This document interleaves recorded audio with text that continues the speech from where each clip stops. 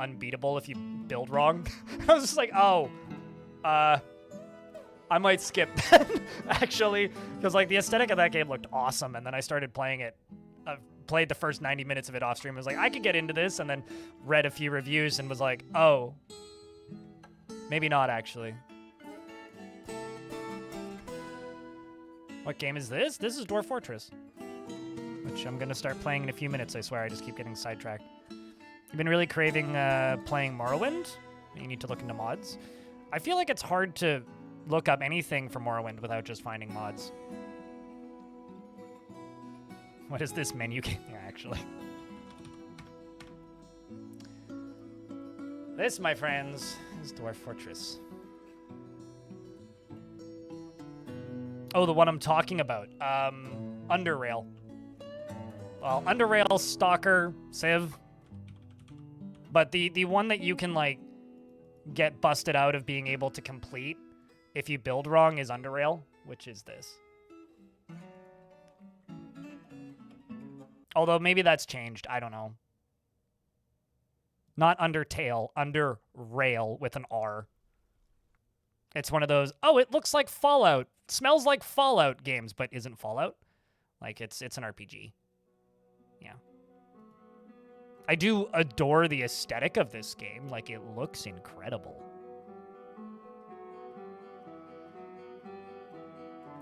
Solus in YouTube chat says Underrail would really benefit from a respec option. I'd be willing to bet that it probably has a respec option via modding. Any hot takes on Civ? You haven't played it at all with all the negative reviews. I haven't played it, so I don't really have any hot takes. Aside from that, it's called Civ 7! That's all I got. What does Underrail 2 look like? Infusion!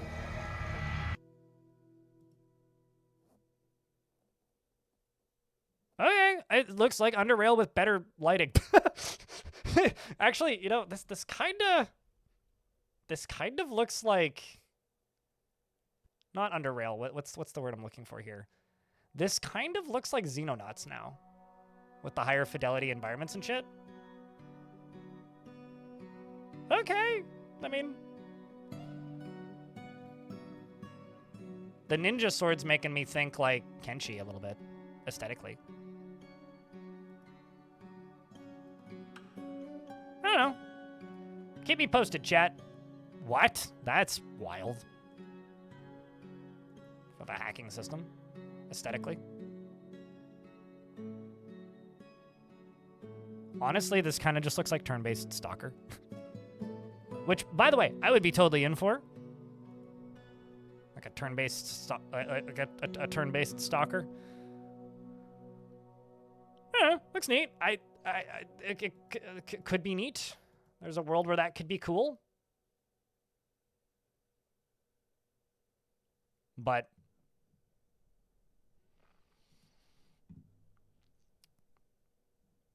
stick it on the wish list. Project Zomboid, but finished? Well, I mean, it's turn-based, right? So not really like Project Zomboid. Project Zomboid is still real-time, right? Stone Shard is fucking terrible. That's my hot take about Stone Shard. I do have hot takes on Stone Shard. Do not like Stone Shard. Really, really, really do not like Stone Shard. Stone Shard actively pisses me off. I hate that game so much. Yeah, it's just... Stone Shard is... The main two issues I have with Stone Shard are... It's a game with an hour-and-a-half long... When it launched, I haven't played it in about a year. It's a game with a hour-and-a-half long intro, which is almost as long as the Steam refund window.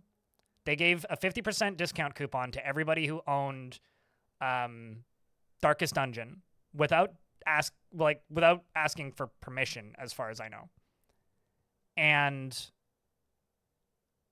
the intro is not representative of what that game is or was. And it's beautiful looking. But the enemy behaviors are bland as hell. The level layouts are bland as hell. The actual spells and stuff that you unlock are kind of mid when it comes to interesting gameplay for a game like that. And it's slow. It's clunky. It doesn't feel good to play. It's a beautiful art style, but all of the mechanics, every time I've interacted with it, flat, dull, uninteresting, and boring, and a poor representation of the genre. And it really, really sucks because, like, we live in a world where, like, Dungeon Man's exists. We live in a world where Caves of Cut exists, yet people still recommend Stone Shard. It's like, you could be playing Cogmind, but instead you're playing Stone Shard. You're playing a game that moves slowly, looks beautiful, and has shit progression. And that just sucks. So the issue that I was having with the old operating system before I installed Kashi is my frame rate was bad. Now, I've tested this already once. The frame rate on this fort was sitting at approximately 20 frames a second previously. Let's see how we are now. While streaming. While not streaming, it was at 70 flat, but it was at 20 while streaming. This is where it should be.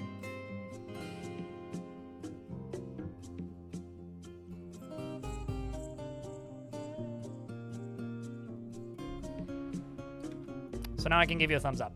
The named dwarves in the fort are as follows. A lost intern, alter ego, Argamemnon, Brocoid, Bubbles, who migrated here. We've got Bully, Clone Doll, who also migrated here. Christopher, who's Pistifer, pissed off at her. And Darius, Dominok, Dord Farquad, Elfie Bean, Faminoir, other Faminoir who migrated here. 409, Frosty Noodle, Greenleaf McYeet, Ren Cossack, Ice, Joe Bart Ballcop, and Judo C, as well as Carl and Kenzie McSpuds, Lady K, Dr. Nubs, Laya, Madame Pestilence, who's our update waiter, who's waiting on the update for Dwarf Fortress, Mark, and Momez Wolfie, and oh hi Mark, unrelated to Mark, I swear, oop, because I named somebody wrong and read their description and gave them a name anyway.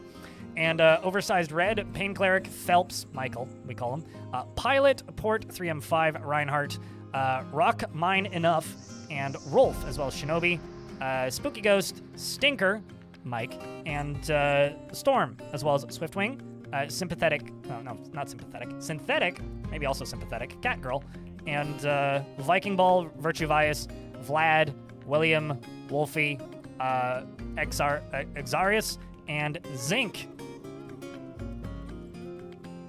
I was on Debian for like 2 weeks.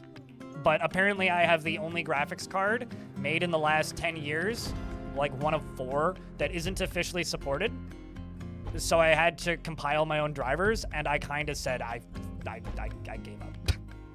I was like in the midst of trying to sort it, and not being able to get it working consistently was giving me enough tech issues that I just said fuck it. And so now I'm on Kashi, which does support my graphics card. I'm on Kashi. Bazite also gave me tech issues. I used Bazite for about 6 hours, and then, but that was admittedly a while ago. I went from Mint to Debian to Kashi. I'm glad that you liked it, Shrimp Scampy.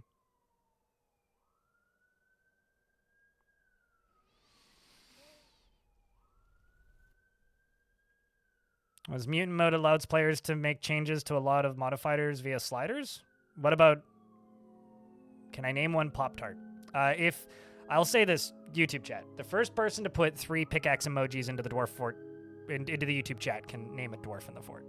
And on the Twitch chat, you can use the name Redemption, which is available, or should be available. As a reminder to everybody, this is a crowdfunded channel, so I make a living because people cheer bits, gift subs, tip me, and use things like super chats. Granted, the YouTube channel has been doing very well recently because of that big video that I uploaded, which got like 5x more views than the last major video that I uploaded. So we're doing okay, so I'm not worrying too much about the daily minimum. But if you do want to help keep this channel funded, the best way to do that is if you happen to have a Twitch Prime, think about me.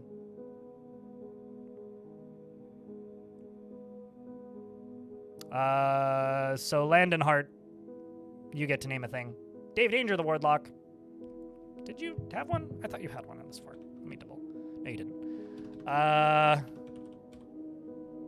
You wanted a bearded military dwarf. You can have... Do you want a ranged dwarf or a melee dwarf? Dave. Kashi is a Linux distro, yes. DB_Explorer cheered. X200. DB Explorer, thanks for the $2, and I think you doubled the daily revenue, kind of. Well, a little, almost doubled the daily revenue with that. Appreciate you, dude. Oh, also, notifications work again. I might need to make them smaller. And so text-to-speech works on resubs again. Blink, thank you very much for the 21st month. Welcome back. It wasn't showing the dwarf pop count. How big was the fortress? The fortress was at peak about 280 dwarves.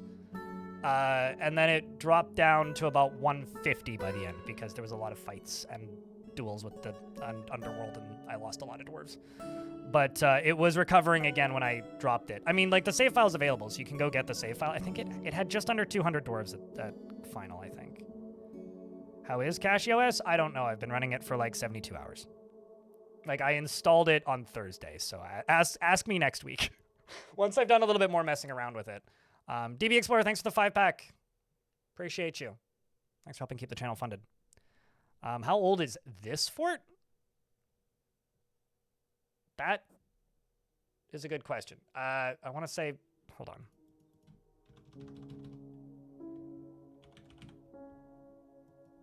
This was my expedition leader. This fort started in year 269, so we're now in the year 276, so 7 years.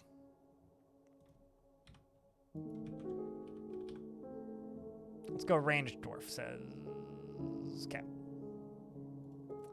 We'll do you first, and then in the YouTube chat, Landon Hare. Would you like you'd like a miner? Would you prefer a bearded miner or a lady miner? Male boy miner or lady miner? Landon Hart or Landon Hare. Over here we've got Dave Danger. Dave Danger, cousin of Joe Danger, presumably. Does anybody else here ever sit down and think, man, it would be really cool if Hello Games made another made another Joe Danger? Shrimp Scampy, thanks for the 5-pack. Appreciate you. That is almost a hype train. We need one more person to resub, use a prime, or cheer $1 in bits for that to become a hype train. Appreciate you guys. He never feels discouraged and likes to present himself boldly, even if it would offend the average sense of modesty. He can get caught up in internal deliberations when action is necessary, and is quick to anger, and he is trusting, and he is given to flights of fancy, and he is tight with resources when working on projects, and he tries to get things, and he tries to keep things orderly. He can handle stress and doesn't seek out excitement, and he does not easily hate or develop negative feelings. He is not particularly interested in what others think of him, and he has a tendency to consider ideas and abstractions over practical application. What the fuck was that? Why did it make a bling sound? That shouldn't be doing that. Interesting. I guess it's because you used the large emote. That's interesting to me. Huh. Wild. Blink, and thank you very much for checking out a gift. And Anonymous, thank you very much for the burr. And Landon Hare, thanks for becoming a YouTube member. Appreciate you. He dreams of mastering a skill and personally finds sacrifice to be one of the highest ideals, sees the whole pursuit of art as silly, and finds friendship burdensome. Values honesty and does not care about fairness.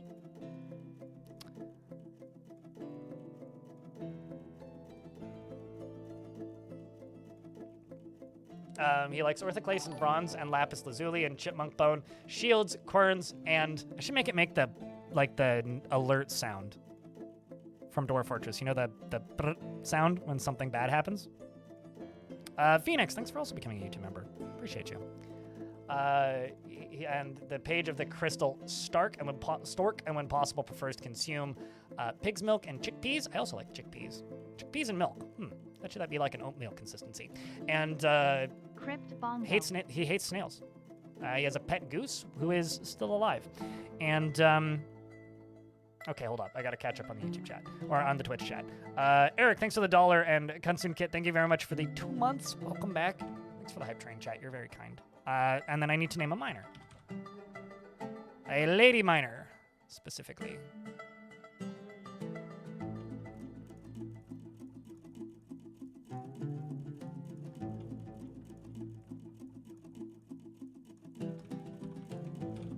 Lannister is the name that they wanted. She often feels filled with joy, is very trusting, almost never feels discouraged, is a pessimist, always is tense and jittery, quick to form negative views about things, moved by art and natural beauty, and she has a greedy streak. And she occasionally overindulges, and she holds her breath when she's nervous. She needs alcohol to get through the working day, and does not mind being outdoors, at least for a time, and doesn't really care about anything anymore. She personally would have the world operate in harmony. Complete harmony, without the least bit of strife or disorder. Sees freedom and independence as completely worthless, and believes that it is important to conceal emotions and refrain from complaining, typical Lannister, and values tranquility and a peaceful day. Values hard work and doesn't care about art one way or another. And dreams of raising a family, and this dream was realized, and likes Micah and Banded Agate, as well as Otter Tooth, Giant Octopus Parchment, and the color Pale Chestnut. Battle axes, chinchillas for their fur and the sound of the russet tresses and the sight of the sable blossom, and when possible prefers to consume rye and absolutely hates rats. And because YouTube chat person also asked for something to be named Pop-Tart, I'm going to name...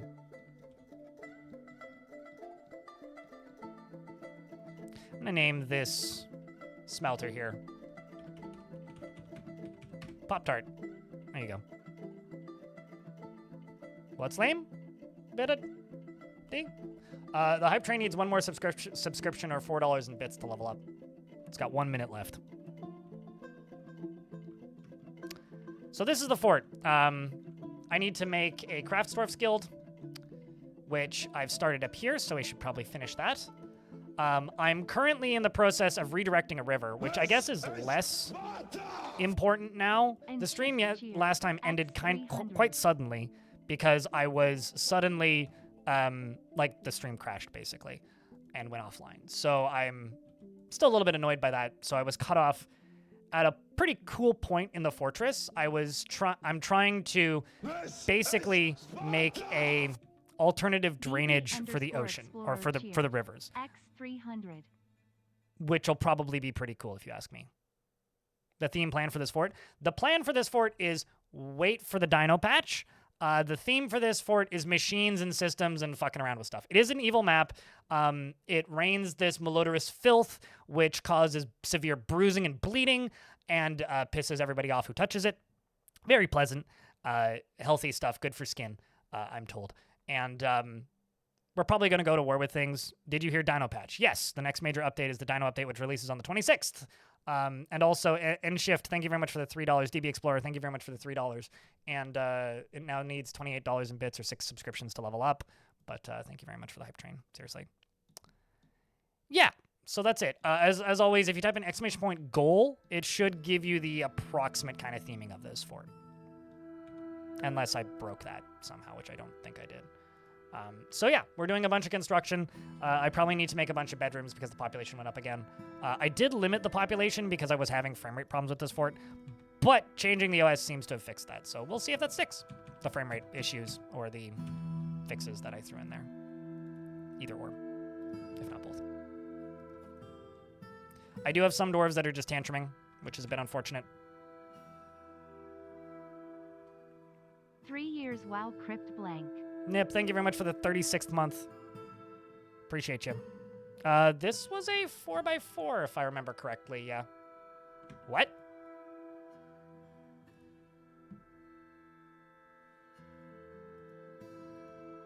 Just happened. Agitated giant mosquito.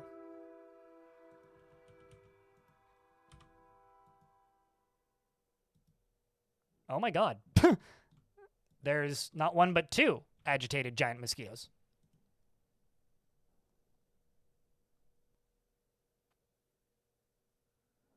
Is there some settings that's so hard that you can't get over 20 population? I don't know if you want to play Dwarf Fortress like that, but yes, you can make the game that ridiculous.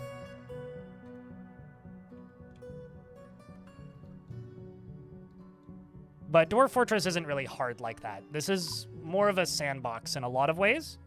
And because it's a sandbox, it's built in ways that you can gimmick it into working, but you can make the game ridiculously difficult if you don't like playing it very much. I don't necessarily know why you would do that, but you could do that. Okay, so they've definitely killed that thing pretty quickly. Well, that's awkward.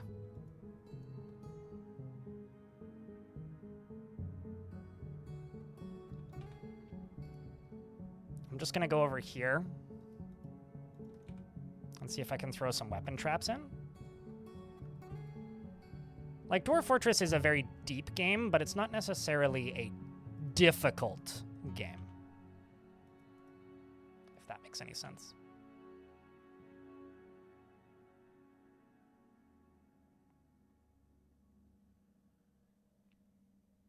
I mean, so what I like to remind people, Free Africa, is if you find it hard to follow dwarves, have you ever watched movies like Lord of the Rings?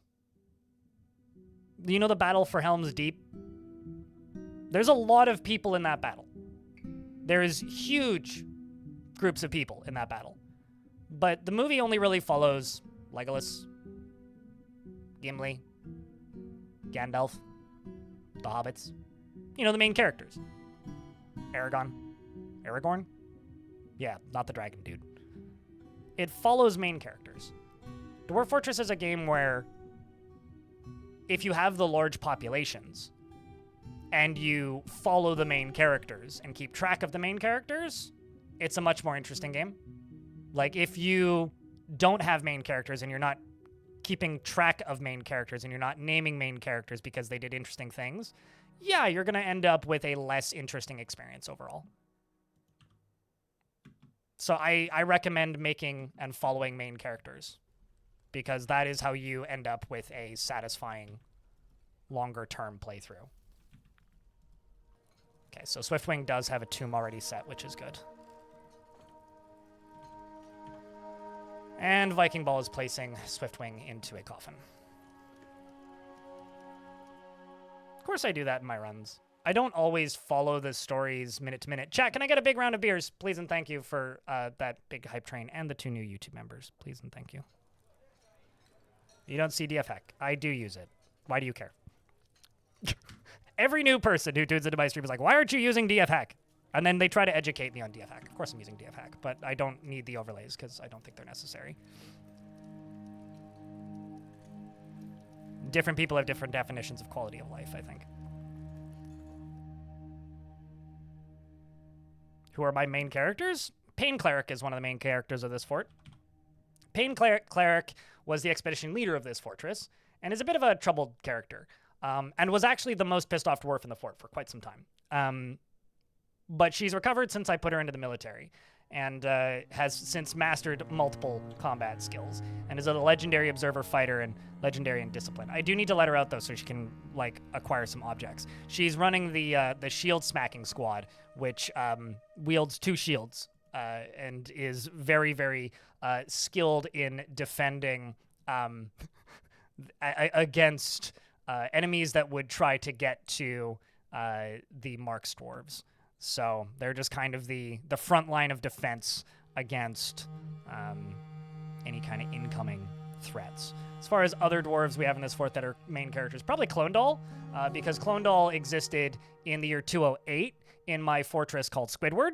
Clonedal really wants to be with friends and family, but unfortunately has none in this fort, and acts with compassion at the forefront of her considerations, and is conflicted by this as she finds these tendencies to be impotent on the quest for power. She's on a quest for power, which isn't ending well, worships the god of misery and wealth. At some point left my previous faction, joined the Arch of Shimmering, which is a nomadic group, which didn't have any specific faction loyalty in between fortresses, and probably did that for like 40 years. So was in some sort of like mercenary group for a while. Is technically in the Gloved Nails, which isn't one of my military factions, which is always interesting to see. So, and was a member of the Fortress Guards of the Pineapple of Sponges, which was my previous fort as well. Hi, Alter Ego. You're not new here. That's a lie. Also, what's up, Gleno? It's good to see you, man. Before I dive into the stream today, I would actually like to apologize.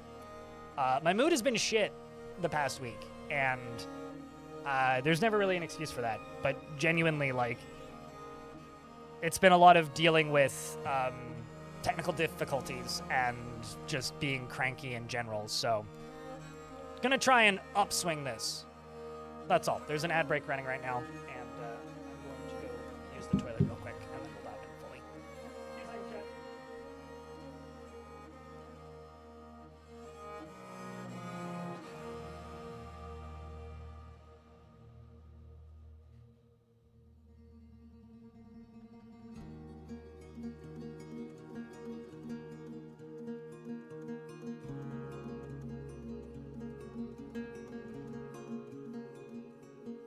Over here, he has a sword. Cheese for everyone!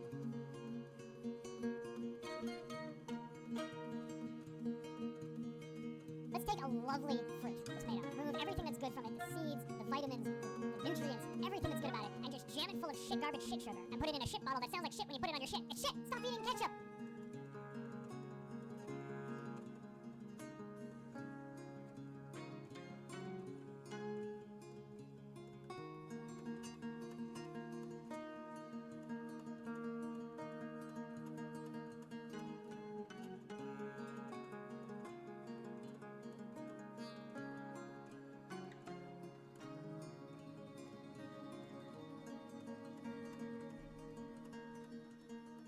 All right, we're through the ads and everything. Cool.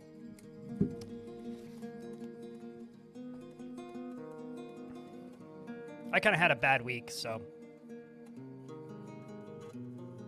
that's the way I would put it, ADJ.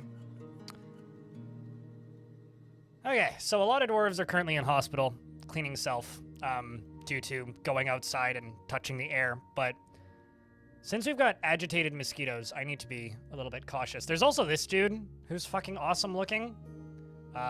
Mold Lust, the Maucus Cyst, who killed some dwarves quite a while ago, but not in my fortress. It is far enough away and in a lower cavern layer so that I don't actually have access to it, and I don't think it has any access to me. But, like, I do need to smooth and fortify this to get a better peek out through here. I will go for access to this at some point, but currently I don't have access to it. But, yeah. And if anybody wants me to check in on their dwarves, just do let me know. It's a fucking bummer, though, that we lost those. We'll get these traps set up, and that'll help, I'm sure. Because this is a terrifying biome, so it is Untamed Wilds equivalents. And because I'm doing surface constructions, we will get attacked by the map itself, like animals will attack us. Also, Dord Farquaad is one of my miners, and Dord Farquaad has been tantruming a lot. So we're going to probably have to arrest Dord Farquaad again. There's also a child who's been tantruming, which is a little bit annoying. I kind of want to arrest the child's parents. I've thought about doing that recently, where it's like, oh, if a child tantrums, like, you can't arrest the child because children can't be arrested. So what if I just arrest the parents? Just blame the parents for the children's crimes. I have to blame somebody.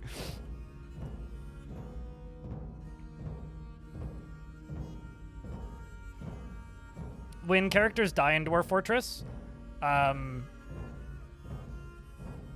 in regards to the YouTube chat, other characters remember that and then avoid it. Oh, human caravan as a ride, trade sentiments are terrible. Should I try to improve that? I guess I could. Where are they from? Hold up.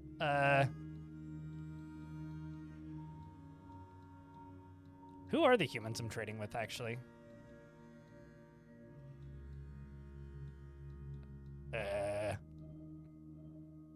not seeing any humans that I'm trading with. I know there's goblins there that I'm at war with. Because this is where my faction is, so it could literally be anybody.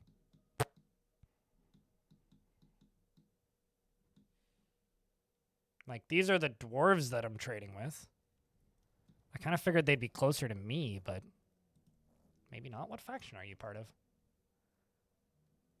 The Sugary Kingdoms? Def Leopard has entered the chat, I guess. We'll just trade with them. I do love that. Trade sentiments are terrible. No, that's child theft services. JG Birder. Child theft services? Child repossession. Huh? Child repo services, maybe?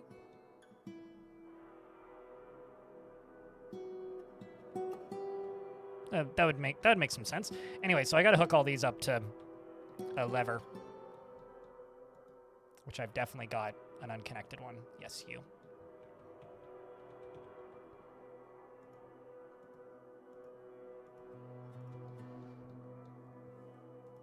The child borrow, I still like child repossessing services. I like that. But, you know.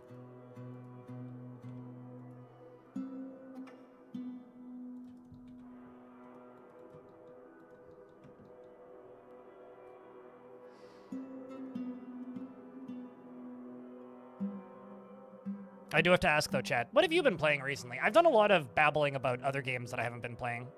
As far as, like, checking in on dwarves and, like, main character dwarves for this fort, I've been focusing more on just building weird machines and structures. So I don't have too many dwarves that have become main characters. I think Dward Farquaad is kind of becoming a bit of one. Usually my militia commanders become them, like Carl and Pilot. And then I guess maybe at some point Attis. I have, which dwarf was it?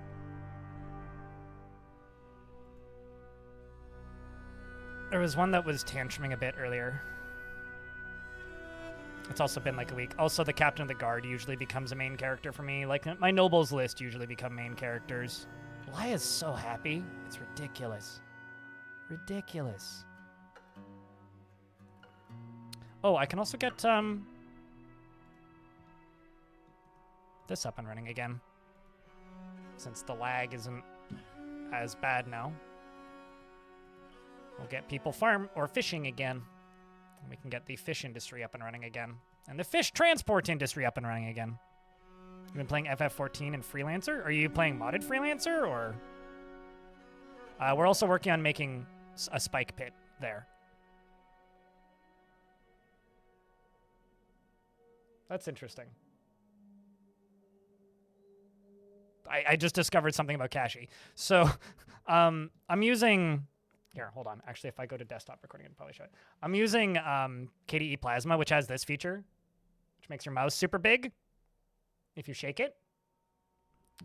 And on Debian, it would just disappear on OBS. But if I'm game capturing, it doesn't show the mouse going big, which is kind of a shame. Probably good, but also kind of a shame.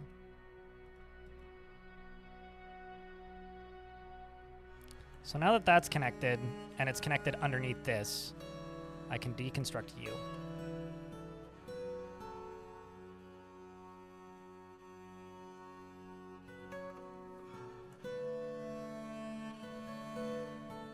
Slap him around a bit? Yeah, might have to figure something out about that. Be cool if Magic gives us more dungeon keepery tools, you know? Okay, Dwarf, I need you to get back inside. Let's just remove all of this from the burrow, and you'll vomit again. He's cleaning his own vomit. And then we're going to pull this lever. So pulling this lever is going to release this support from this upper level here, which is then going to fall down and break through here. And then all of these are connected. Oh, nope, not all of them. Okay, I can't actually do it just yet. Not all of them are connected. But I got one more of these down here to connect to a lever, and then we'll be fully set up. And it looks like they're on it, so let's just let them finish that. Oh, also, you might see Phelps. It looks like he's drowning. I swear he's not drowning. Oh, he's actually drowning. Why are you in my well, Phelps? I was gonna be like, I'm teaching my dwarves to swim, but no, he's actually in my well and he's drowning. I don't know why. Did you get pushed?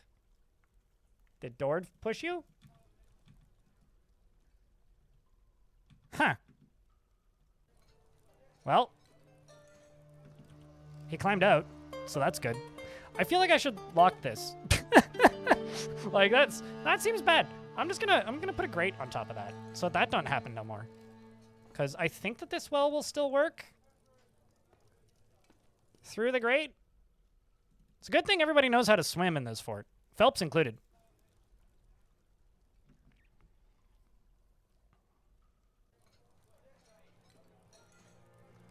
I'm not sure what that is, Twitchy Biceps. You don't feel like you have time to get into Dwarf Fortress, so you just watch me play? This is a very much a living vicariously through other people game, historically and currently, even. Like, Dwarf Fortress has always kind of been a game like that. Humans here, I'm just going to sell them prepared food. Because I'm doing so much cooking that I don't really actually have much else in the way of stuff to sell.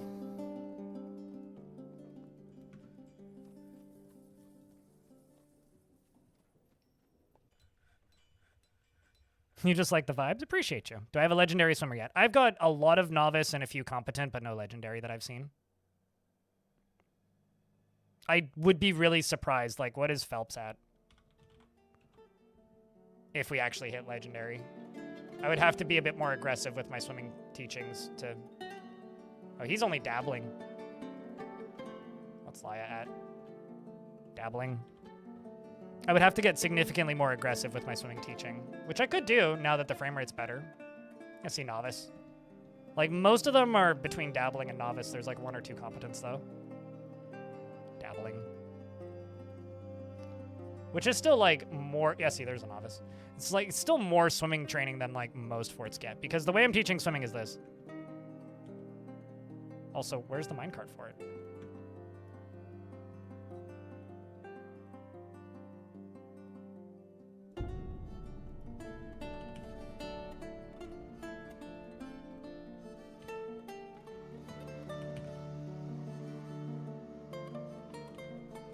Maybe it's one of the glum... I think it's one of the glum prong.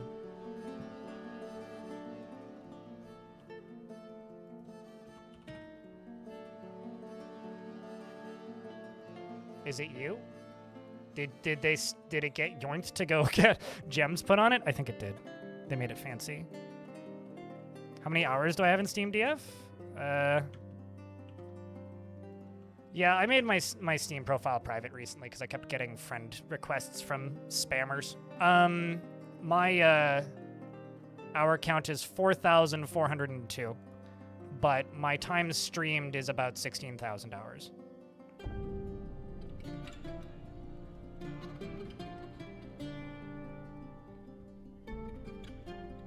I will say I don't just name people whenever people request names. Me des. I name things when people get the redemption on Twitch, or when I throw one out to the YouTube chat by saying post 3 of these emotes. And the reason I don't just name everybody is then everybody would have generic names like Timmy and Bob, and like nobody would actually get to name dwarves. So there's more people watching than dwarf population usually. So I try to limit it. Yeah, okay, there we go. Anyway, this is how I'm teaching the dwarves to swim. Dwarf claims this minecart and then goes wee in the water and across, which gives them swimming experience, which I think is kind of awesome and also very funny.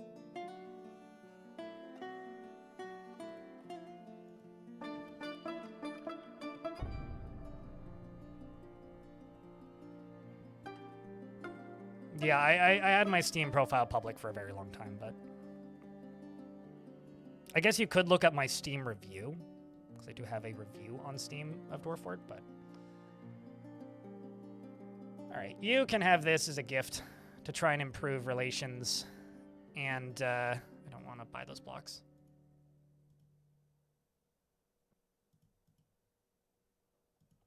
I'm going to buy that eagle leather cloak.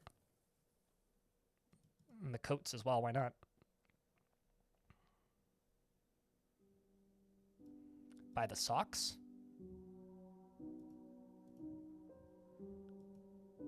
Got quite a bit of money to spare now. Buy the mittens. Buy the meat. Don't need the fish. Buy the veggies. Veggies. Veggies. I do love that humans bring clothing size for dwarves now. So you get all this fun human-specific clothing now. And I'll buy the cheese. I'll also buy the 2 books. Maybe I won't buy all of the cheese then in that case, because that's too much money. Maybe they'll trade for that. And they did. That's fine. I do want to build a library pretty soon, so.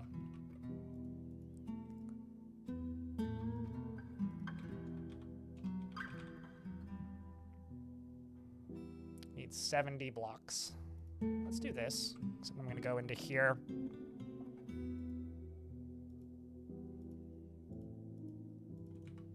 Grab this little center section, which now needs 26, and I'll use microcline. And then the corners, I'm going to use malachite.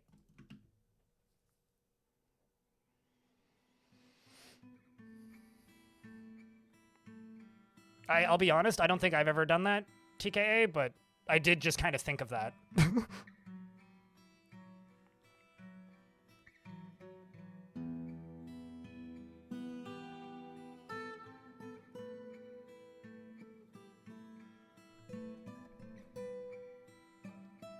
You just tried the new DLC of Dave the Diver yesterday?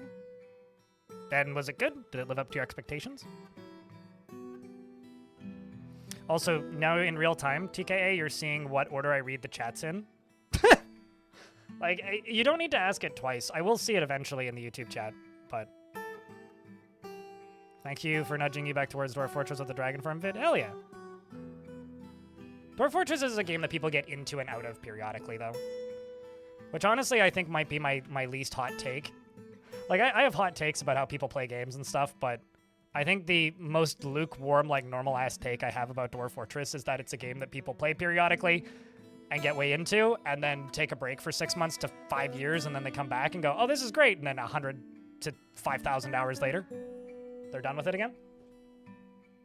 Because, like, it took me years to properly get into Dwarf Fortress. It is a game that really needs the mood to be right, but I think that's also the beauty of it, is it'll always be here, you know?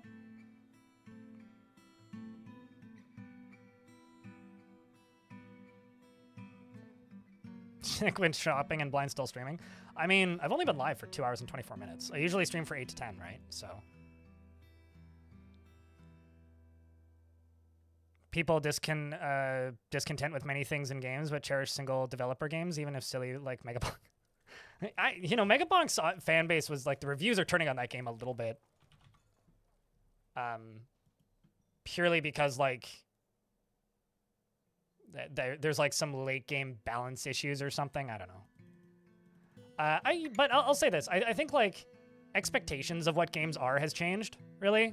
Like, Dwarf Fortress is a game where, like, if you're not happy with it, you've probably played too much of it. Go play something else for 6 months. You know, go play some other games. And when you come back, some of the things that annoyed you will have changed, or you will have forgotten, so you can get back into it. And I do think that is, like, the beauty of Dwarf Fortress to a degree, where, like,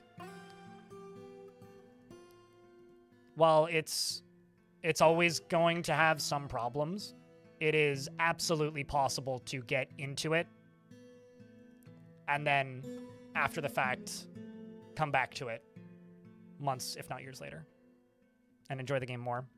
I think I already have a dwarf named Vlad. I literally have another dwarf named Vlad. Did you also name a dwarf Vlad? Twitchy Biceps? I don't want to name another dwarf Vlad. What about Dalv? I'm trying to think what would be Vlad backwards. Dalv.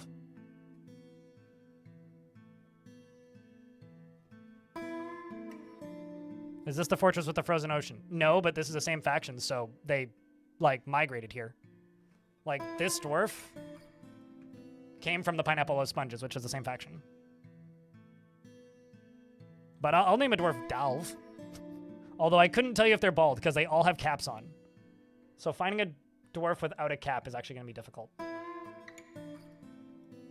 was gonna say, this dwarf has a receding hairline, but actually not really.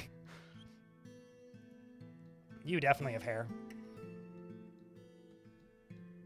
Oh, there's one. Actually, never mind. You're not even bald. You looked bald. Yeah, I don't think any of these dwarves are bald. Svenja? Hold on, let me see if Vlad has a spouse. I could name a goat something. Here.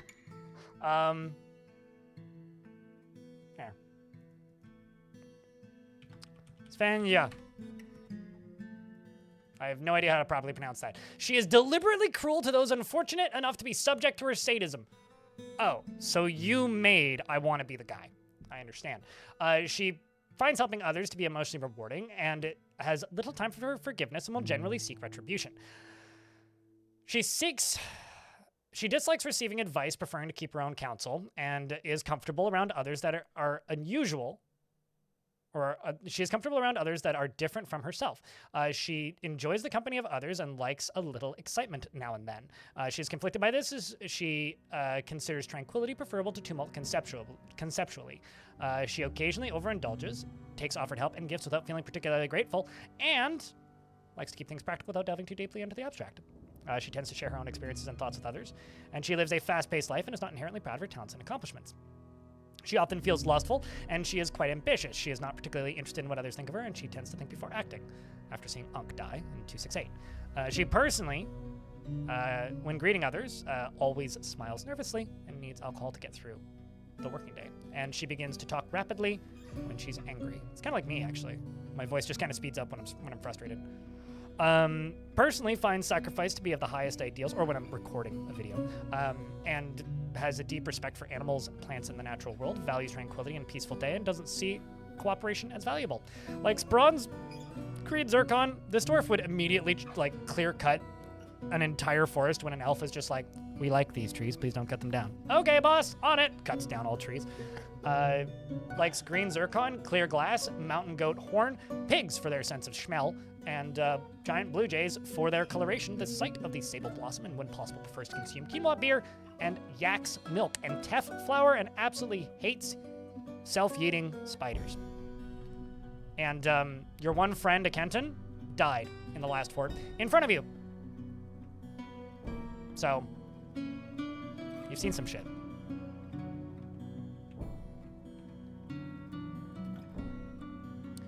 You've discovered that I have seasonal gaming habits. Satisfactory in December, every December. No Man's Sky in the summer. It's nice to have a wide pool of games to come back to. Yeah, no, I agree. It's really interesting because, like, I can't get into Songs of Six as much as I feel like I should. Like, I know a bunch of people have that with Songs of Six, where, like, Songs of Six is just, like, a game that scratches a particular itch that you need, right? And I completely understand that with games, but at least for me, personally, Songs of Six does very little for me, which is weird. I feel like I should have thousands of hours in Songs of Six, but whenever I go to play Songs of Six, I make it, like maybe 50 hours into a playthrough, and then I don't want to play it ever again. There's, like, something weird that game does where, like, it just kind of betrays my trust almost, is, like, maybe the best way I could put it. And I do find it quite difficult to want to play for long periods of time.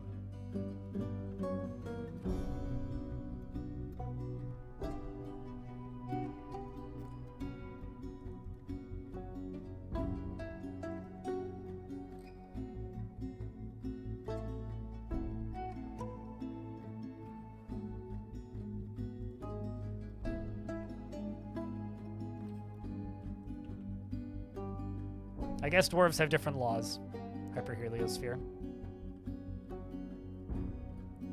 I think my issue with Songs of Six is, and I think I've gotten to a point where I actually have, like, a pretty articulated, like, way to explain it, is that it is a game that is very much a developer's vision, and the developer envisions a war game. And I want to play it like a sandbox where I have more control over what my civilization becomes. And I don't like it as an RTS game. Like, I know the combat gets improved and has been improved again since I last played it. But I feel like every time I play it, it's grindier, slower, and forces me to do more things I don't want to do. Like, I love the city building side of it. I love the cityscaping side of it. I quite enjoy the city management. I really dislike the overworld stuff. Like, it's almost too ambitious for me in some ways, which is... I hope he gets it there. If Jake gets that game to a point where that stuff feels good, I will play a lot of it. But every time I've stepped into it, I just bounce off. To me, there's almost nothing in common between Dwarf Fortress and Songs of Six, though. Aside from that, they're both like low fantasy games and city builders. Really sphere. Like, to me, Songs of Six feels like playing. Maybe just not enough people have played Pharaoh, which is why I specifically have that as my association. But like, to me, it's like playing crazy Pharaoh for like insane people. Because like that's what the gameplay is like. It's like playing Pharaoh. And it's very much like inspired by the old Impressions city builders. And because I've played Pharaoh and I've played Zeus, it really feels like those games to me. With like a bunch of other stuff filtered in there for good measure. Oh, I just need rough gems. Am I really just out of... I am actually just out of rough gems. Okay, well that's easy to get.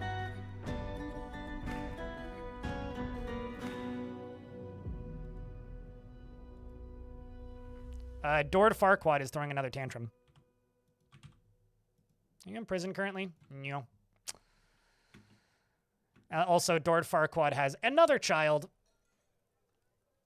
Are you gonna... Oh, no. I was gonna say, if you break that workshop, that's gonna be bad.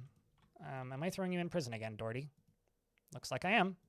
I mean, you've got currently sitting convictions on you. The problem is the captain of the guard is currently making an artifact, so it's gonna take a minute. Dord, not Lord. D-O-R-D. Dord Farquaad, who's now breaking a door.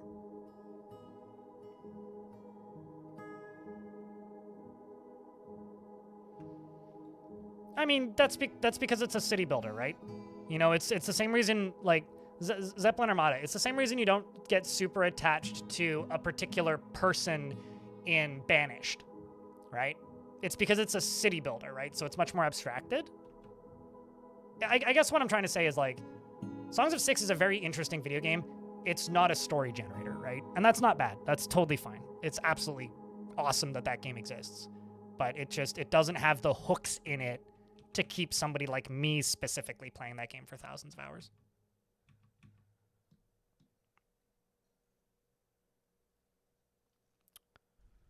I'm trying to figure out how to get that body out of there. I could just wait a little bit longer.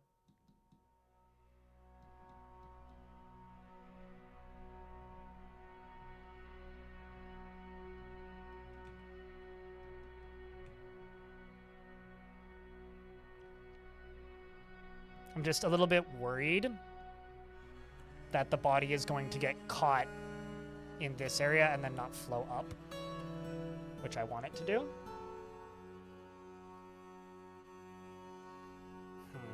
I've also got to rebuild this. I've got to rebuild my entrance to this area.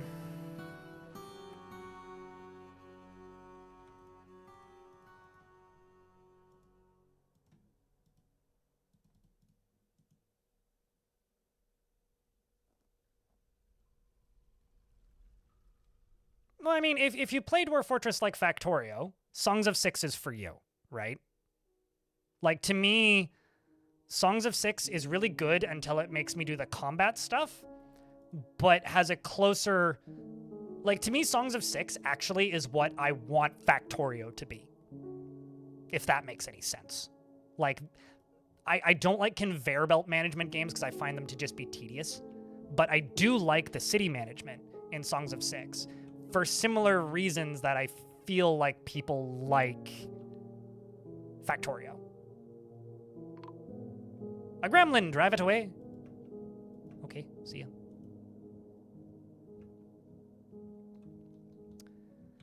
I can just hook up a gremlin trap real quick here.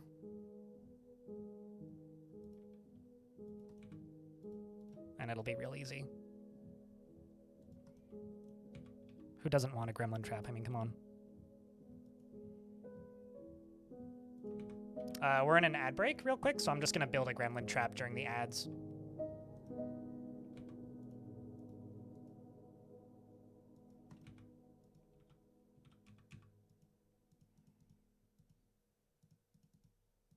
Or just queue up a gremlin trap during the ads.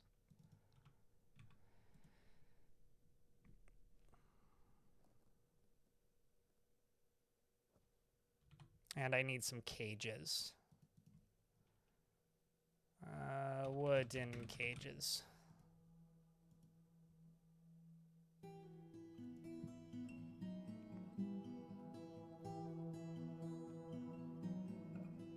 It was so much fun for you. You played it March over spring with college friends, and you're all computer science people, so it was basically a crack. No, absolutely. You're probably in an ad. You probably didn't hear me say that, but give that goblin pants. Gremlin, please.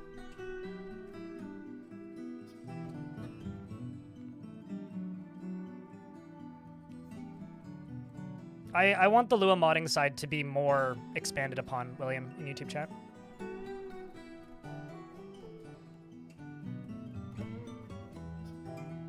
Since I don't know who's in ads right now. You actually just switch to the YouTube stream so you could hear you on just on a delay. Yeah, fair enough, that works. Watch wherever is more convenient, I don't really care. But if you type in Twitch chat, I'll see it faster. You think you like Songs of Six because it reminds you of Rise to Ruins? Certainly, yeah, absolutely. You know, I disagree that developer abandoned development. Because I know the developer of Rise to Ruins pretty well. He did develop that game for almost a decade and add stuff to it, and does go back and patch it for compatibility reasons.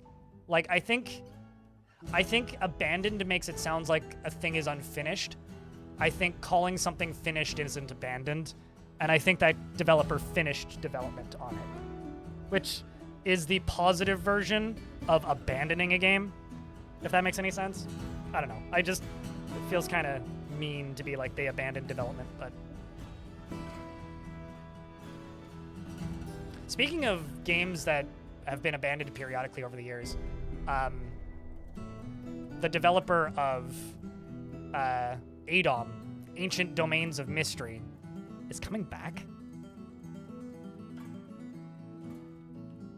I mean, Terraria also stops developing a game, has stopped developing Terraria a few times over the years, where they just, like, don't patch the game for years, and then suddenly a huge new update, and they're like, this is the final update, and then they put out their 15th final update.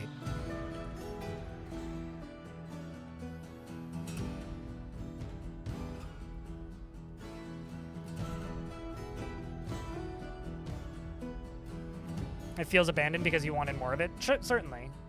I think, like, it's like saying that Banished is abandoned because instead of making expansion packs or adding a ton of content to that game, the developer just spent 3 years making the mod support incredible and then just said have fun, basically.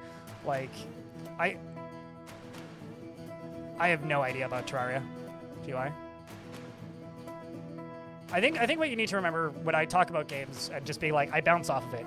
When I say that I play 50 hours of a Songs of Six save and then say I'm done, and then don't play it for 6 months to a year, I think that's actually a very healthy relationship to have with a video game.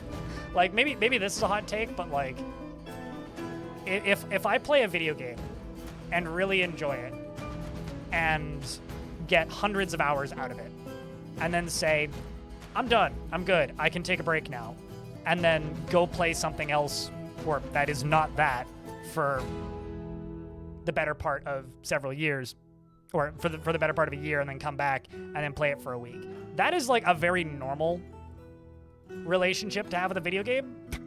I just don't normally have normal relationships with video games. I kind of almost expect video games to give me more than they are capable of giving me. Because like I play games for a living, right? Like I have close to 250 hours in Songs of Six, and there's been eras where I've liked it a lot more and my play sessions have lasted longer. And then there's eras where I've liked it less. And more recently, I've liked it less, but that doesn't mean I don't like it. That game is like a solid, like 7.5 out of 10. That could be a 9 out of 10 if it gives me more flexibility in my playstyle, which exists in some ways, but not necessarily in the ways I want them to. This is my gremlin trap. I just got to get these 2 floor pieces done. Kogan, the captain of the guard, has created an Amas Kagith, a perfect banded augate, and offers it to the new dirt. That is going to immediately go into my Craftsdwarf's Guild.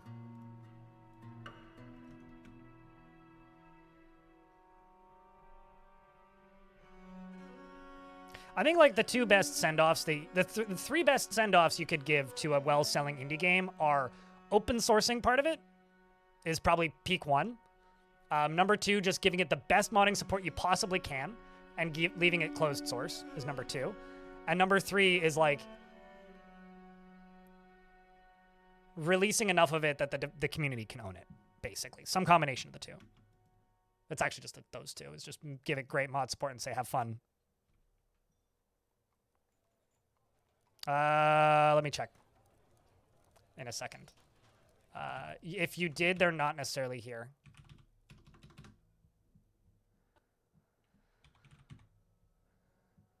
There it is. If you go to objects and scroll down, like Elfie Bean made one, which isn't here. I mean, Noir made one, which isn't here.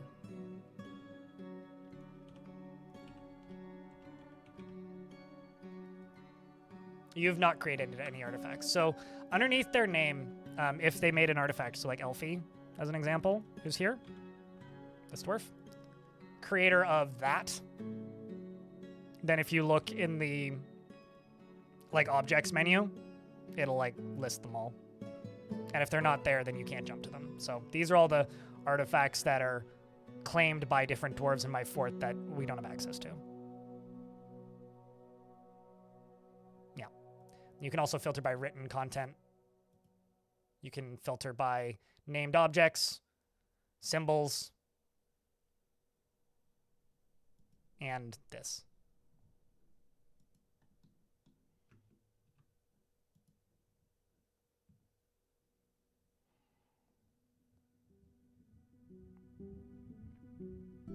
I support it if, asterisk, it doesn't compromise the developers, the original developers' ability to make a living. GY. Because I do think that there are some instances where open sourcing your game can actually negatively impact the original creator. Basically what I'm saying is, it doesn't matter if you're patching a game or not. If somebody made a video game, I want that original creator to still be able to profit from its continued success, even if they're not actively developing it. Just because, like for the same reason that I think that somebody who wrote music should be able to continue to make money off of that music that they made after they stop making music. We live in a capitalist system, and I think that there's a lot of demands for open sourcing and like removing your ability to make money off of your art, which is kind of unique to software and games. Outside of it like going into public domain, but that's different.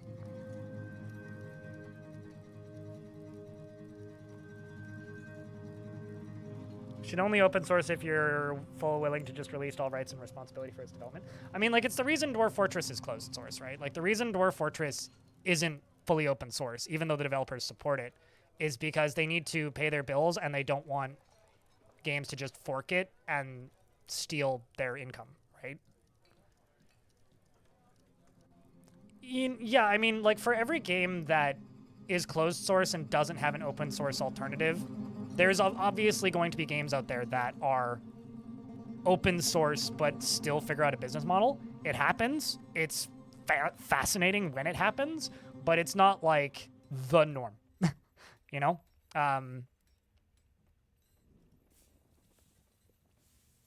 Yeah, it's not the norm. It's like, you know, we all talk shit about EA games because it's easy, but like at the same time, recently, like pretty friggin' recently, EA Games released the source code for Command and Conquer. Like, they put out those, like, remasters, but they also just straight up released the source code for it. It's, like, on GitHub. Like, you can just go grab the open source drivers for CNC. Okay, so these... We need one more down here. I just want to fully hook this up, and then we'll do the cave-in, probably. I just gotta do a few more things for that as well. Link to Fungi would support. So once all these are full of cages and this is linked to this, and this up here is deconstructed, we will be able to catch a gremlin if it decides to pull that lever.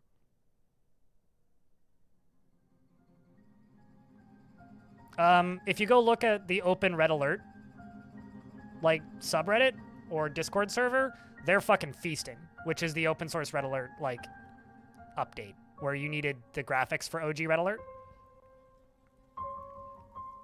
Also, it's probably already been ported. By the way, if you like Red Alert or just like CNC in general, go look up DORF. I've shown this off before. I think it's out of Kickstarter's done now, but I didn't look at how well it did. I know that it was successful though.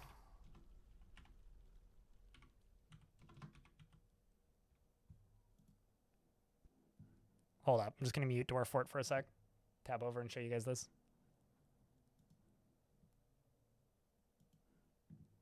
So this, right here, is real-time strategic conflict.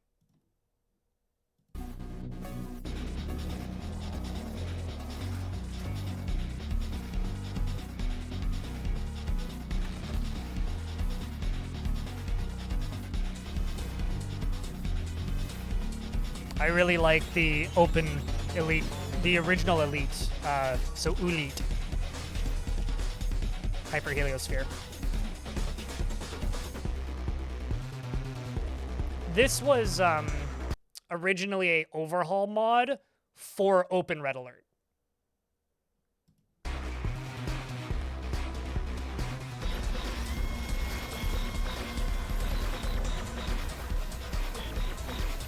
But it just ballooned out of scale, and so they decided to just make their own game.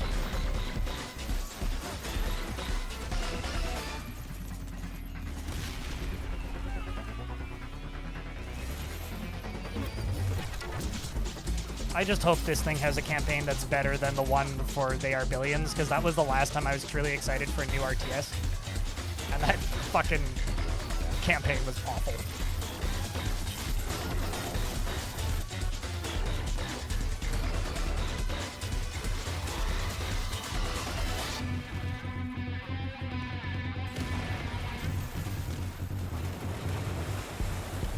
Yeah, hyperheliosphere. It's DORF, strategic conflict.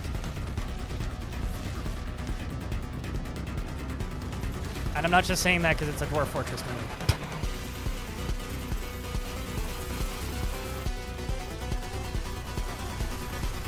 It's crazy how this trailer just escalates because, like, you just, every time the scene changes, you see new units that are bigger somehow.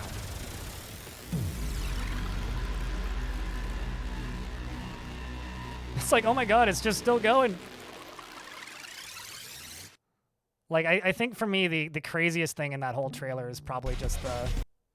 Where is it? Where are those airships? Like, there's the train thing. There's whatever the fuck that is. I think that might just be scenery. Where's the airships? Like, there's just, like... Yeah, these things. These fucking things. Like, whatever the fuck that is. Like, I don't know. I'm very easily sold by very large, dumb shit. I'm like, these balls. It's fucking awesome, dude. I don't know.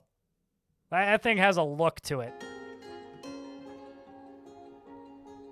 I'm not sure what Kirov 2.0 is. What is that? KIROV?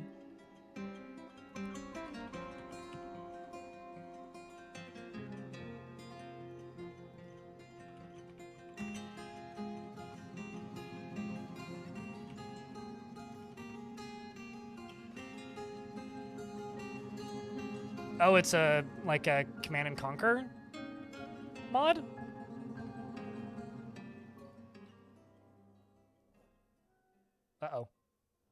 music turned off while I was tabbed out. A wild horse of darkness has arrived. The enemy army is commanded by the goblin Usbu Trench Spider in the midwinter of 275 of the last evil of the New Dirt. In the midwinter of 275, the last evil attacked the New Dirt of the North Guilds. Wait, hold on. So, Anusbu led the attack. So this dude's most notable achievement is that he attacked me last year?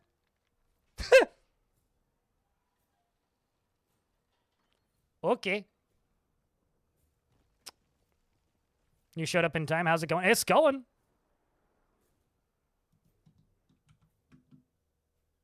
Well, at least he survived, so I failed, clearly. Let me just check my doors. So, front gate's closed. Secondary gate's closed. That's what I want. I want them to go through this way. Where all of the blood is in the walls. And by in the walls, I mean like down here.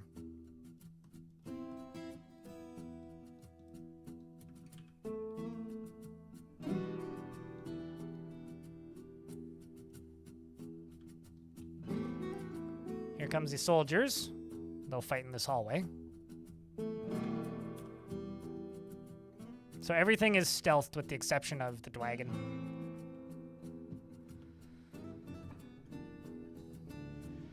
Oh. Of course.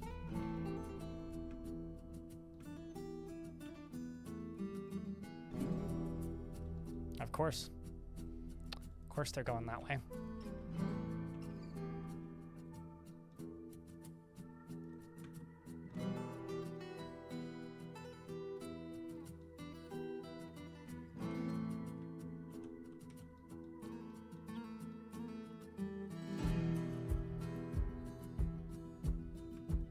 There's also a mule down here from the traders. Where'd the dragon go? No, not you. Did it just leave? I have reason to believe it just left.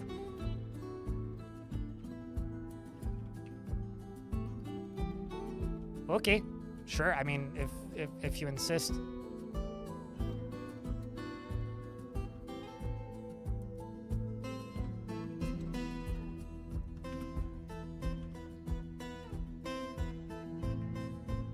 The river dragons are restless at this time of year? Yeah, I guess so. I'm suspicious that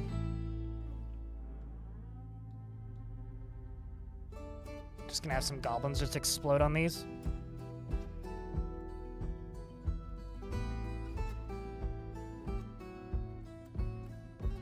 Did not want to put up with the malodorous slime. I've been wondering that. No, it's not a feral mule. That the mule is a trader. It's part of the merchants. It's trying to leave the map along with the merchants, presumably.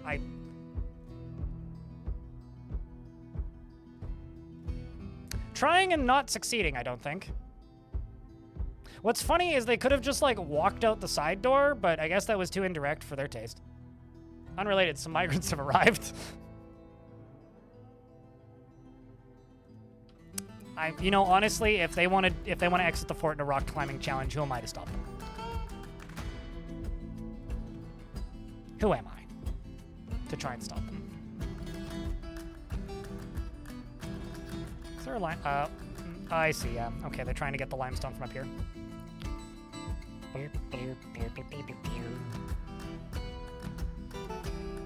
Bad time and migrants come back in a week. Yeah, seems like it.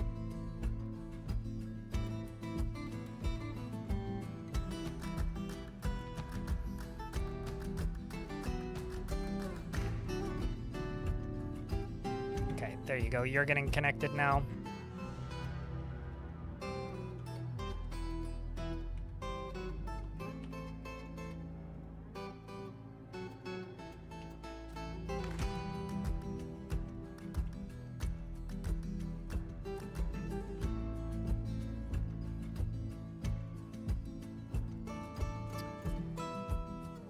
Let's get this set up a little better. So this is going to be an alternative route of for draining the rivers, and I'm setting it up so I can use it as a large source of power if needed. I'm doing all right, Linku. How about yourself? Happy Saturday, dude. I'm on a new OS now, so the game's running 100% better. I've also been wondering about the slime and sieges for this map because the surface is like borderline unlivable. I do wonder if the goblins are just gonna be like, yo, fuck this shit whenever they arrive to attack me.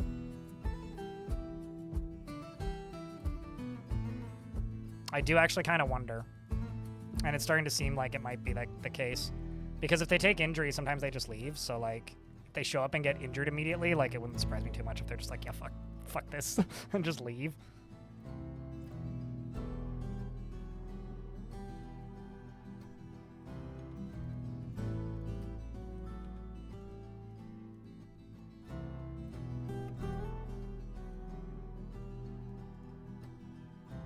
I'm on Kashi now. I was on Debian last week, but apparently I have the only graphics card made in the 30 series that isn't natively supported by Debian, and I had to compile my own graphics drivers, and honestly, maybe somebody got time for that. I don't have time for that. And I couldn't get it working consistently, and I just kind of said, fuck it. I feel like I've given up, but it's true.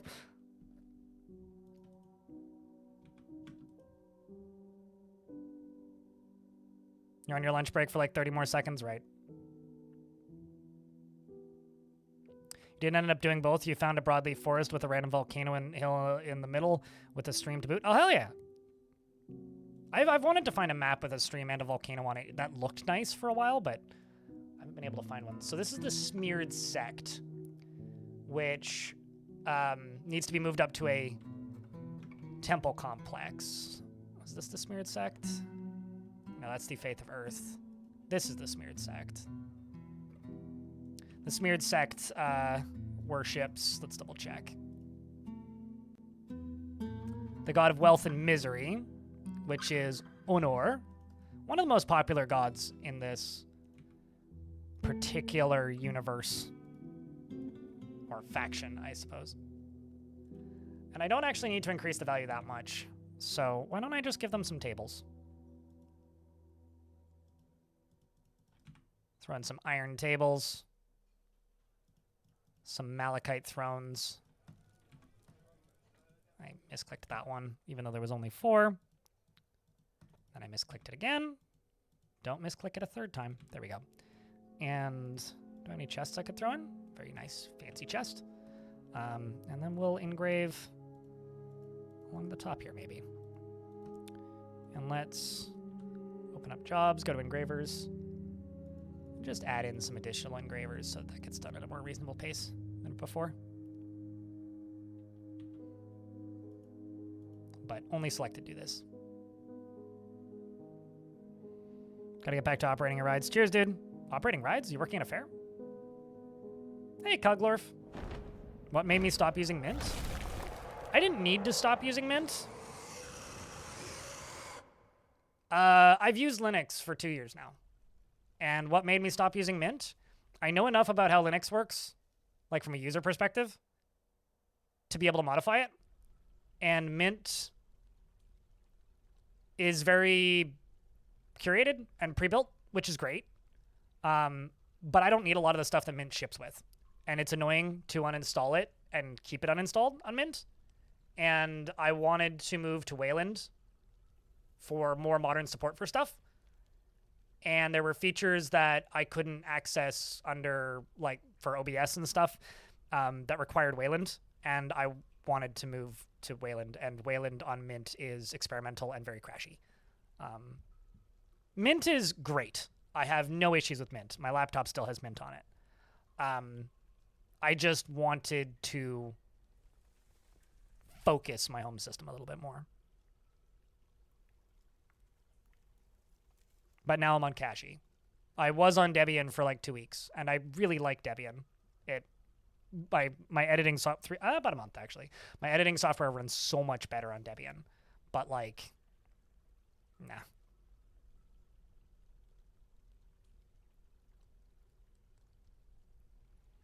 Nyx is too much for me, personally.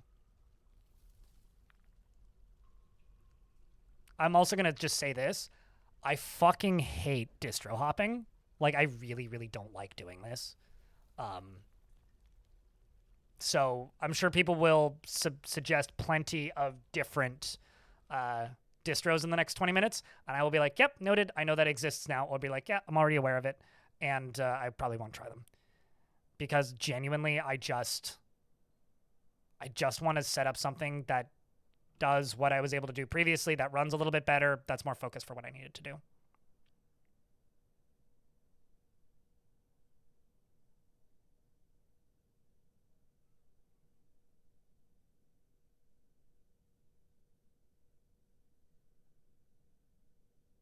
Paraxis in YouTube chat says, I understand I recently started messing around with Kashi. It's nice to hear it other places under more serious workloads, and you like my videos? Thanks. Appreciate it. So, yeah. I will probably be on Kashi for a while if it runs the way I'm hoping it will, and is consistent the way I hope it will be. But, you know. The Forgotten Beast you follow has come. A huge hairy theropod. It has thin wings of stretched skin, and it squirms and fidgets. Its hair is patchy where its poison bites. And this one can get to me. Who's ready to go fight a Forgotten Beast, chat?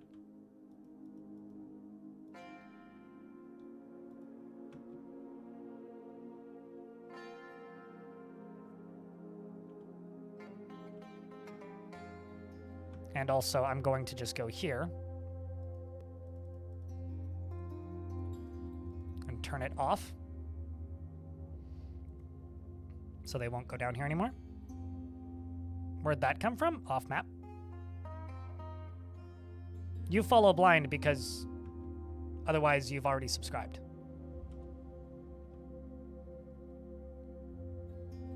Here comes the military.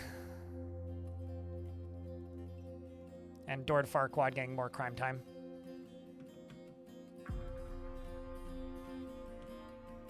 How you doing, Lolotov? How's things?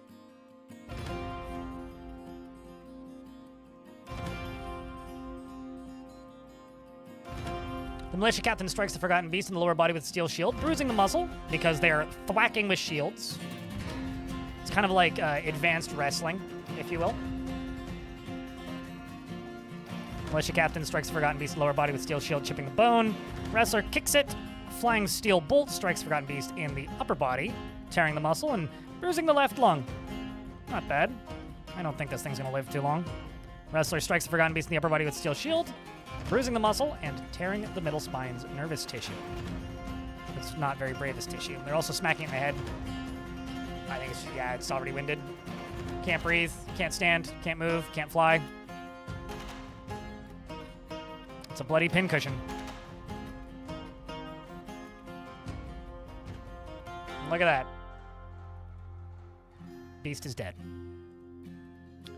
Although I'm going to forbid you and unforbid you, and then go over to Hugh, and then say Butcher.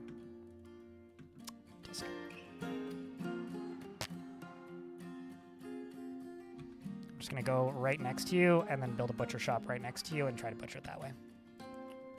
And then all these squads, you guys can go back to whatever the hell you were doing, which I think is mostly training.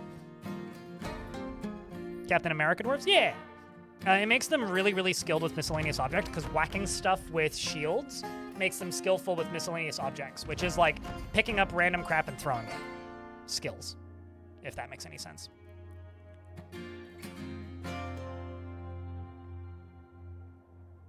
But this PC is plugged into the modem directly. Speaking of theropods, how do you feel about dinosaurs coming in 5 days? I'm much more interested in the and more part of the announcement for that patch.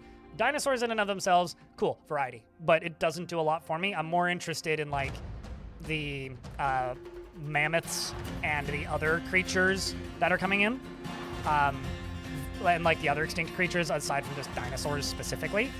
That being said, I'm excited. Like I'm looking forward to it. I'm anticipating stuff with great interest. But as far as like dinosaurs specifically, I don't know. It's like a 6 out of 10 for me. It's not the first thing I would add to the game, personally. But the developers are enthusiastic about it, and that's what matters. I'm just very excited to see the and more, any other implications for any kind of new features or stuff and things. I'm currently suffering from empty coffee mug syndrome, meaning my coffee's empty and I keep grabbing it trying to drink more coffee, and an ad break is about to run. So I'm gonna pause the game and rinse out my coffee mug, and I will be right back. Linux Mint is genuinely the best distro for people fleeing Windows. It is the best on-ramp to Linux possible, is my opinion on Mint.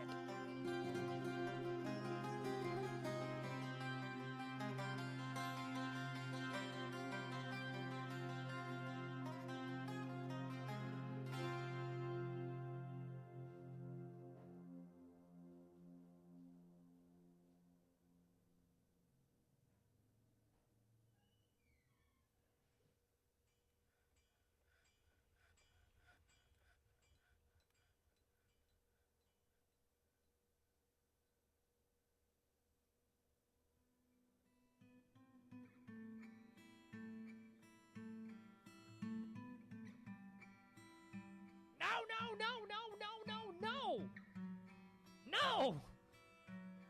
No!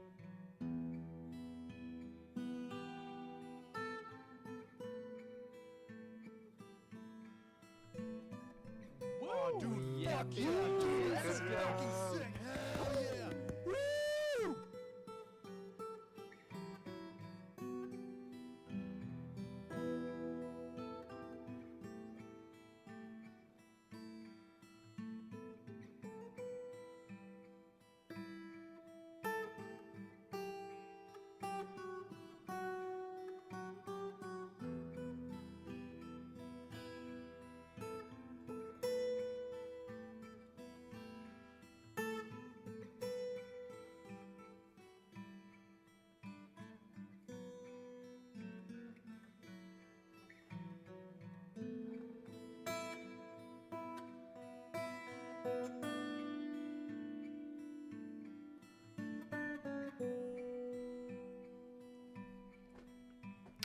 Okay. Oh, the hell yeah scared you? I'm sorry. That's mostly the voice of Stoned Hobo, one of my mods. Something that I also wanted to mention about Kashi that I do like kind of a lot is it does have out-of-the-box support for Sway. Sway is a desktop environment that I'm not currently using. I'm using KDE Plasma currently.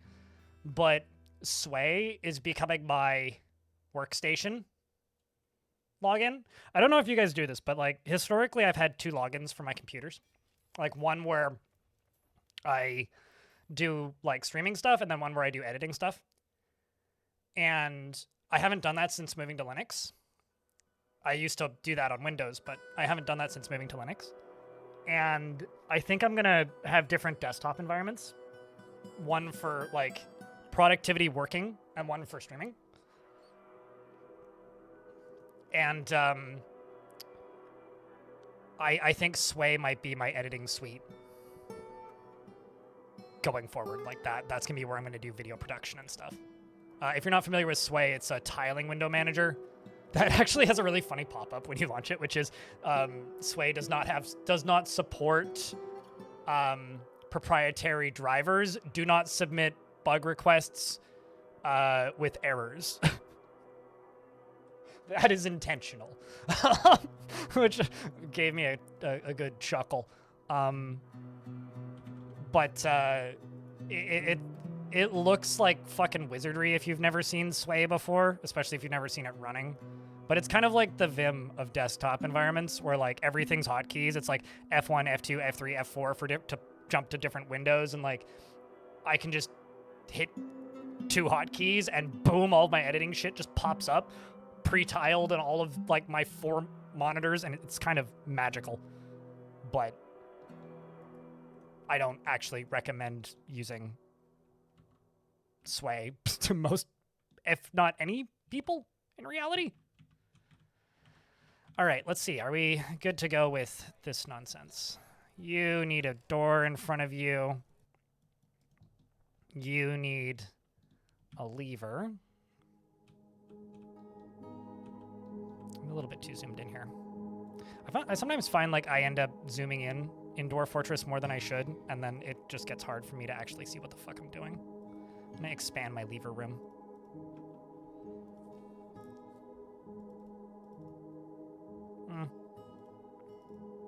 Let's do it that way.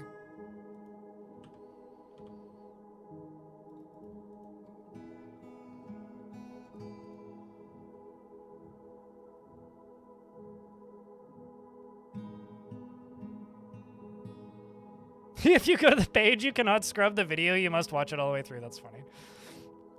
I love, like, anarchist software. In some ways. Like, that's funny.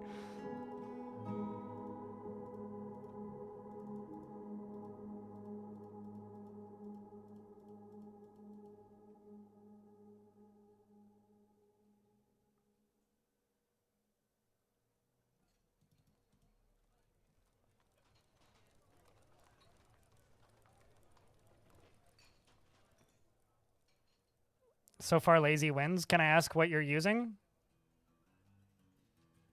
Or do you mean like going from Windows to Linux or something? Mangan Seal. Also, it's party time apparently? Tavern party? Quick chat, grab your favorite tavern party emotes. Time to turn on the Dodge-O-Matic 9000 again.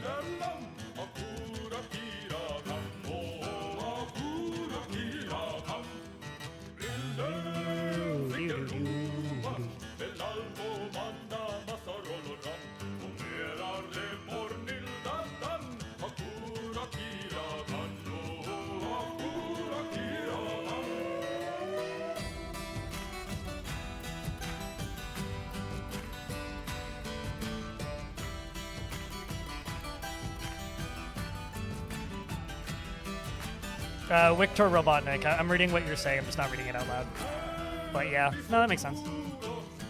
Talking about like MixOS and stuff. What are they saying in this one? I need to go look at the actual translation. I need to look at the translation. I know that on the on Dabu's YouTube channel, he has lyric videos that have translations. Also, how's the volume versus my voice? Is it okay? Or is my voice too quiet? Because I am on a new OS, so I can boost my microphone if need, potentially. And we sang Beasts as an example of the Russet Tresses. Honestly, that's a fitting song to sing after, you know, us fighting off a beast and butchering it and making it into steaks. It's a song, a piece of music used for entertainment, originating in the North Guilds.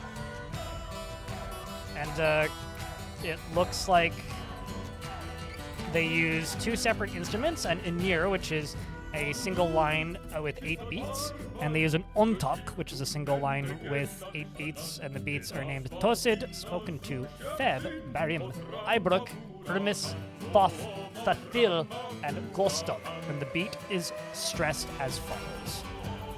Good stuff. TransFem, thanks for the raid. How are you streaming today? Chat, can I get a round of beers for Fem? Piling into the chat with a fun little raid party.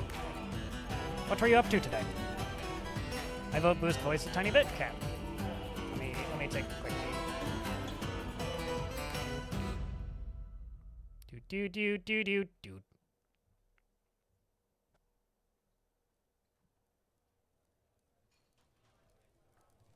Okay, so this is me testing. Okay, that's not doing actually what I want it to do.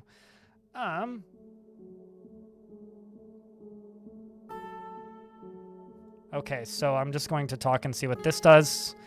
Yeah, that's quite a bit louder now. I don't know if I want it sitting in the red. Hold on. Let me...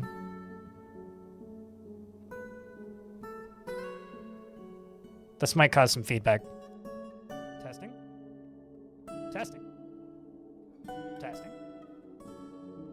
Sounds okay.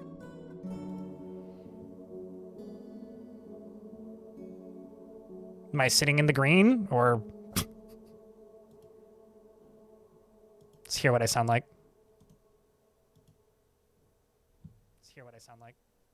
That sounds okay.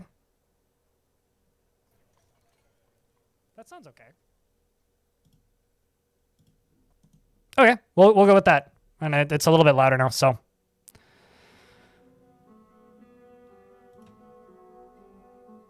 I'm gonna put that down there so I can grab it if need.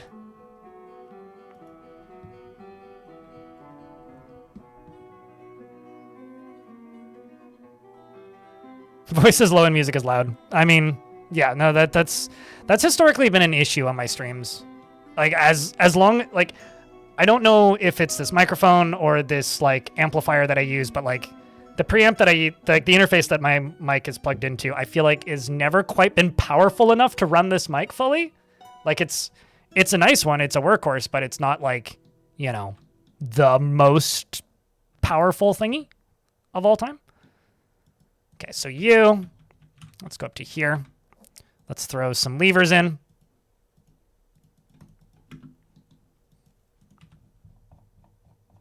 Let's go down to here and just like unpause all these.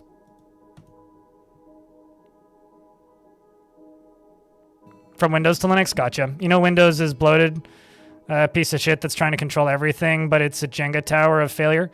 I will say, if you don't play multiplayer games with kernel level anti-cheat, going from Windows to Linux Mint is extraordinarily painless. Like, it is very, very, very, very, very easy. Like, if you liked computing in, like, the Windows 7 era of computers, you will really like Linux. And that's kind of the thing that I've been sticking to, which is, like, if you liked, you know, being able to kind of customize things and, like, tweak your system with the scary risk of maybe potentially accidentally breaking System 32 if you hit the wrong button. By that, I mean going to System 32 and selecting it and hitting delete. Like, yeah, you could break your OS, but like you really have to go out of your way to break a Linux install these days. Oh, no, actually, don't do that. That's not what I want. This is all set up sweet. Okay, cool. We're good. Voice is too loud now. It gets distorted. Good to know. This is why I left the volume controls open.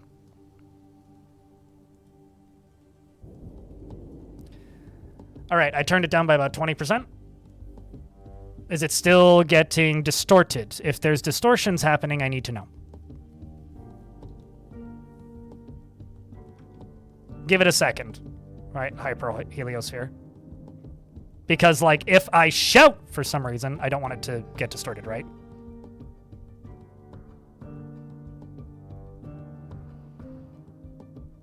You'd rather skydive without a parachute than use kernel-level anti-cheat? Yeah, that's fair. I'd rather play video games with hackers than use kernel-level anti-cheat.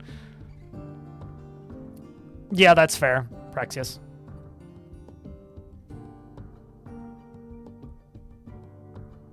You prefer it to a computer that tells you no? Like, what the way that I got, like, a couple of friends to move to Linux who don't play games that require Windows systems anyways, was just simply to just use the pitch of, like, do you miss Windows 7 aesthetically? Okay, you can have that again. Do you miss Windows 7 the way it worked, where you had, like, a file explorer and, like, settings that didn't look like Fisher-Price and, like, the ability to customize your OS? Then you'll like Linux. Like, if you're one of those people who, like, loathes the loss of Windows 7 and before, you'll be fine on Linux. Like, that's how I pitch it to people.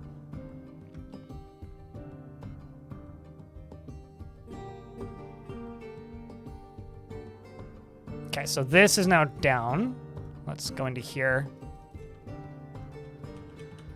Knock out all this. This is getting hooked up, I think.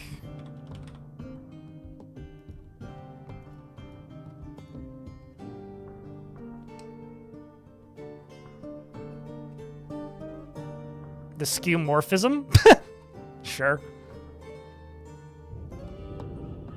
Linux can't run League of Legends. This is a feature? I don't disagree. You probably... I mean, you could probably run Dota. I don't know if that's better or worse. It's because it's Valve.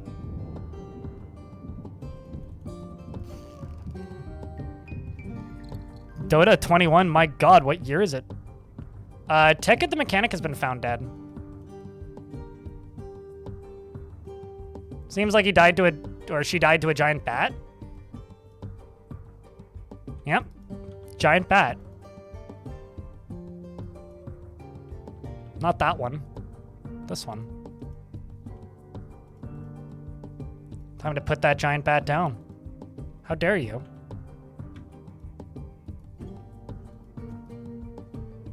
It's also now chasing another one of my dwarves.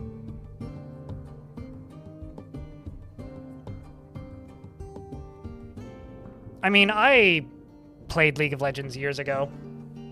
This was pre-kernel level anti-cheat. And it was one of the reasons I started streaming was because, like, it was having too many negative impacts on my relationships at the time. Like, I was having a hard time, like, staying stable mentally because that game had, like, such negative impacts on me as a person.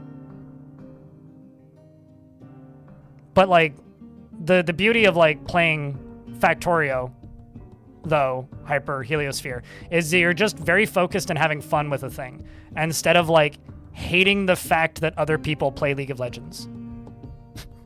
And just being angry all the time at League of Legends. Like, I would say, like, having an addictive habit for Factorio is healthier than playing League of Legends. You know, like, there's a big difference between, like, actual fentanyl and, like, crack cocaine. One is just crack, okay? Like, yeah, it'll kill you, but, like, it won't be anywhere near as dramatic. And maybe you'll be functional for a while. Also, don't do drugs, kids. This is not an endorsement of drugs. That's all. Thanks for coming to my TED Talk.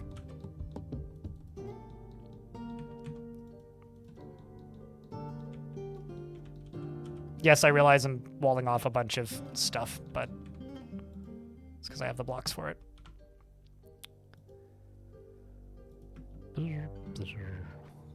How's your swimming level, Ice? Dabbling. Working on it. Okay, so you, in the process of getting hooked up.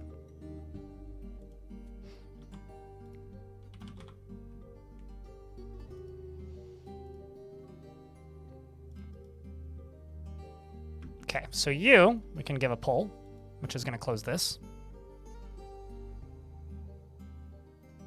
Creatures only spawn from the border of the cave. Creatures don't spawn. They wander. This is semantics bullshit. They wander into the map. But yes, creatures only wander into the map from the edge. This isn't like Minecraft where stuff just appears. Okay, so for those of you who missed the previous stream, which is probably for the best, I was cranky as fuck and the game was running like shit. I dammed this upper river. Okay, so that's part one. Also needing to continue pushing this back. And then after that, I dammed this lower river. So this is all slowly draining. However, I want it to drain faster. And whenever I say so. So we're going to collapse this. First, let's do a quick save. Actually, no, literally the game's going to save in like a second. Let's just wait for the day to finish. Because we're in late summer. I'm also going to go open up this gate.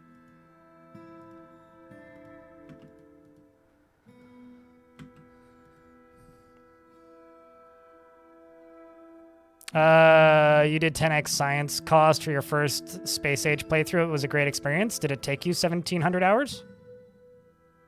You had thousands of hours in Dota and Dota 2 years back. You quit because of the stress it caused daily, and you were looking to chill more and be a happier person overall. I mean, the reason, like I've talked about this before, Red Jack, I'm currently using Kashi.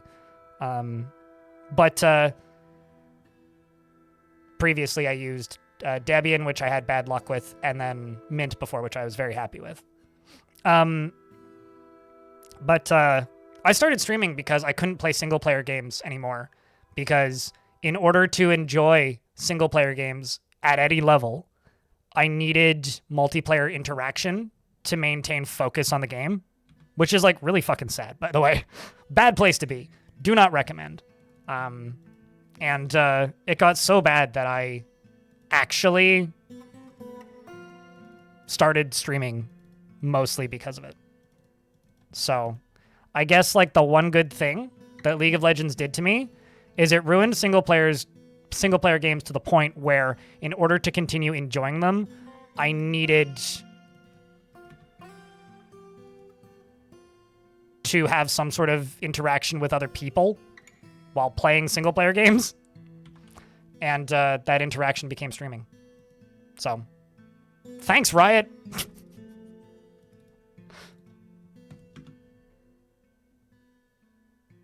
I'm saying that I stream because I couldn't play League of Legends anymore and stay sane.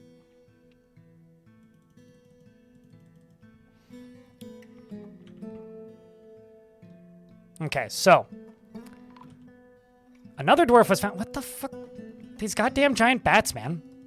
This might be the most giant bats I've had die or I've had kill dwarves ever. I'm just gonna station my militia down here. Maybe actually just run a patrol.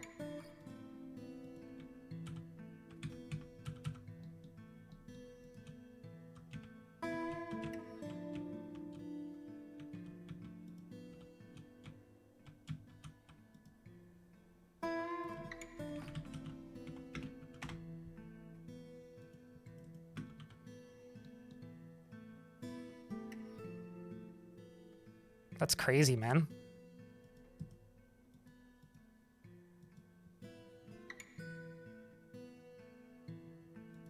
Like, genuinely. These are some of the most successful giant bats. Chat, can I get a round of Fs for the poor dwarf who failed to survive in the good fortress? All right, let's cave this in.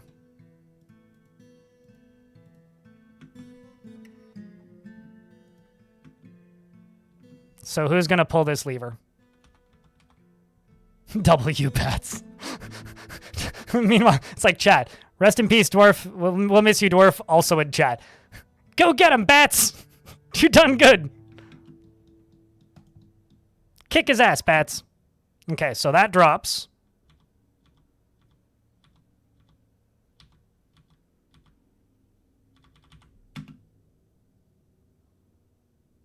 What?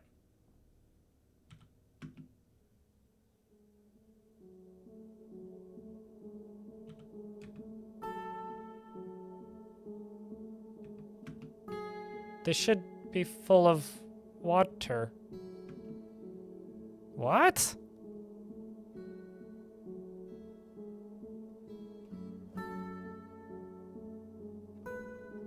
Oh my god.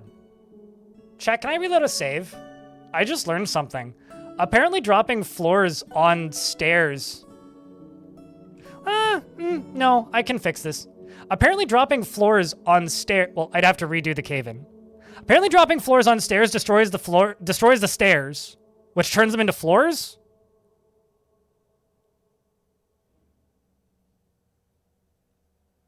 Because a dwarf died to a giant bat. Cursed metal. Do you guys want me to fix this myself or reload? What would you prefer? I could do either. I could fix it. I would just have to rebuild it. That's really funny, though.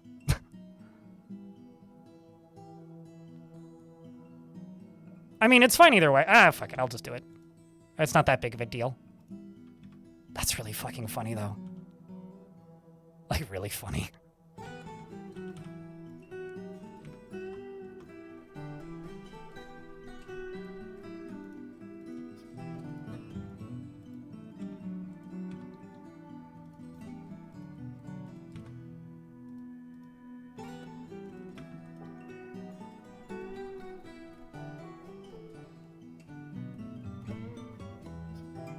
That could be used for some interesting magma routing in the event of a siege, though.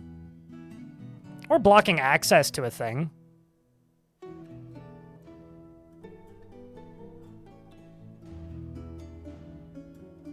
Most MOBA games are like a phase in life. Eventually people realize, is it worth the trouble to play?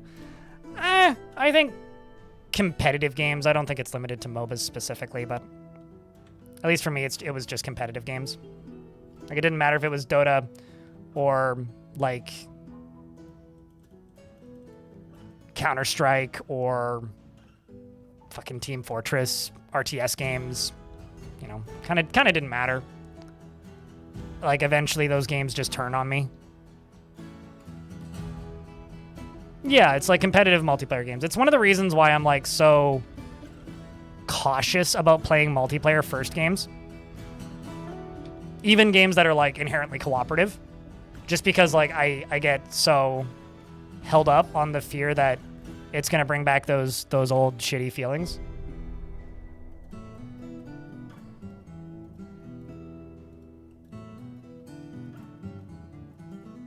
Oh, also something I should try changing.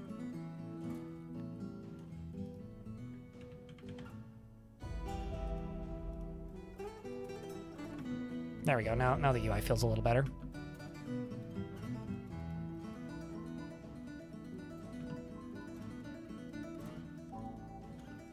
Okay, so that's 1. And 2. Let's go up to here.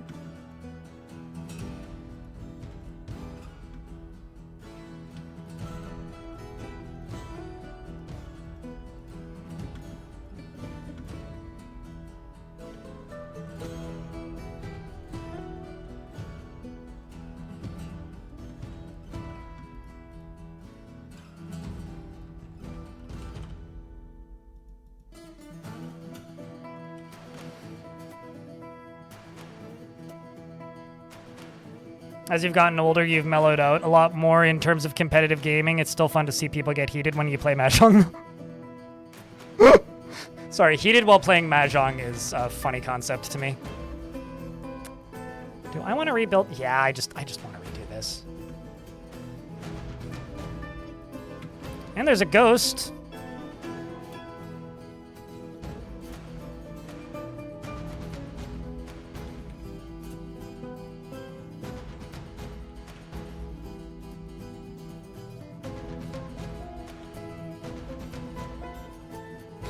So you deconstruct, and you deconstruct.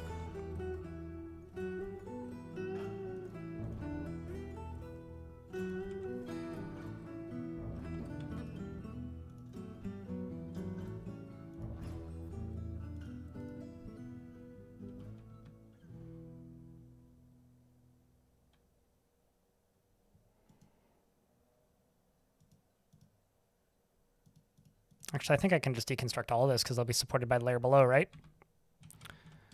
And then this wall right here is what I want to block off.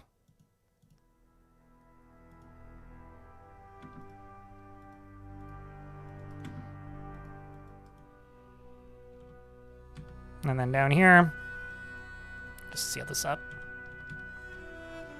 Might as well wall it off too while we're building this stuff anyway. Just even do that.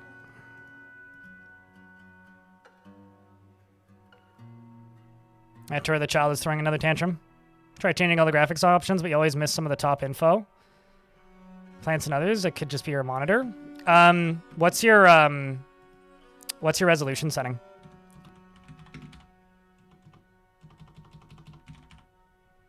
And what's your like computer screen's resolution? Basically, like if you're playing a 4K monitor, play the game in 4-screen, but don't play it at 4K. Like the game doesn't scale well to super high resolutions.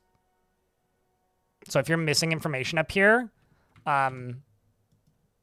mess with this setting and like these settings.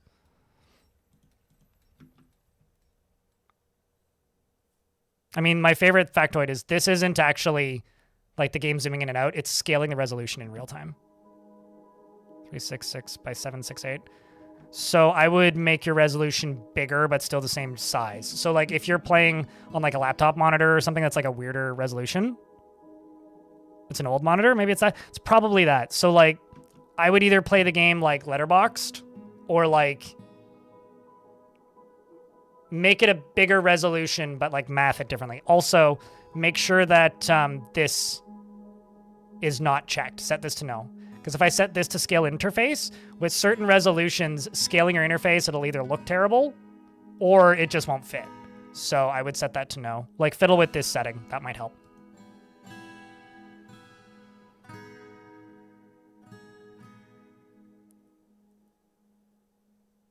The map is the only UI element actually in the corner. Yeah, I would fiddle with these settings, like desired grid width for scaling, right? Desired height width for scaling. This lets you mess with the size and scale of your monitor scaling quite a bit.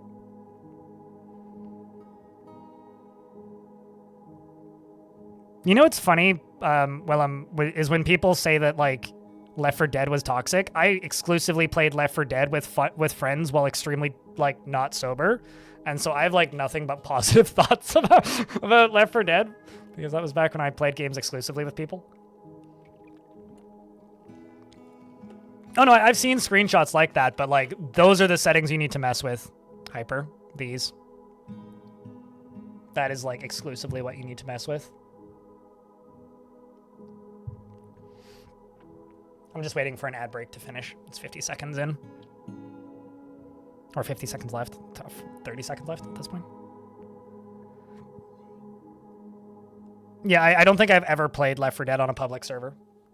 And I've never played it above medium difficulty because everything else just like not fun.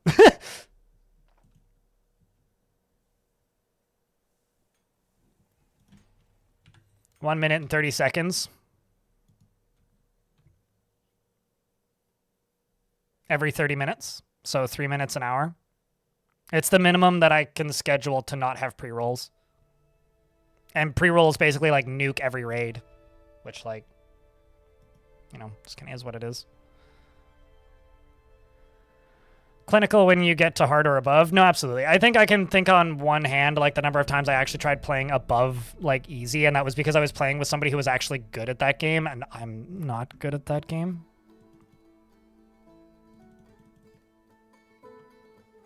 Actually,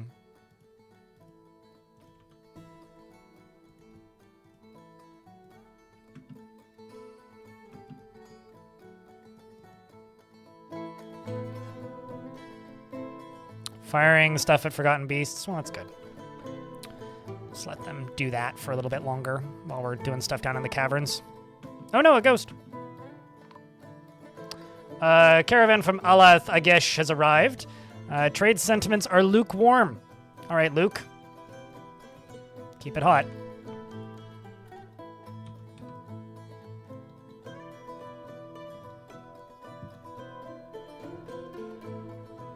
Also, did engraving get finished? Not yet. Working on it. You love the versus mode of Left 4 Dead? I don't think I've ever played it.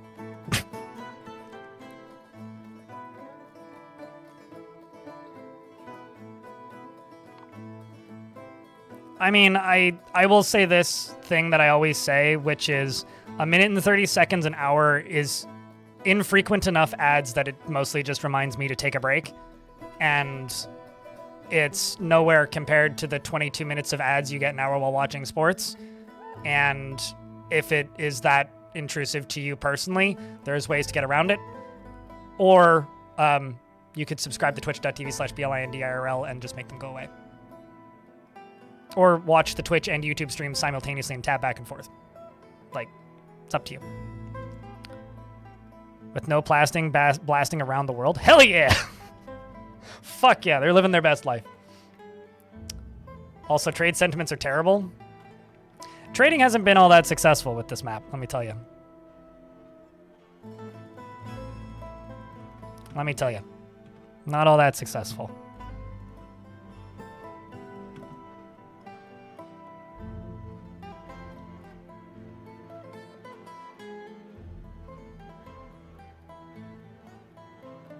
And also, please do me a huge favor and don't promote ways around them in my chat. But I see what you're saying, Daramo.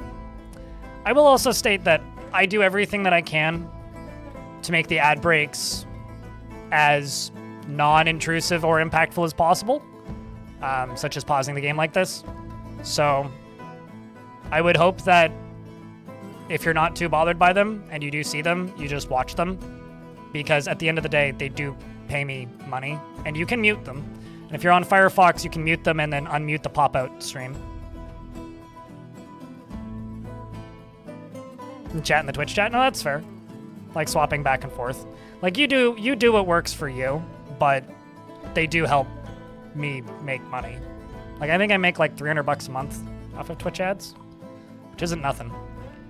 The ghostly miner has been put to rest, so the one who found a very watery death thanks to the agitated giant mosquito. Which I think is just a normal mosquito, but it's now gone. Okay, so this should work now, but we'll see.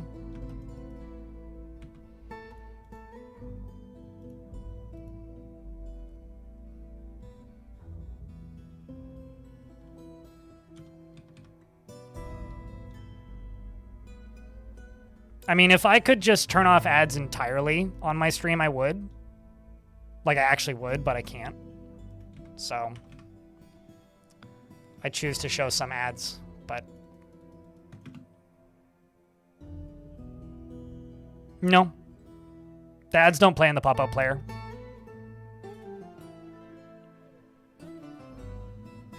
Yes and no. Hyperheliosphere.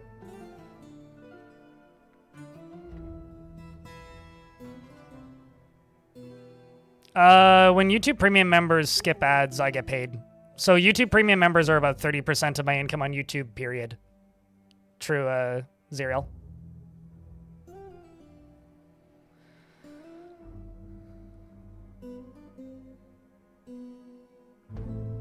See them as taking a break? I mean, that's most of my toilet breaks are ad breaks. This ad brought to you by Toto. Or whatever the fucking washlet brand is. It's Whirlpool, is it? That fancy Japanese, like... Is it Hario washlet? I just can't remember which Japanese company makes the really fancy toilets. I know Toto is toilets, so that's just the first one that I thought of, but... Anyway.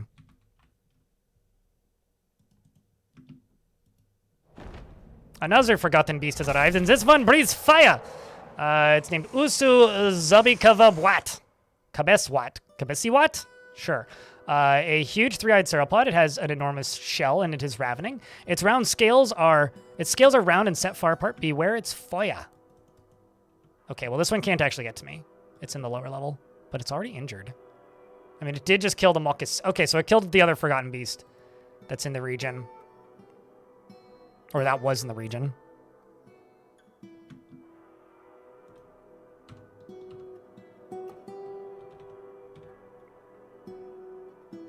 I will say that, like, I haven't managed to do this because, like, technical reasons mostly. But one thing that I've been wanting to do for a while is set up an official restream via my website, where for any amount of money that you pay through the website, as long as you're paying through the website, you could watch through that, but then you'd still need to sign into an account to chat, so I haven't really figured out the whole setup yet. But that is something I would like to do at some point.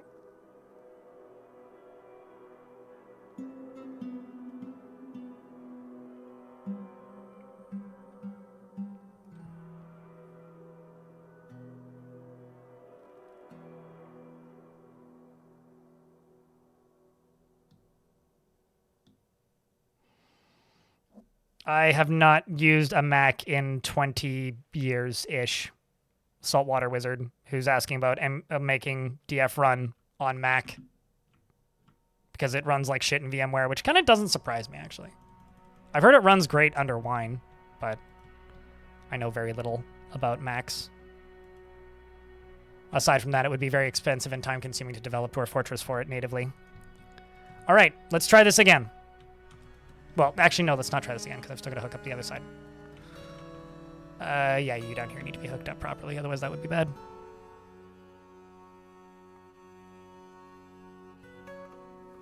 I do have my own... Well, there's peer-to-peer, like, streaming services. So I could host an instance on my website pretty easily, and then stream to it. It's more things like chat and other stuff. And actually, the other thing that like concerns me is like, would people even use it? It's one of those things where it's like, if people use it, it's worth it. If people don't use it, then it's not worth it. So I don't know. Like whenever I look into it, I get excited about it, and then I hit snags, and I go, actually maybe not.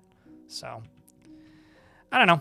It's just an idea that I've been kicking around for ages, and one of these days I'll either do it or I won't. Realize that's like the most non-committal thing to say, but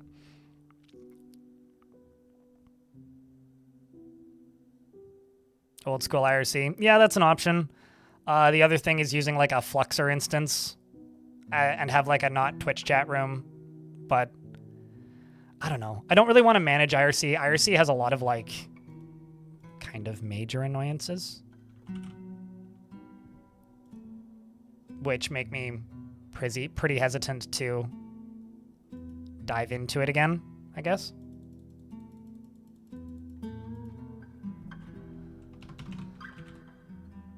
Fish. Let's just bring all these fish. And let's also bring busted up clothing. All the socks that are busted up. All the shoes that are busted up. Well, some of them, maybe not all of them.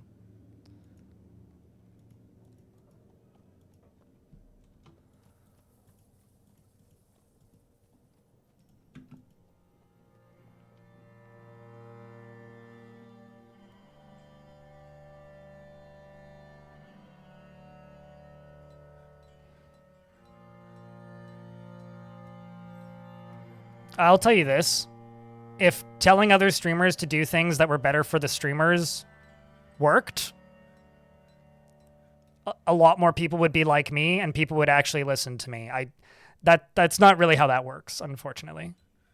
I think that it's more of a channel specific thing. Like I know various channels over the years that have had their own websites that they stream to. And it's always something that's either super successful and works for that community, or it damn near kills the streamer. It's one of the two. It's one of those things where it's either very expensive, or it's very hardware intensive, or it's, you know, it's not. It's either something that you've been doing for 15 years and it works for you, or you don't do it.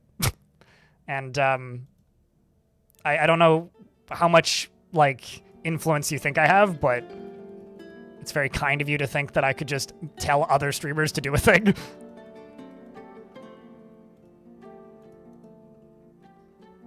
Okay, so I'm going to trade. I'm going to give you one of these as a gift to try and fix my trading issues.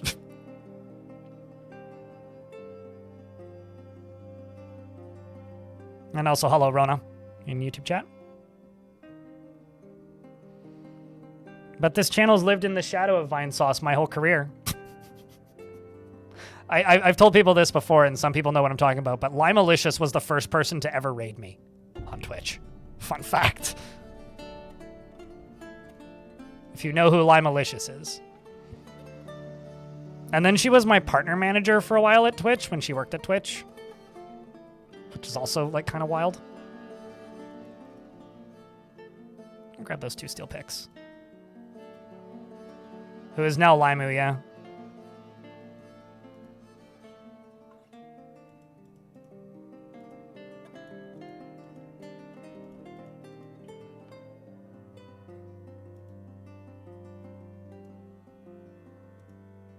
Then I'll give you this as a gift.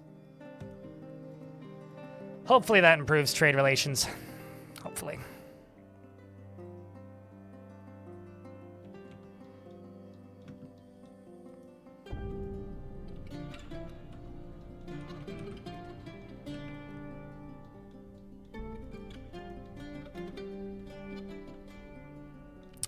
I apparently am out of coffins.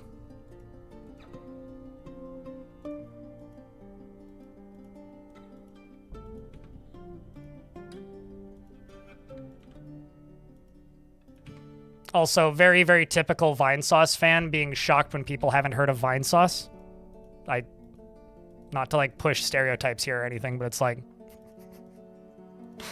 Sorry, but that's maybe the most Vine sauce coded thing I've seen in a while. It's like, wait, you don't know who my extremely old, like, once extremely mainstream relevant content creator is? Or group of content creators, also content creator? Vine sauce is a group of people, but also a person. Joel, his name is. That's kind of like, wait, you don't know who Dolphin Chemist is?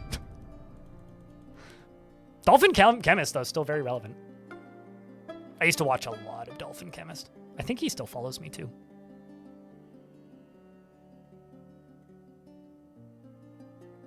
Would it be much more profitable from using YouTube or Twitch? What do you mean?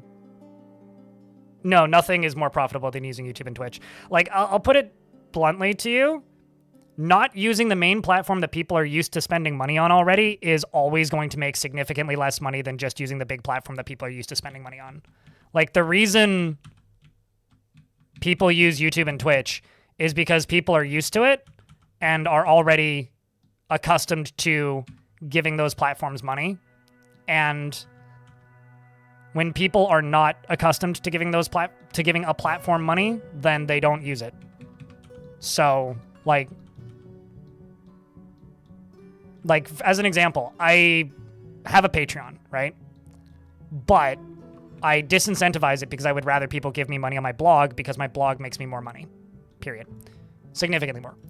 Yet at the same time, one of the hardest struggles I've had in the past ever has been convincing people to use the option of giving me money through my blog instead of Patreon. But I've kept the Patreon because people are used to giving the platform that they already trust funding and will just ignore the thing they haven't heard of. And so if you make your own thing, people are really bad at being interested in trying a new platform or a different platform or one that they're not already used to, which, for whatever it's worth, I think might be changing a bit because more people are becoming more platform agnostic than they once were, but it's still not perfect. Okay, so you up here. Go up.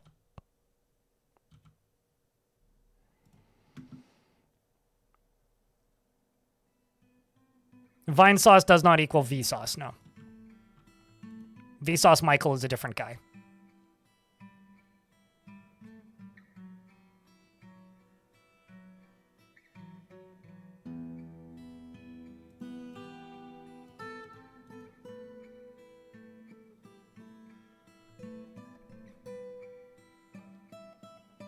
You rely on me trusting the platform? Certainly. I mean, like, people do give me money through my blog, but I'm convinced I've been able to not quite match what I made on Patreon, but, like, convert most people over time.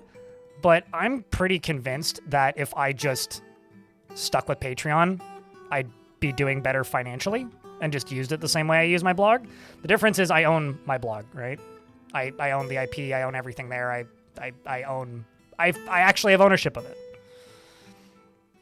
Not that Patreon's a bad company per se, but they do force a lot of stuff into that service that I don't have any interest in using.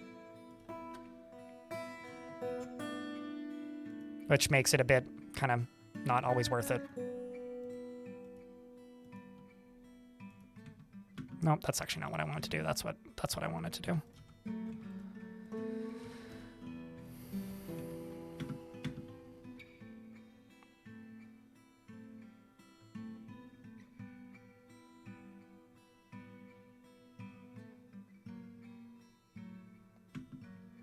There's another reason why I've lived in the shadow of Vine sauce aside from me getting raided by limes in the early days. The other reason is I used to stream a lot of Roller Coaster Tycoon. And Joel, from Vine sauce, and I guess also Vinny, played Roller Coaster Tycoon once every 10 years. More like once every 6 months-ish. One of them would play Roller Coaster Tycoon. And it got to the point where like basically my entire chat was just Vinesauce memes. So it's really weird whenever like one of them show up in the Dwarf Fortress directory, because it happens once in a blue moon. And like the people who used to watch me a lot will pop in and be like, oh my god, it's that guy. It's a weirdly small world.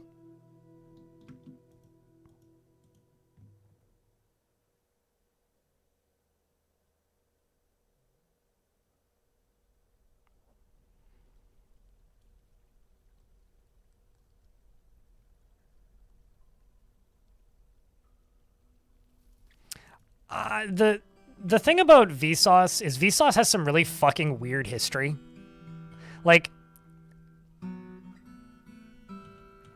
have you ever like discovered a channel where you're like, man, I really like this channel, and then you find out that the person who runs that channel just made like 35 channels in early YouTube days, and then when one took off, they just ran with it? Because that's like what Vsauce is. Like, dude had like a pranks channel. He had like a gaming channel. He had like a mainstream news channel. He had like various other channels. It's very odd. Vsauce used to be ranking hot chicks in video games. Yeah, exactly. That's what I mean when I'm like weird history. What Jay Schlitt did, yeah. There's a couple Minecraft channels too that started like dozens of channels until one just took off. It's the difference between the people who have like 150 videos that are all super successful and people like me who have like, I think my main YouTube channel has like 3,000 videos on it or something. Yikes. Kawaii Maki. You'd say that overall Twitch streamers aren't trustworthy in the least bit. I think people on the internet, or people in general, just aren't trustworthy. I don't think that's unique to Twitch streamers.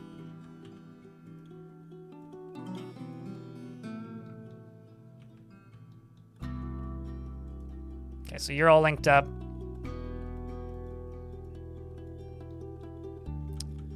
Can close you.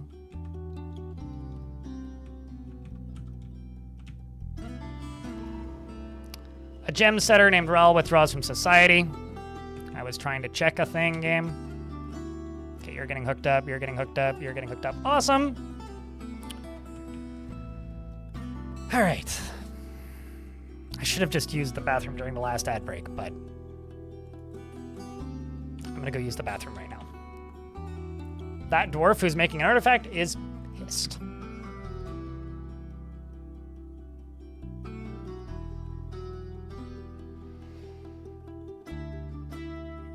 He did market research his own way, I guess, whichever works. Yeah, no, I get it. It's just, it's kind of weird when somebody who did a lot of really raunchy things in the past, like, becomes, like, a kid's science channel. It's just a little odd, I guess. Not that there's anything inherently wrong with that. It's just odd.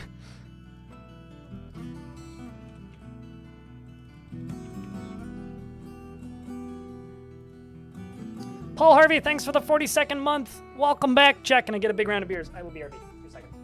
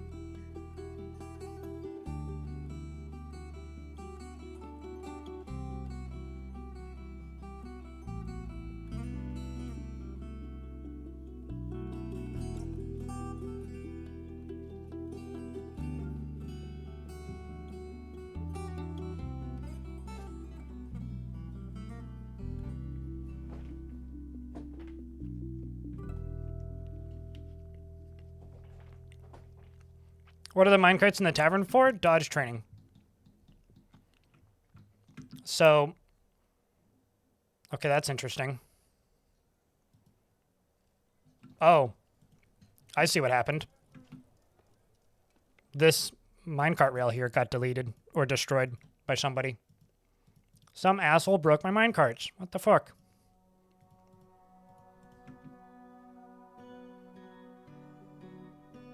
That's kind of funny. All right.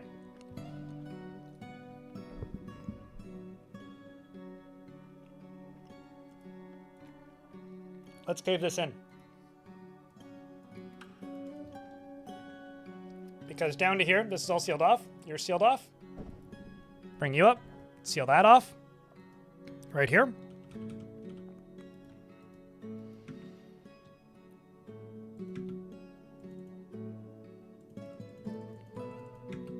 All right, chat. I need your biggest water flow series of emotes. And let's see how this goes. It worked now. So it spills down into the bottom and fills this sucker up. That's now opened. There's the body for... There was a body for a dwarf in here somewhere, I think. Or is that you? Okay, sweet. Well, we're able to go get you. So that's essentially what we needed. Because it looks like a dwarf is coming to get this, but... They're going to have to run through some crazy environments, I guess. And then I can pull this lever.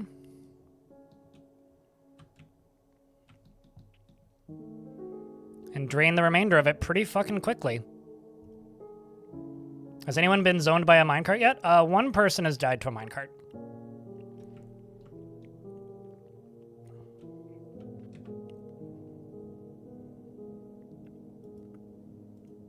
One individual person.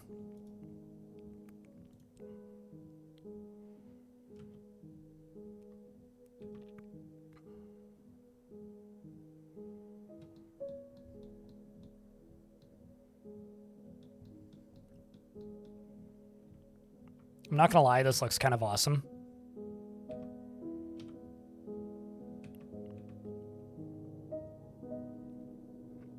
We've got one carp skeleton down in here. A river otter skeleton as well.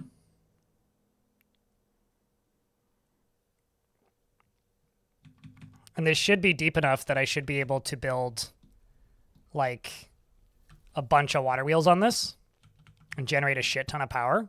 Oh, there we go. That's what I wanted to see. I wish the miner is throwing a tantrum. That's unfortunate.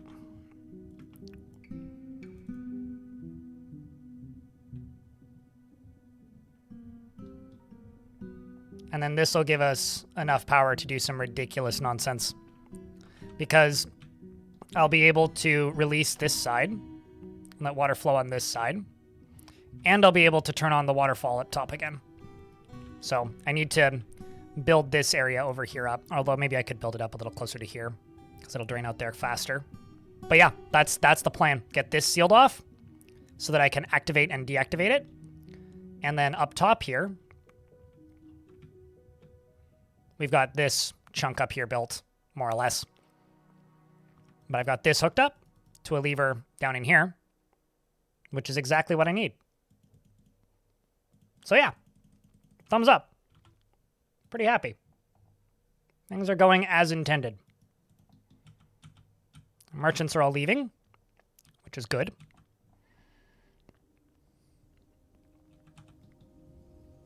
What do you guys think of this structure and construction and river draining method? I'm thinking I might actually... The dwarves are here to shut off your river. Change this power supply here so that it pumps from a reservoir underground. Because right now it's pumping from over here, which is actually like not that convenient. I've discovered a downward passage. That's concerning. Corey Fancy Pants, thank you very much for the 7 months. Chat, can I get a big round of beers for Corey? Where is the water actually going? Here.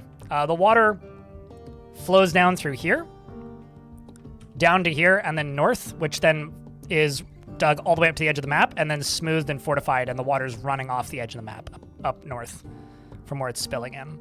But where the fuck is this downward passage, and how did I find it? Is it literally like... Huh. Okay. That's weird.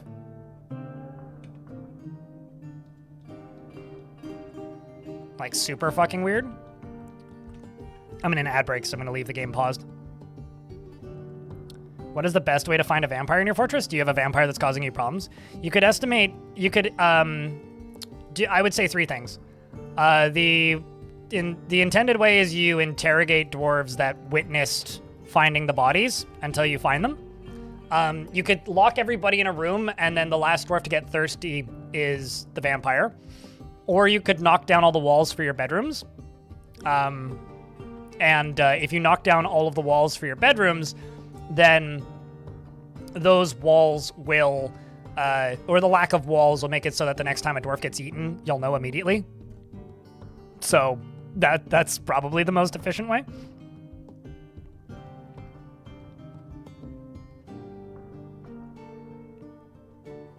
Does the same go for werebears? I mean, werebears, you just wait until they all transform and then figure out where they are and lock them in rooms. Were creatures are completely different than vampires. Because vampires try to stay hidden. Werebears are very obvious.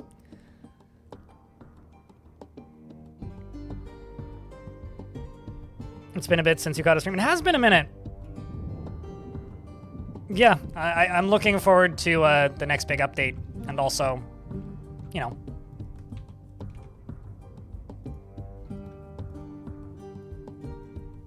this particular fortress is just kind of the waiting for the big update fortress.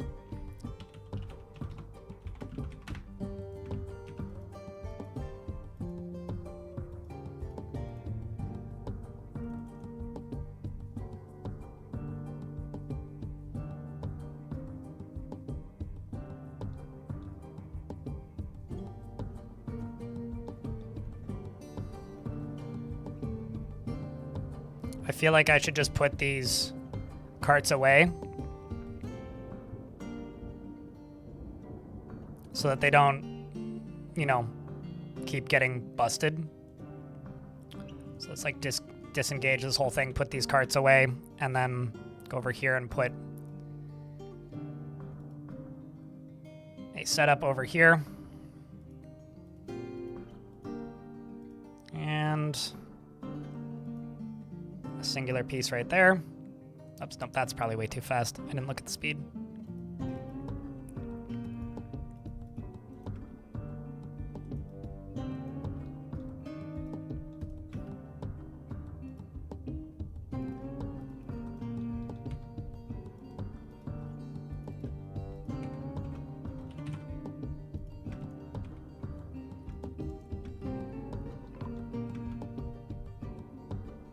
And a peasant has been missing for a week. Uh-huh. Did you drown? Nope. Not seeing any combat logs. There's been a lot of, like, dwarves showing up dead in places.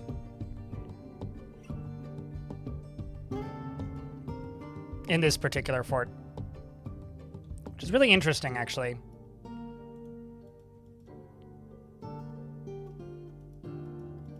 Like, it's always, like, kind of mysterious when dwarves just start showing up dead.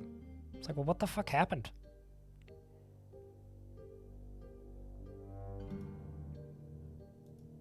Where did you die? Oh.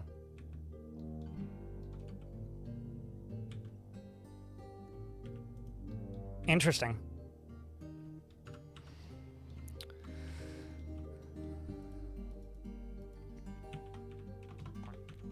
Makes me wonder what happened.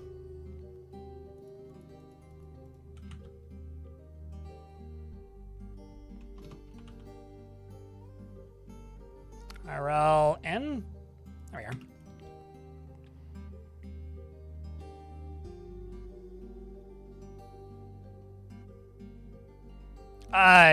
It's not something I personally would ever be interested in. J. Sheepherder? Not personally. Because, like, purpose-built solutions for an individual game is, like, kind of pointless as far as I'm concerned. At least in my use case. The gem setter has created Gustamin Datur Delure, a rose quartz mini forge, and offers it to the new dirt. Toys for the kids. Also, somebody threw a door so hard it knocked over a statue, I think. And destroyed the statue. Holy shit.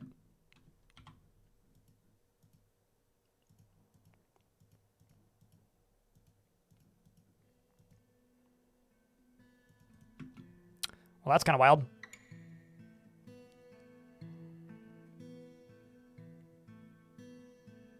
Okay. So, now that I've done this, and this is draining, and I have access to these bodies, if I want, the next thing we need to do is just wait for this over here to drain enough so that I can get rid of this down here. And also, here's a question.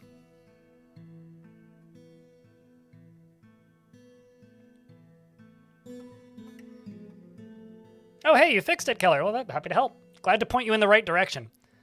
Should I make this look all fancy? I realize that that's kind of like a non-statement, but should, like, I make this into a cool circle and then build, like, a structure in the water? I should do that, shouldn't I?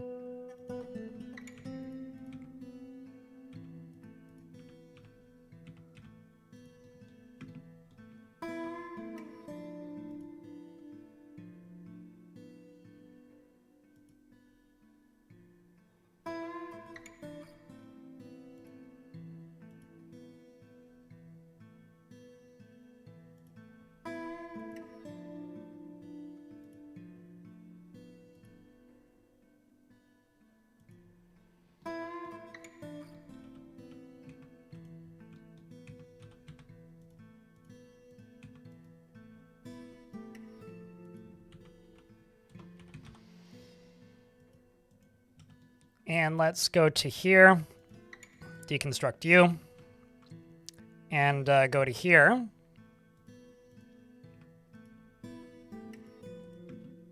And get to it.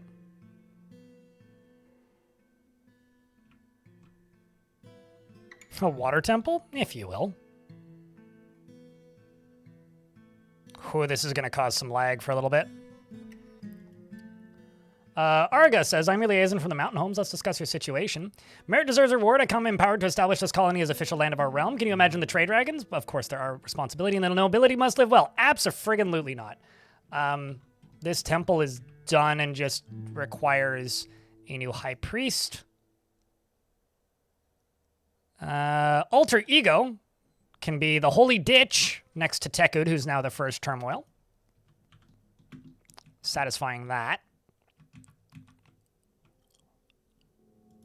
The dwarves are going to start getting hit by freakish weather again. Hopefully nobody falls in here. That would hurt. But if they do, I'm sure we'll survive.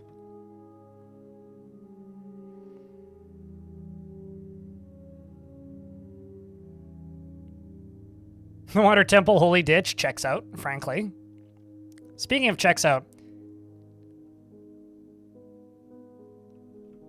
I wonder how tall I should build this. So I should probably go up by one and floor this off.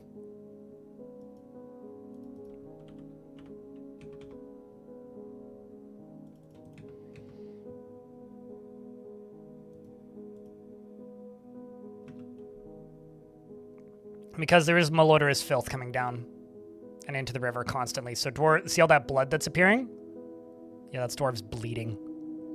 Which isn't ideal, but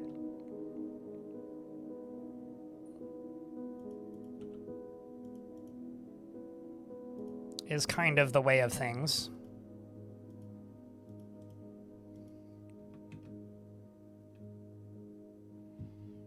Which is also the main thing that pisses dwarves off in this fort. Is just the amount of malodorous ooze. Okay, so you, right here, we're going to need to block this off so I can maintain my fishing zone.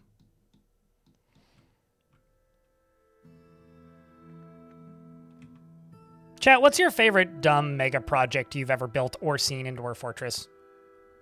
Because I'm a big fan of, like, doing nonsense with rivers that's, like, completely not, like, mission critical or, like, even remotely necessary to do at any real scale. But I do very much enjoy building things like this, even though they're just kind of ridiculous and not actually something that's even remotely useful.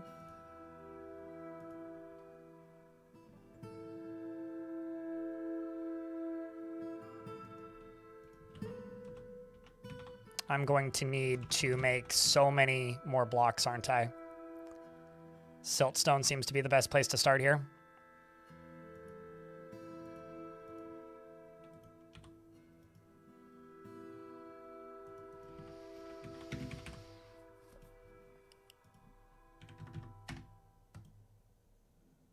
We're currently trying to reroute a river all the way through the levels of your fort to the third cavern layer. Okay. Probably Krug's Sea Fortress, the short fortress? The one that he made the collapsing platform thing? Dwarven Child has been missing for a week.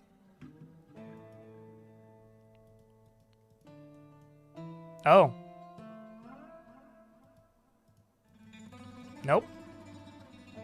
Huh. Okay, that I would like to know. Where did your body end up?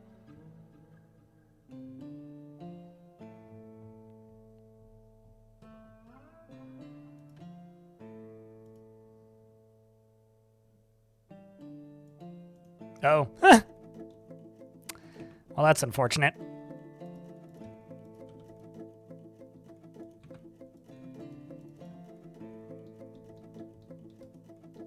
Also very unfortunate, but...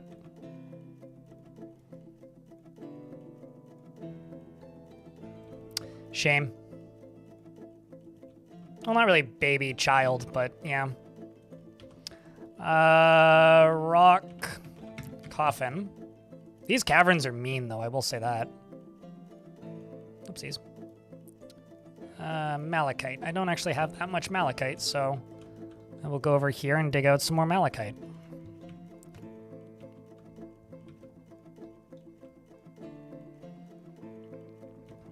Turns out Malik has a pretty cool kite, so sometimes you just gotta take full advantage of Malik's kite.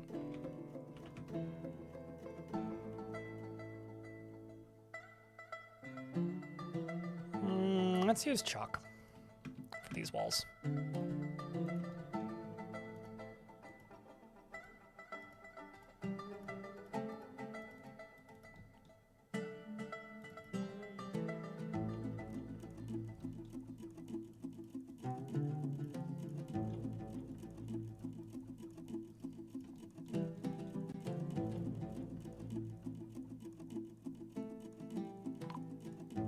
Oh, we found the top. Wow, they were found dead dehydrated. Oh man, that sucks. That's grim.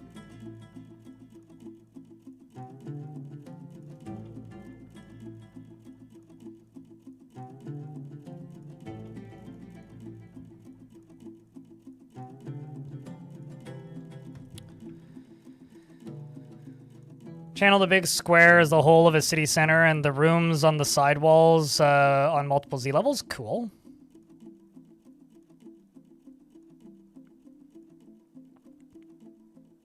A project you're most proud of is pumping up like 40 Z levels and automating the pump stacks with pressure and plate set to detect the magma height. Oh, that's cool. That's cool.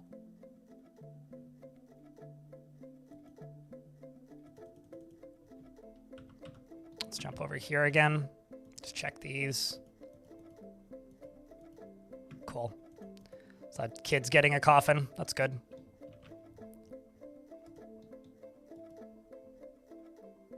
And also the child that I wish got locked away didn't. He's continuing to tantrum and break my shit, which I'm kind of not thrilled with, but okay, now with all of this connected, should be able to turn this sucker back on. Should be.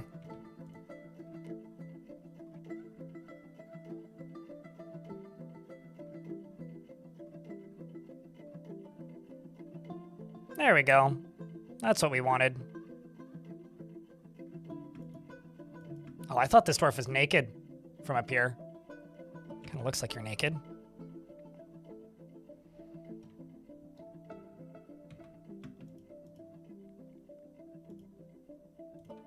This is all chalk. Let's get the last of this done.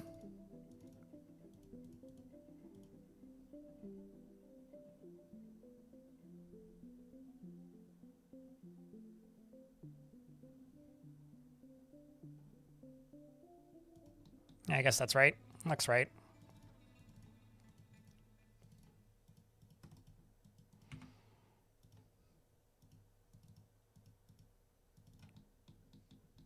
Then this can be fortifications and a drawbridge. But I will, I think, actually place the drawbridge first.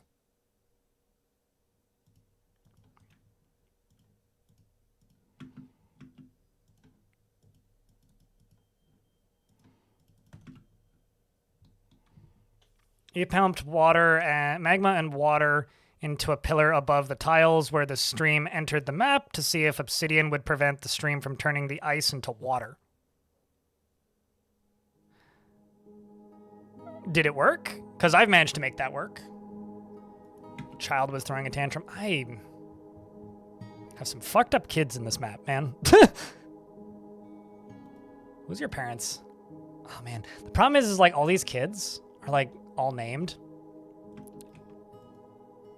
And I don't really want to starve a child to death. Like, I'll feel way too bad if I end up doing that, so.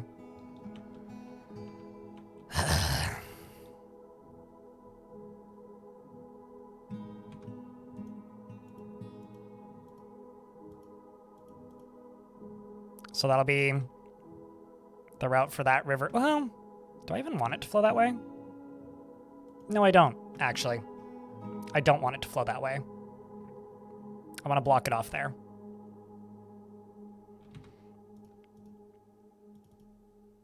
But I'll be able to stop it again in multiple places soon, so.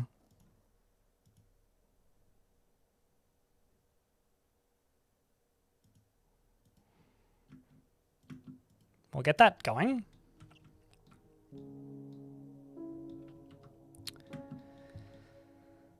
And then up here, I can do limestone up to, well, maybe not up to there because I don't actually have that many limestone blocks, but I could do 3. That'll be fine. You're already hooked up. Now you. I just need to wait for that bridge. The project that you're most proud of is pumping 40 Z levels and automating the pump stacks. I pumped a magma into the water in the pillow. I must have done it wrong because it didn't work. I find that one floor without like a horizontal block separating the two works. You tried copying the dwarf faction from from the dwarf faction city from the Heroes of Might and Magic 5? How did that go? Or what'd you do to try and copy it, if I can ask? Bigger question is why are there ramps in front of the coffins? Neither. There isn't ramps or traps. These are fortifications. I'm just making like viewing portals with windows in front of them eventually. That's all. Just being fancy.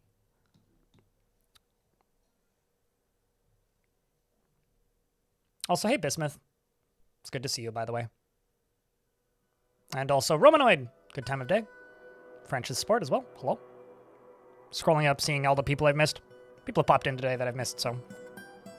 Also, I haven't seen investments in a while if people are looking for those or wondering about those. They might not be on cooldown, but I haven't seen them in a while. You once hollowed out 40 levels, 70 by 70 by 70, and huge underground towers just to house tombs. Oh my god.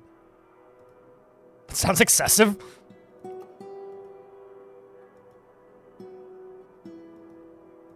Or like just intense, maybe?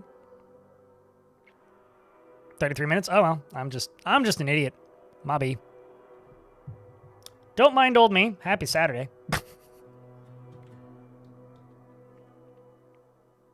Could you expand on the one floor without the horizontal block? So as an example, this is a Z level, right?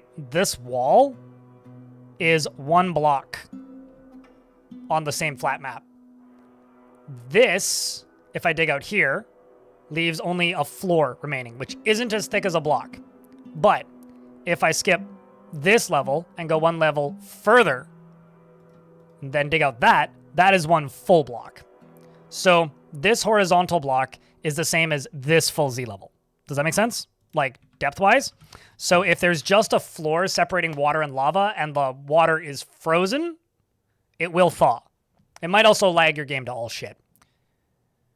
But if it's a wall horizontal, it won't thaw because there's not enough space for heat to transfer. That's what I mean. I don't know if that made any sense, but I tried. You up here, you can go away. And let's go up to here. This bottom one.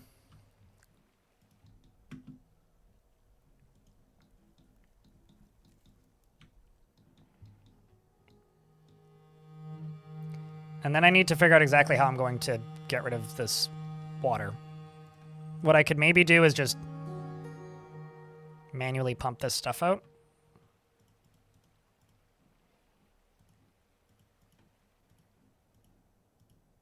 This is going to be real tough on the whole FP, yes. But we'll see what we can do.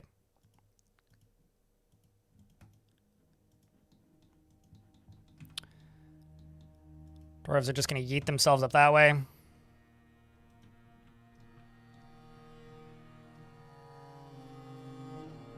Gonna go try it out. I might stream a little bit of that later if there's interest. Later in the day. Because I did get a review key for it, so I want to cover it in some way. Speaking of racing games, did anybody here play the game Fuel? Or has anybody here heard of the game Fuel? Because Fuel is a game that I have kind of a lot of nostalgia for that is no longer listed on Steam. Like at all. Like you can't play it. Period. The game no longer exists.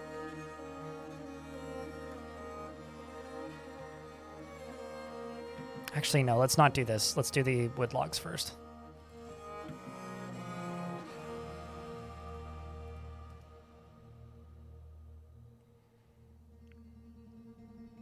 Heard of it? You can't remember where or what it is? It was an open world racing game that had a procedurally generated map, and everybody's playthrough was unique, and it would make point-to-point races in a map the size of North America. Like, if you were to just drive in a straight line, it would take, like, days to cross the map. Weeks, even. But it was, like, super early into that, so it kind of sucked. Is, like, the dirty reality of that game is, like, it wasn't very good. But, like, I loved the ambition of it.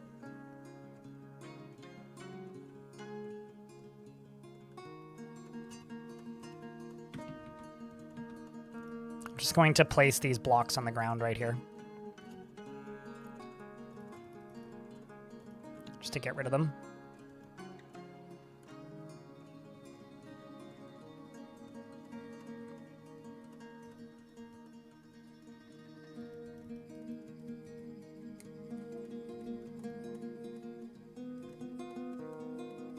Okay, let's just get rid of this. Tell these dwarves to all stop. Go over this way. Check you. Yep. And then just go over here.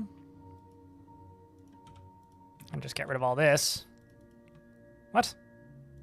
Oh, wrong burrow. Have to edit the correct burrow, you idiot.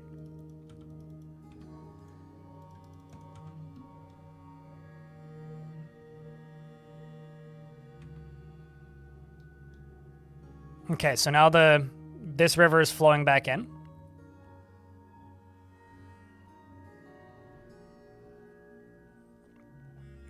Why companies make their old non-live service games disappear, like Epic erasing their Unreal games? Usually it's because there's a new version for sale. Usually. Like, if they make a port of their own game, which is why I have no issues with game developers, like, remastering or updating their old games as long as they leave the old version available some way. You know? Oops. Excuse me. Like, I've got no issue with, like, the old Stalker games getting that remaster because the old ones still exist and you can still play those.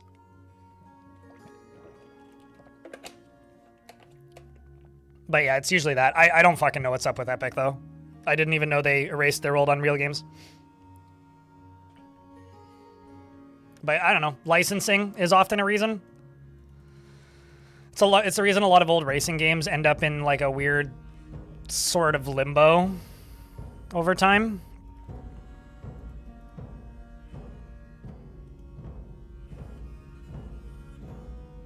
Speaking of frame rate just went bye-bye again.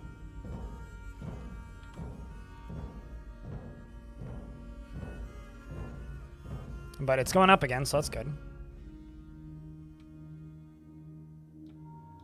Okay, so you should be able to close.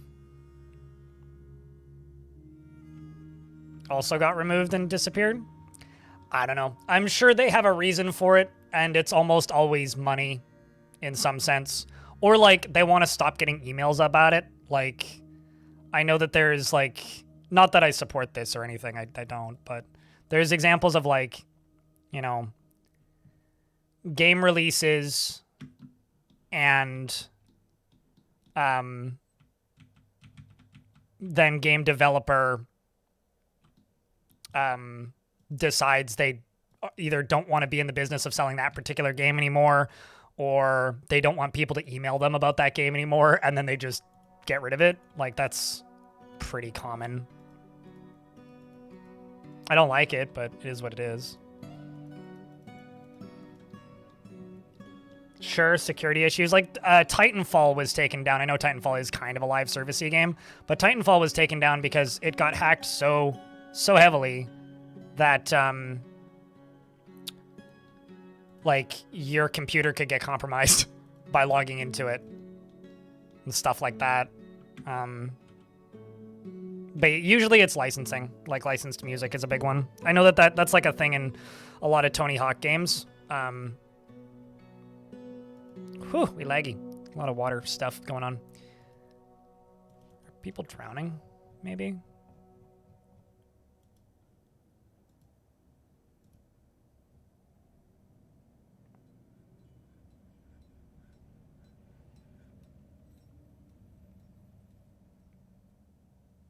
Yeah, that is why Titanfall got, like, removed from sale for a bit. Although I think it's back now. I need to go look.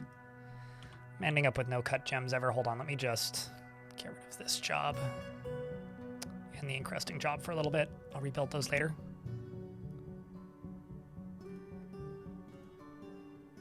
Need empty bucket. Uh-oh.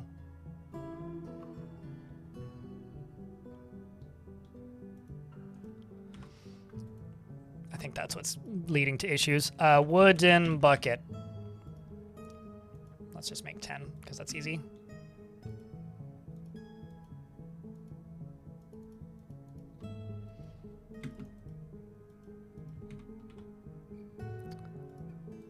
My neighbor downstairs, they usually do this on Saturday, is doing the laundry, and they got a new washing machine a while ago, and it's a much bigger washing machine because it makes my desk vibrate. It is, like, directly beneath me, but, like, I know exactly when their dryer's in spin cycle. I can feel it in my desk. Like, truthfully. But yeah, I don't know. It's entirely a case-by-case basis. Dwarf, and there's, like, no direct, like, specific, this is why answer to a question like that. Entirely depends on the game and the circumstances. I don't like it, but it is what it is. Greed is usually a large part of it. Sounds like the washing machine is not installed properly, or they didn't follow the rules for this building. This building does have pretty strict guidelines on, like, how big your appliances can be. That's what I think. That or they didn't install it properly. It only lasts for about 30 minutes. It doesn't really bug me that much, but it is kind of annoying. Was what happened to Dark Souls 1 or 2. People started hosting private servers for Invasions Co-op. I mean, that was for, like, the multiplayer. It was Dark Souls 2, right? That the multiplayer got shut down? Also, we're in an ad break, so I'm just going to wait.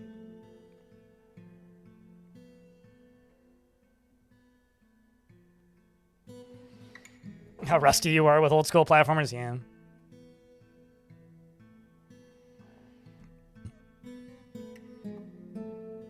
At least I know I'm not bothering anyone when streaming. I mean, the people that I could be bothering are the people behind the wall behind me. Because this is my bedroom that I'm in, and my bedroom shares a bedroom wall with the people behind me. And sometimes I worry that I'm bothering them because I can tell you for a fact that they work late, because I hear sometimes if I'm up super late, I can hear them getting home at like 3 in the morning. And then like I hear them showering if I'm in my bathroom at like 1 p.m. usually. So like if I'm bothering anybody, it's them. But hey, chat, if anybody wants to help out a fellow chatter, should gift Delkin a sub. Just saying.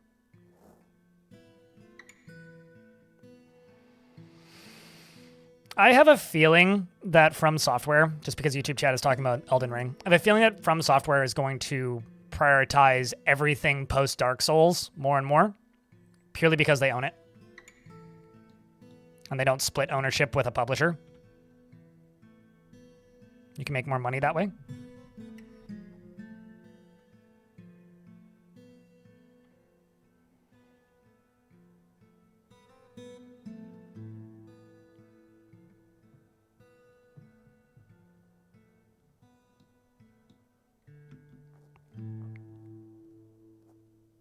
But yeah.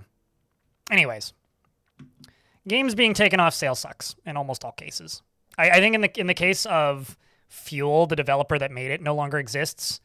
And there was also like licensed music in that game. So licenses expire, plus there's nobody to pay for it anymore. And I think like developer no longer existing is also a very common reason, because if like Valve can keep taking money for a product, but if they don't have anybody to give that money to, like if nobody owns the license to it at the time, then that becomes very tricky. Thanks, UGDPY. Appreciate you, mate.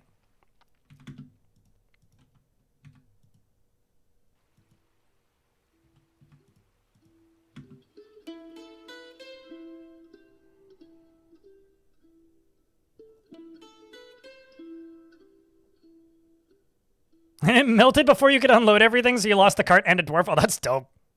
Hell yeah. When it freezes again, you can get the stuff in the body back. Okay, I'm getting some weird hitching, and I'm not entirely sure what's causing it. Item inaccessible. Okay, so I'm getting some hitching. I'm just going to turn off the burrows for a bit. Let's see what that does. See if that removes the hitching.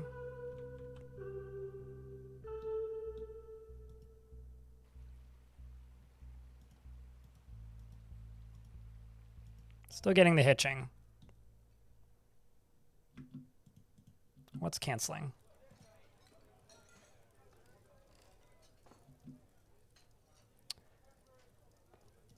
Dangerous terrain. Cancels push track vehicle. What if I set you as don't stand there and set you as stand there? Is there agitated wild animals on the map that aren't the giant thrips? Dwarven child is fighting.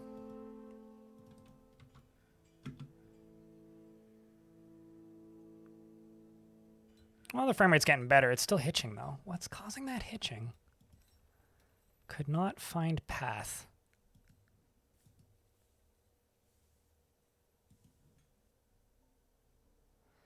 There's no way it's them trying to get over there, is it?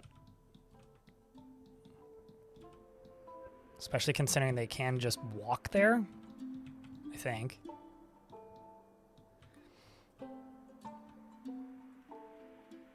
I wonder, can you walk there?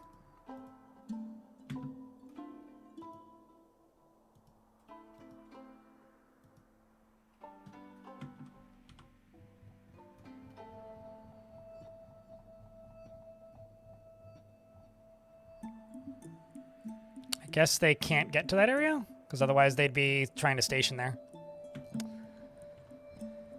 Okay.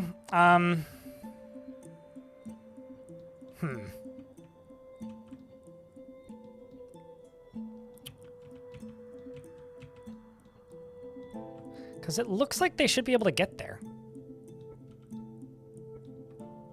Unless there's like a block here somewhere that I'm not seeing.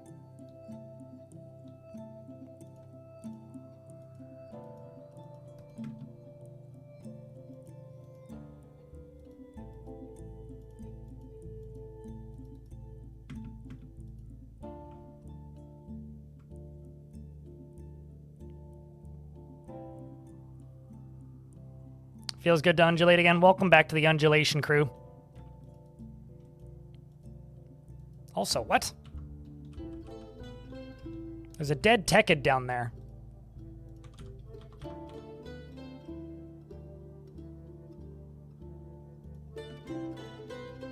That's bizarre. Why? I wonder where your coffin was. Weird.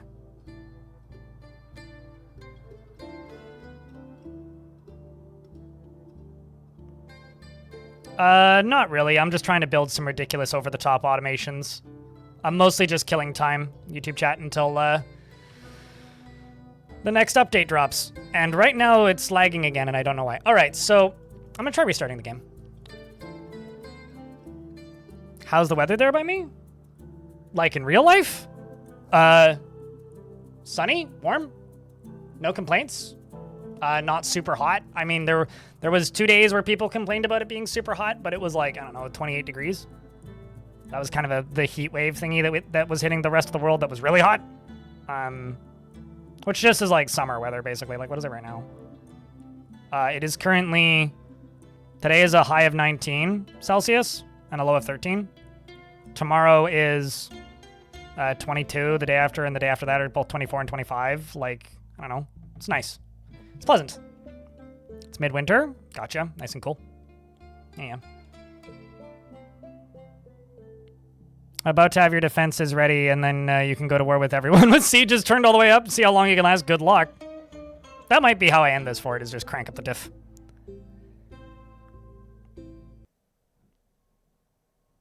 Okay, I'm just restarting the game because I'm suspicious about a few things, but 40 degrees is too hot. I don't speak Fahrenheit. Fahrenheit is for people south of the border. I'm north of the border. Do not Fahrenheit. I mean, I can speak Fahrenheit, I just don't bother.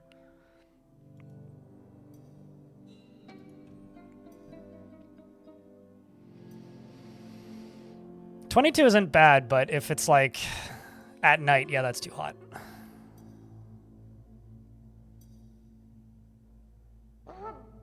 I mean, I'm closer to Mexico than Alaska. Actually, is that true?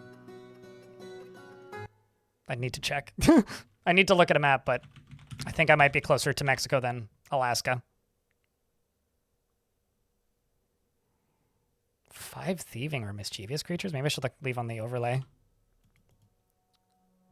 Oh, it's the Molddogs. Ow! I wonder if these are part of the issue.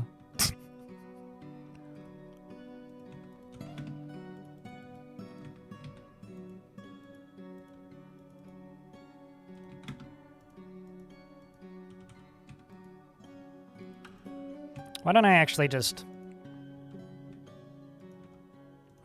No, we'll just place a ramp. And some stairs, but...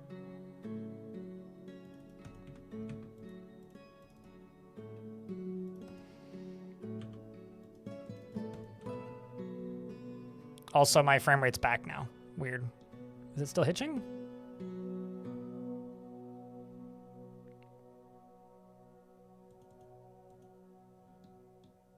Strange.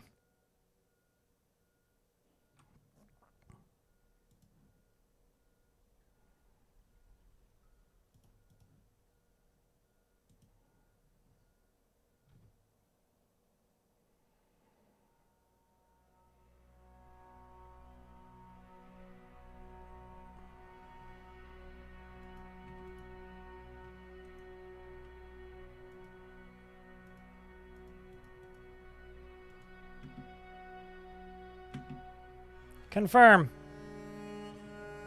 Target practice.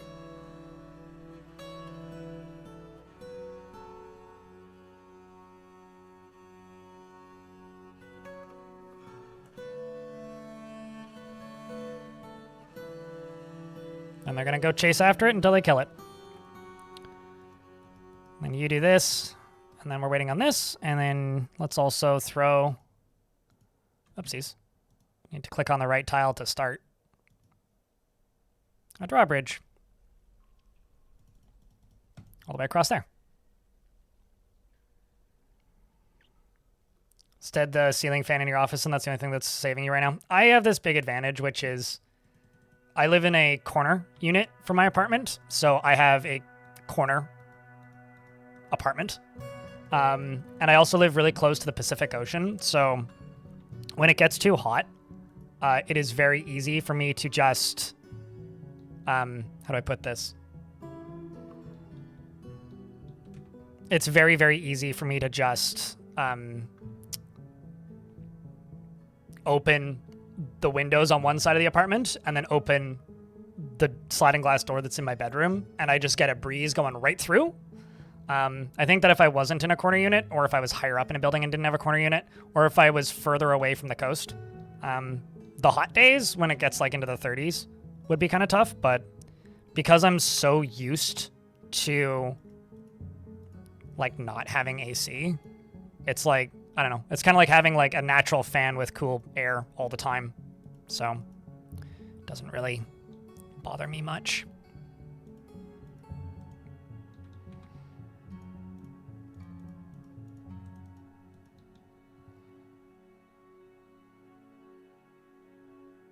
You get similar living in an apartment, but that's all the way, though. Yeah, you can open the north and south. Yeah, I don't have, like, full north and south, but I've got, like, south and north, basically. Or, rather, I don't have full north and south. I have south and east.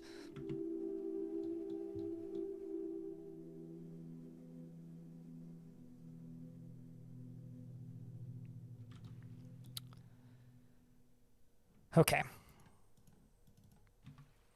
Gotta stay out of this rain. The malodorous ooze is brutal. What if I mine out you two so you look a little better, and then do this? Because right now it just looks so fucking fugly.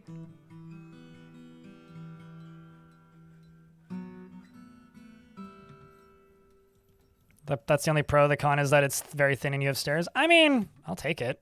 Or I'd take it, honestly. Sounds pretty good. It's a pretty minor drawback in the grand scheme, I would say. So this being all the way full over on this side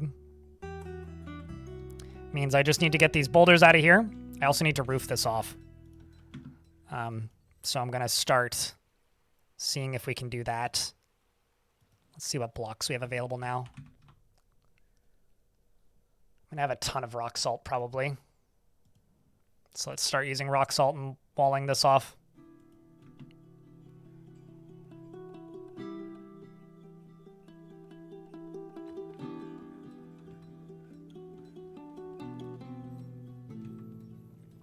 It's definitely better for your health. Yeah. I think that's like my biggest... A lot of people for modern apartments, like the main drawback that I see people pointing at is just like space. For me, the biggest issue with a lot of modern apartments is like not space. It's lack of windows. Like I could have a very small apartment as long as I have windows and be okay. But like very small apartments without windows, also without like airflow is like the biggest issue that I had with my old apartment. I lived in a very small, for those of you who only started watching more recently, I lived in a very small apartment for a very long time. So I was in like a bachelor's suite for about 10 years, which was okay. Like it had its issues. It also had its benefits, but like it was tough for a lot of it. Because all I was on the inside of a horseshoe-shaped building that in the winter had like hours of actual natural light, not even. Like, way too little natural light. So combine the long hours of no natural light whatsoever and, like, the tininess that was that place, it was tough to live there.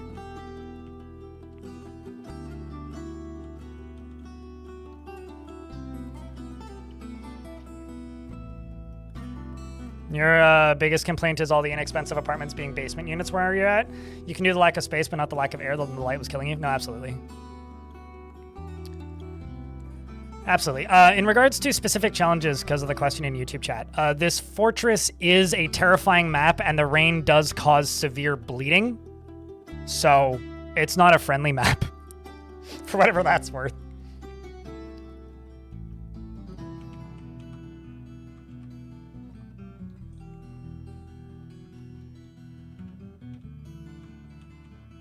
Uh-oh.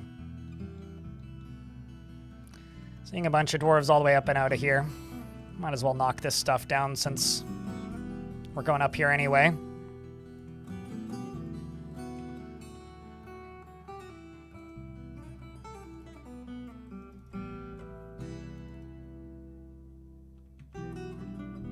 Oh no, we can actually just deconstruct all this.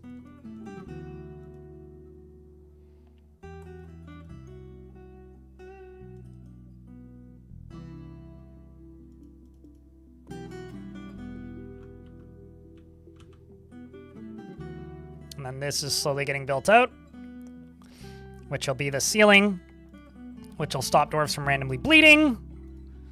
It's a horror show, this fort, let me tell you.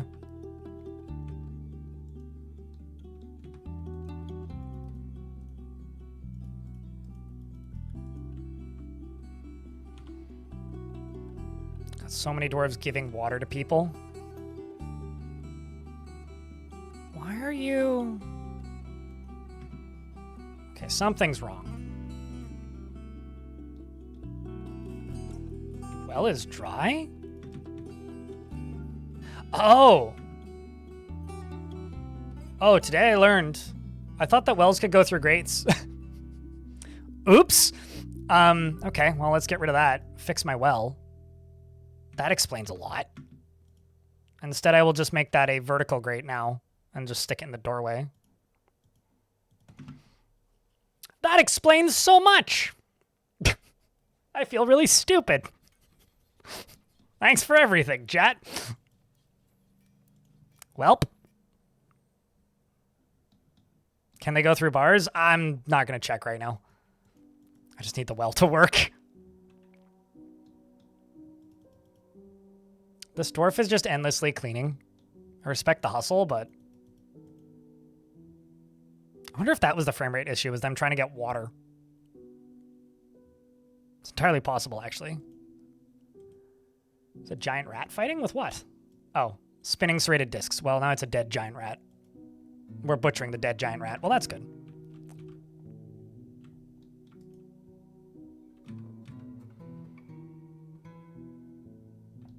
And let's just keep working on this flooring. Oh man, running out of siltstone.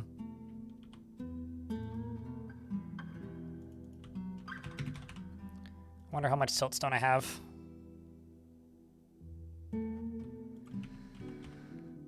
$155. Okay, let's do 150 siltstone blocks.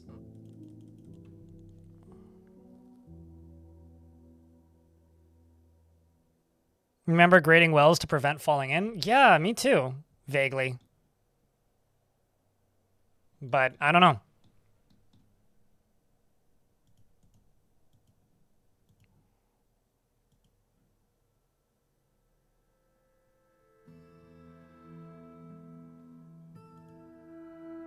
I feel like I need to rebuild this. So I'm just going to remove these and let this water flow out right here. And rebuild this to pump from the other side. How else would invaders invade through your well? I mean, true, yeah. How else are the critters going to get into my well? Also, I should turn off fishing. Because currently there's nowhere for them to fish, so they're fishing God knows fucking where. I also need to pause this.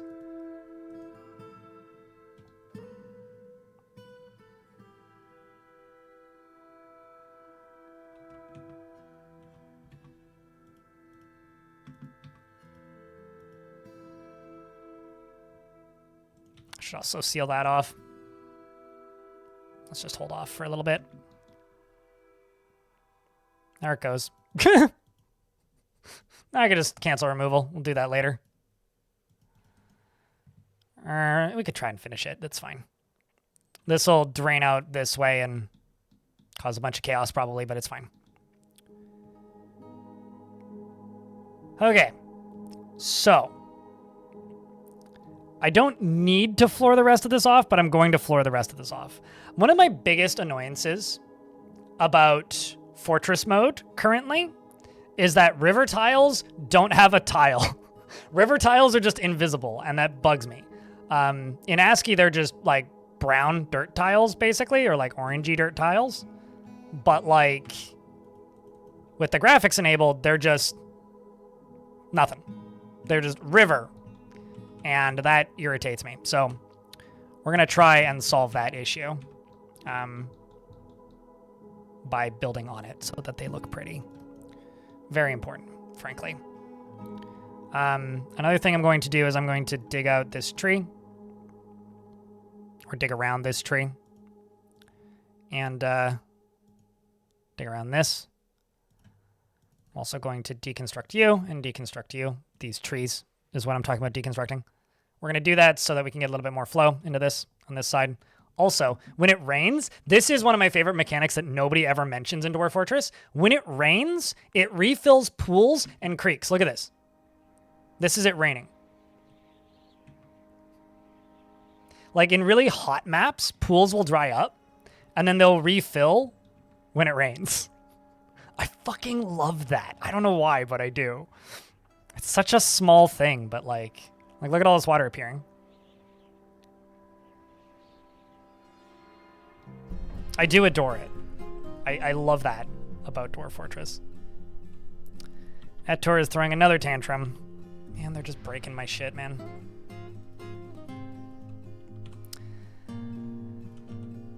Alrighty, Etor. Who's your parents?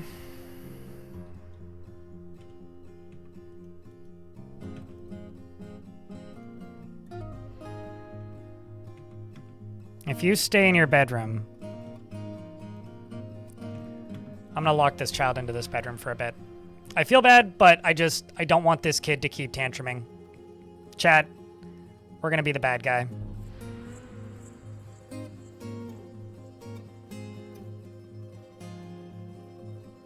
You thought you broke something? No, they just don't have assets. Femi Noir, the wrestler, has bestowed the name Sunken Nastikig upon a steel shield.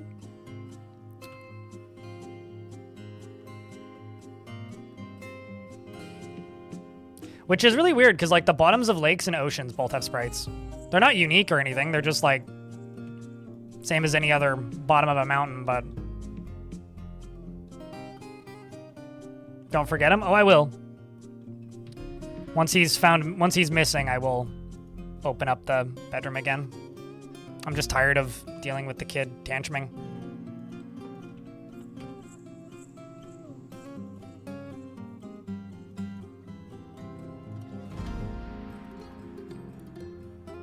But like the weird thing about riverbeds is if you build floors on them or a road and then you deconstruct it, it just shows the material underneath the riverbed. So it'll be like, oh, this was, you know, sand or whatever.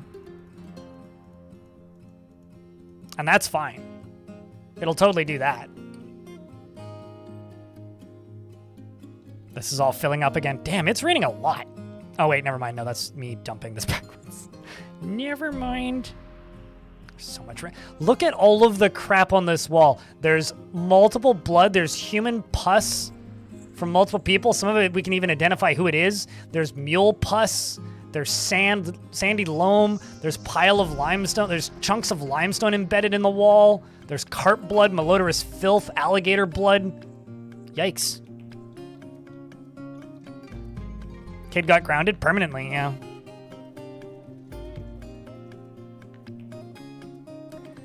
This is way too late to the conversation because you needed to find the right website for it, but IRC, your base Mexico would be twice as far as Alaska. Damn it! I can't say my dumb thing.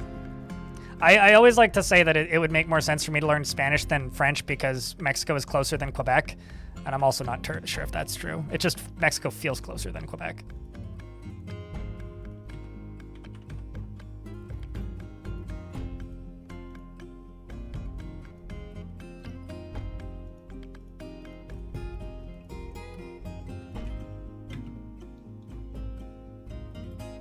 Seal this other child is throwing a tantrum. Who are your parents? Top Hat and Judo C.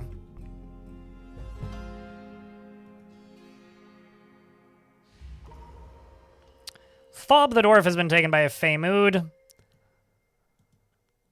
Fob is a very drowsy, stunned... What's the very drowsy caused by? Beast sickness. There's a beast sickness that goes around sometimes, which makes them extremely drowsy. Wouldn't getting grounded be having a Z level dropped on your head? Non-bearded dwarf, please. I don't think you currently have one. Let me double check, though.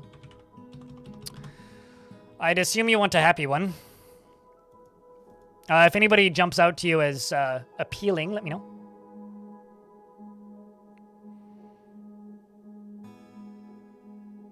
Yeah, the curse of our map designs, right? Wraith of Seth. I stand corrected. But how is there a pile of limestone? Some stuff has caved in from the surface. Is what causes that. That's dust, basically. So, like, I caved in a limestone layer long time ago.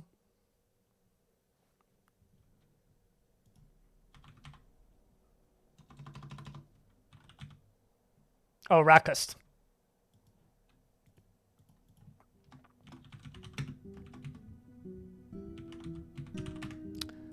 Shadow absorption. Sees others as selfish and conniving, dislikes receiving advice, prefers to keep her own counsel. She lacks confidence in her abilities and tends to be passive in discussions. She tends to consider what others think of her, and she tends to share her own experiences and thoughts with others. She isn't given to flights of fancy, and she is quick to form... she isn't given to flights of fancy, and she is quick to form negative views about things. She doesn't handle stress well, and she does not have a great aesthetic sensitivity.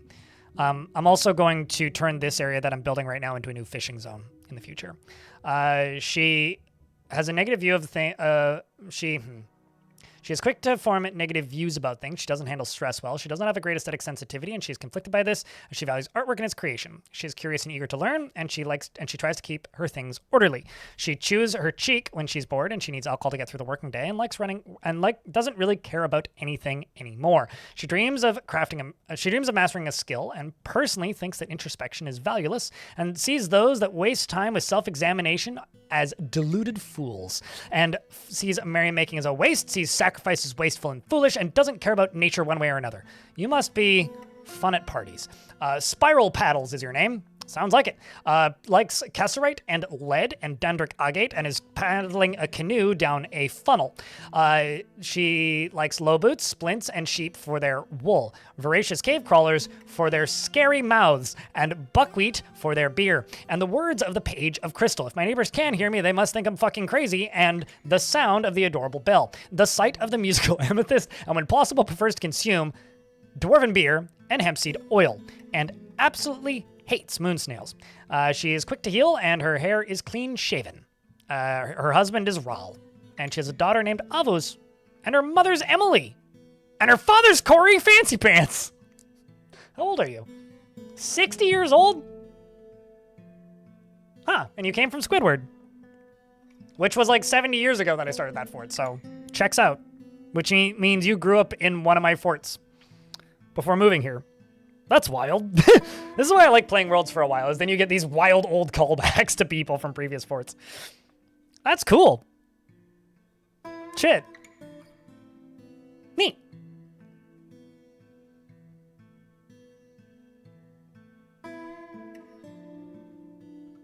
Nah, it's all good. I that didn't read like a dwarf name, but I believed you anyways. I was able to get the gist. That's all that I needed, right?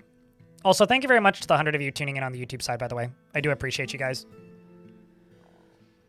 Since I have OBS running at full capacity again, something I'm going to try and do over this weekend once I'm done editing the secret project and hopefully getting Future of the Fortress finally fucking recorded, is I want to see if I can get 2K streaming working for Twitch, and also see if I can get vertical streaming working for Twitch. Because I have access to both of those things and I just haven't bothered.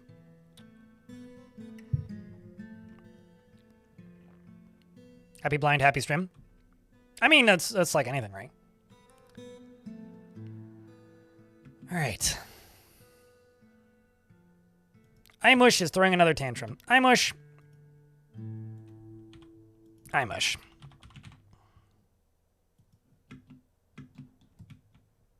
Did you, like, throw a tantrum and then, like, just immediately die?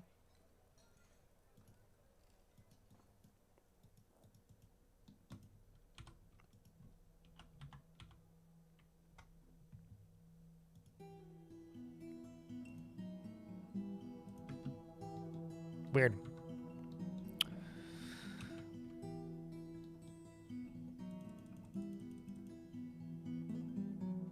What do you need for your strange mood, Mr. Drowsy? Rough gems, probably, right? Yeah, I think it's rough gems.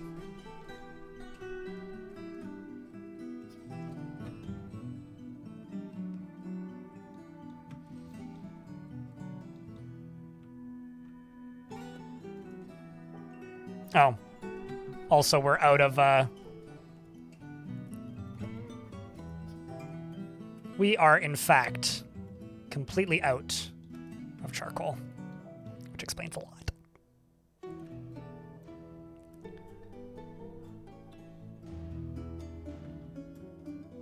This game does not seem well suited for a vertical layout. The idea isn't to be well suited for a vertical layout. The idea is that if somebody opens the stream in vertical layout, they can decipher what they're looking at and then swap to a layout that's better.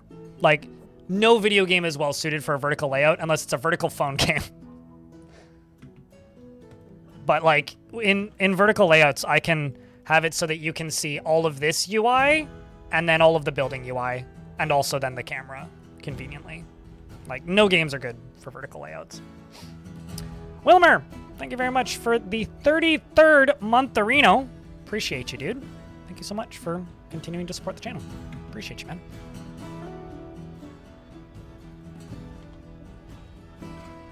This is the dwarf.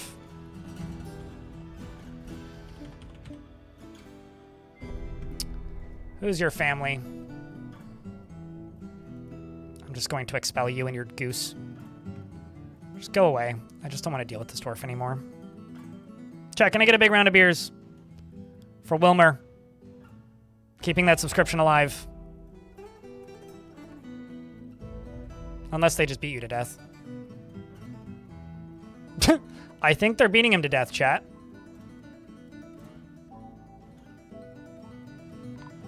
There he goes. Well, rest in peace, Imush.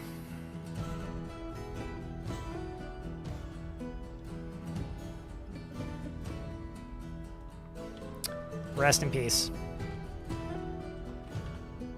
I was gonna say, I've like done a very good job making moods significantly worse today. Damn right. Why would I not expel their goose if I was expelling them?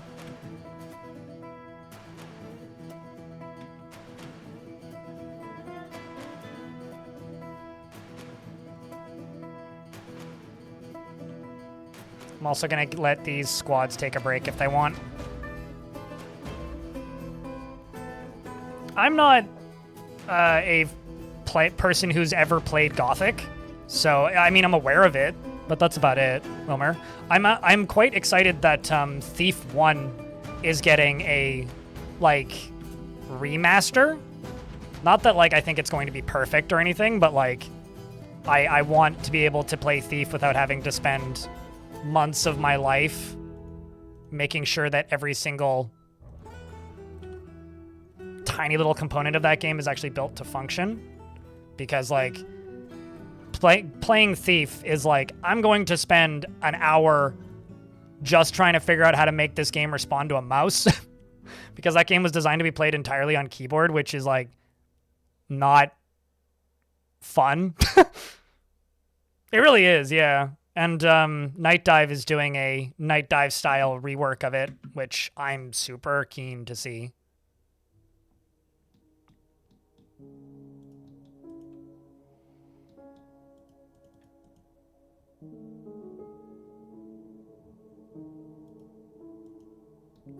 I wonder if they just can't access them. They might be trying to get them from over here.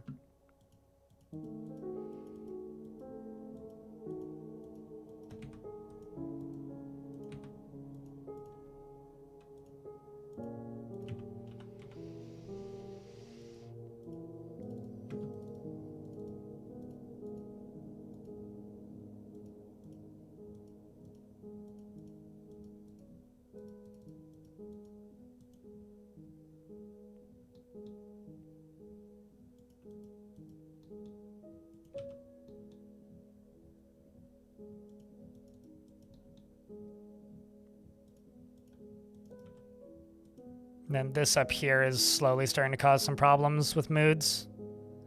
But at least that means down here will be better.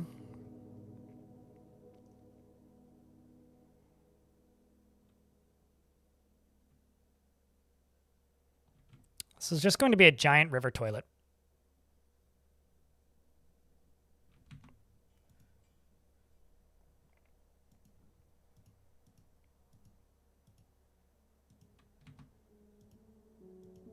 Just realized I screwed that up, but oh well, it's fine.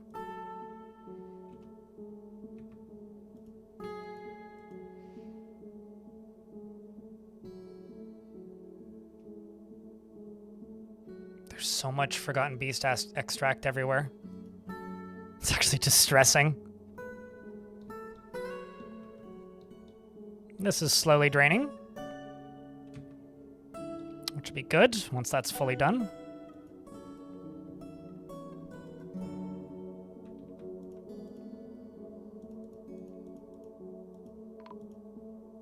.409, the miner's been found at? What?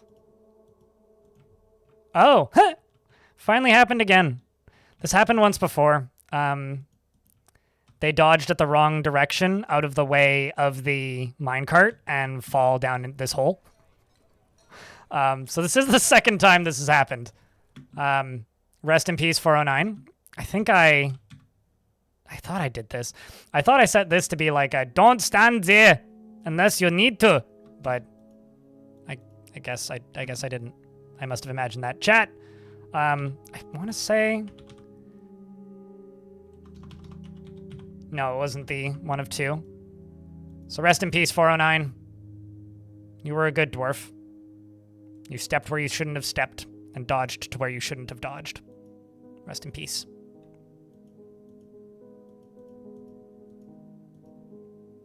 Actually, did I de-automate that? I think I did.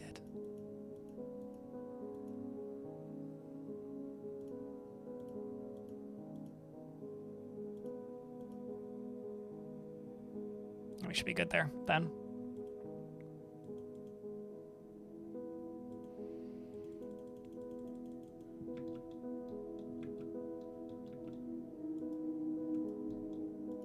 What?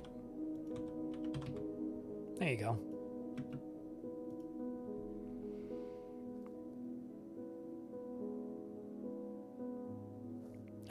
I kind of hope they don't. Like, dwarves just tripping and falling and being, like, mostly incompetent when it comes to, like, foot placement is such a charming feature of Dwarf Fortress. Like, they probably should, but, like, I kind of hope they don't. I do really like that about dwarves. Because it gives you reason to put in precautions and safety and things, right? Like, if they were just entirely competent with their foot placement, then, like, what would your reason to, you know, do the dumb thing be? Like, you wouldn't have any reason to be cautious with placement of dwarves, period. ending up in your moat. Well, don't build a moat. Then they can't end up in your moat if you don't have one. But I get it. I mean, I mean, I would say, like, either defend your moat better, or don't tell your dwarves to stand near a moat, or teach your dwarves to swim. You know? Like, there's ways around that, but I get it. You know, I was talking with Putnam a while ago, and we were talking about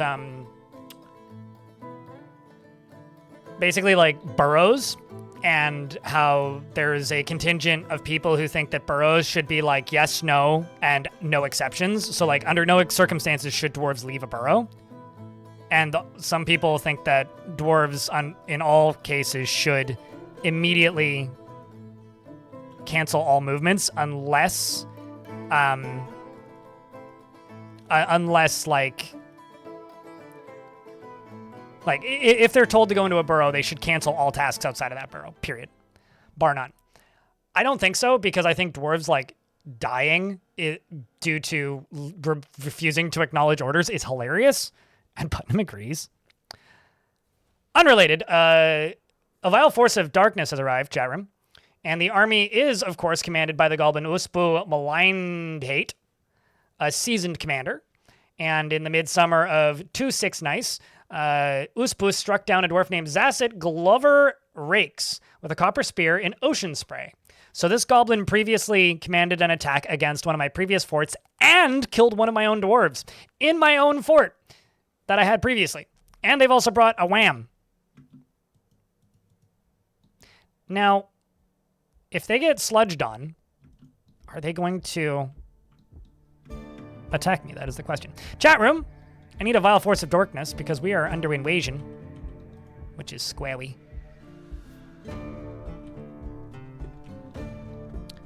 So I have a feeling they're just going to enter the fort this way. So just let me do a real quick deleting of allowed zones to hopefully minimize possible impact.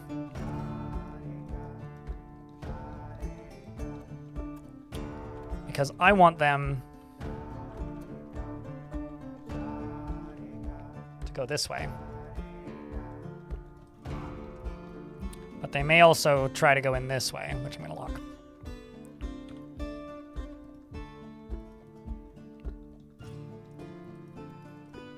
Where's that Uspu commander? Malignhate. Yeah, this dwarf.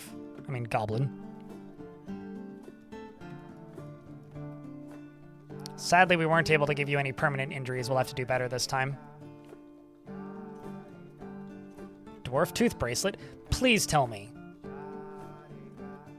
Please tell me this bracelet was made out of the dwarf you killed. They have silver pikes. What an odd material choice.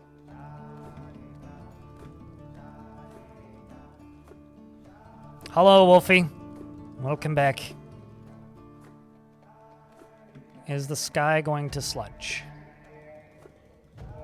That's what I need to know.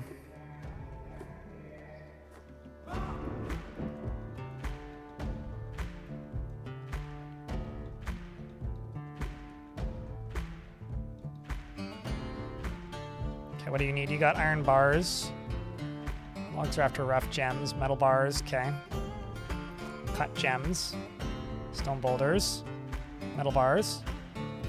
Cut gems. Metal bars. Okay, so it is cut gems that you need. Cut a singular gem.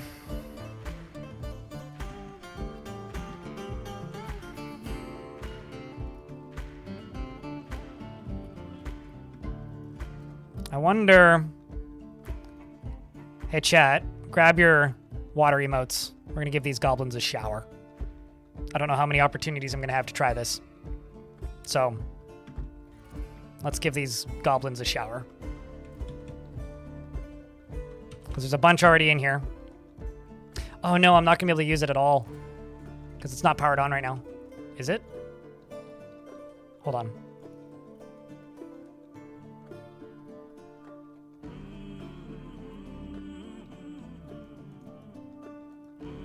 Where are you? We'll see.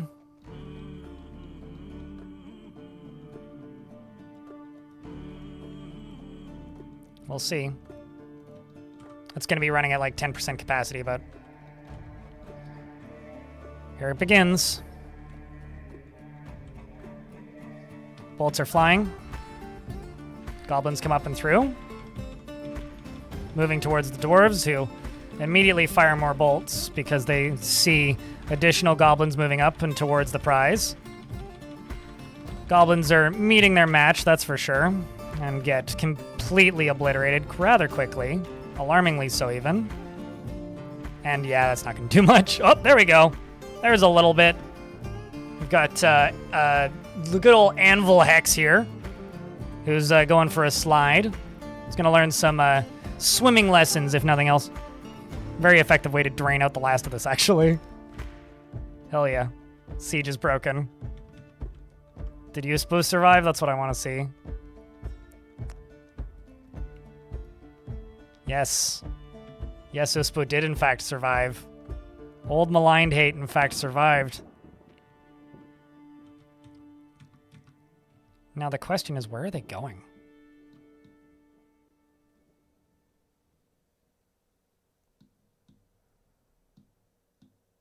Well, the malodorous ooze is coming from the sky. This place must smell horrible.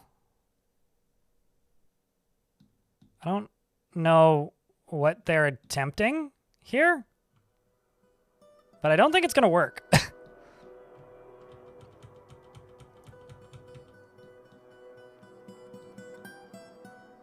I mean, this right here is just simply draining all of this, which is going to run out of water pretty soon.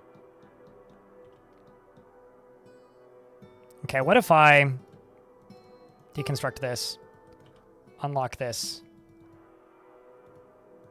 and then send all the dwarves down here? Because my dwarves can swim.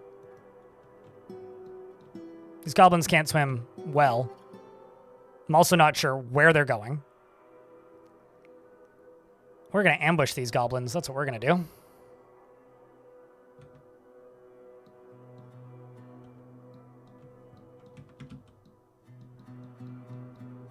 Wait, what? Are they climbing the walls? They all just disappeared. Oh my god, they are. Okay, well, let's see how this goes. Or actually, what if I tell them to go there? Dwarves all charge out and begin chasing these goblins. Let's see how this goes. The vertical goblin affair. They're firing bolts at goblins, hitting them in the head and other such things. Where did they all go? Okay, so a lot of them are just leaving. But, like, a lot of them are just going up this way. Okay, that's a weird route to take. I definitely hit at least one, though. Yeah, at least two. Whack. Okay. Let's send these dwarves back inside. Where are you going? You are officially taking the strangest route into the fortress of all time there, dwarf.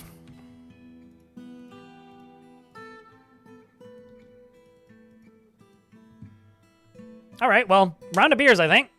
Fight well fought, siege well won, dwarf's good, and all that. I say siege well won. They're still on the map, and they're still trying to attack me again, so... But they seem to be cycling back around, if nothing else. If nothing else.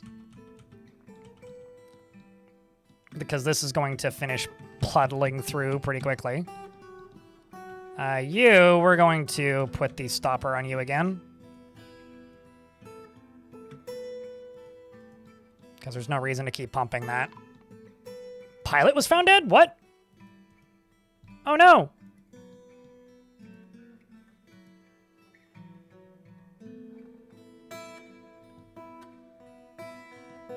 I'm seeing a bunch of blood in here, but I don't actually think... Pilot was my militia commander. What happened to Pilot, then?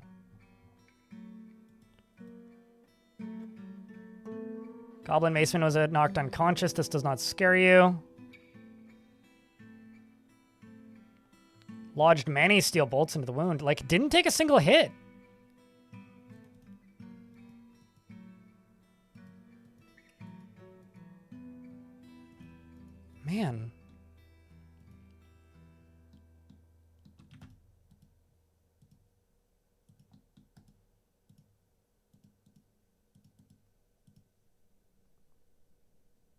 Friendly fire? No, like literally must have been the weather. Sorry, that's a really weird excuse to use when it comes to somebody dying, but I think it was the weather because like there was no combat logs indicating that he died from that.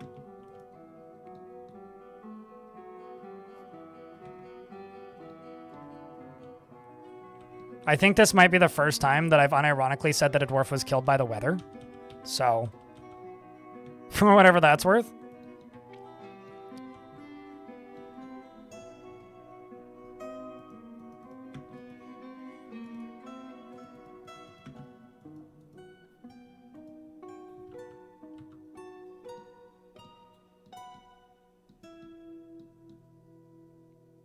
Unrelated, but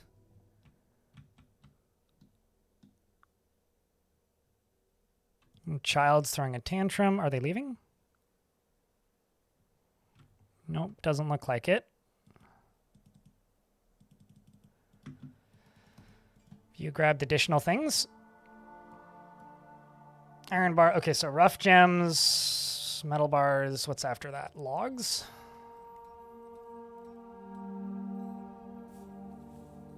Cut gems. There's so much blood everywhere.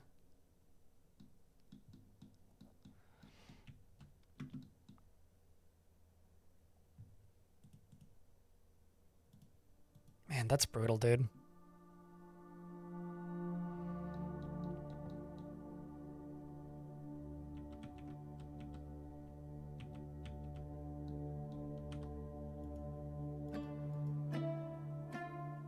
Also, just as a reminder, when it comes to bolts, there is no such thing as friendly fire in Fortress mode. Just a reminder, like, dwarves can't be killed by friendly fire in Fortress mode. They can be hit by each other if they jump into each other, but there is no friendly fire in Fortress mode. So this is where the elves, or where the goblins are at with the elf pissing off technology.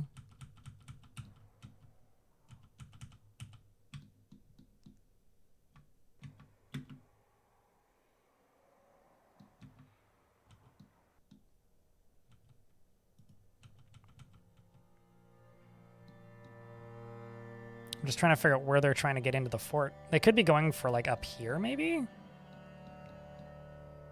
But, like...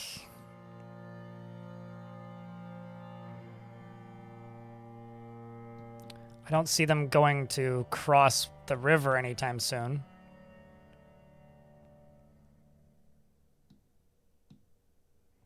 Like, I've got a bunch of them just, like, hanging on the edges of this. Which isn't exactly, like, convenient or good for them either. Goblins are still just knocking trees down. They're trying to sabotage my relationship with the elves. Those bastards. Trading was productive until the goblins decided to ruin it.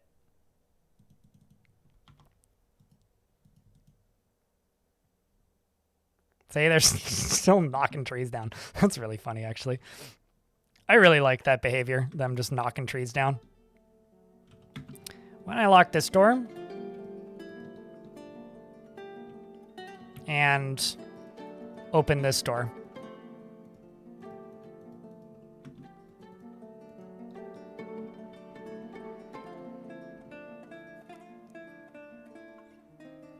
So the elves blame you, it's genius. I completely agree. It's a foolproof plan that only a goblin would think of. Okay, so the goblins are all down here. No, not all, but a bunch of them are down here.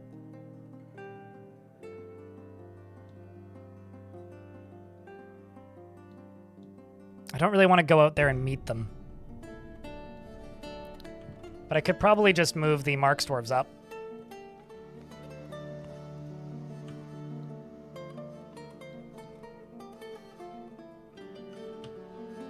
Because they're not as interested in closing the gap to the goblins.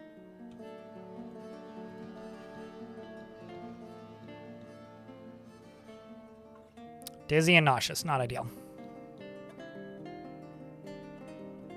feel like dizzy and nauseous is like pain and panic. The actual easiest place to win this fight, I think, would be to seal the front door. Thob the Wrestler has created Matulong, a lignite crown, and claims it as a family heirloom. We'll look into that after this fight. I feel like the easy way to win this fight, actually, is to just try to get them to... At least they're getting breaks. Would be to get them to... Bro, what? Bro, what? Oh. Never mind, actually. Boys and girls, we're getting ambushed by voracious cave crawlers and their scary mouths. And we're going to see how the dwarves do against them. The dwarves go bolting outside, maximum speed, led by our brave leader, Carl, who is showing those probably injured goblins who's boss. And since we've made it this far, we're going to follow our good leader, Carl, down the hillside, through the goblins, much to their dismay, as the dwarves become dizzy and nauseous. Oop has taken the lead, sprinting after the goblins. So much puke. I mean, such is the way of things. And then we beat the shit out of the goblins wielding the battering ram. And I think with that, the siege has fallen. And I'm going to send the dwarves back to train indoors where it's safe. And there's iron and tin, which made up the battering ram. And I think that's the siege done. There's still a militia commander, Carl, fighting with something. And by fighting, it's his own ability to not vomit. But we do feel triumph after the forces of the last evil were defeated at Mortalsludge. Hip hip. Post beer. Hip hip. Post beer. We did it. Hallelujah. Huzzah! For Dwarfus! And greatest successes. Okay, these ones over here we do gotta get rid of. We do gotta get rid of these dwarves. And their stuff. Maybe actually don't do that. Just haul it in.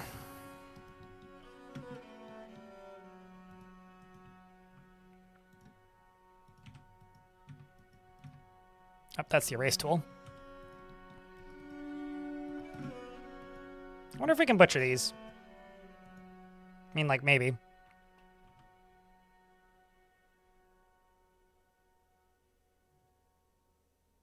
Sorry, I feel like I didn't read chat for the last 20 minutes. That was a lot. But hey, you know, we made it. The dwarves survived, I think.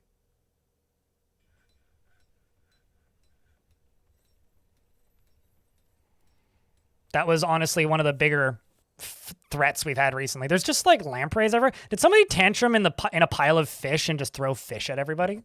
Because there's just like fish everywhere.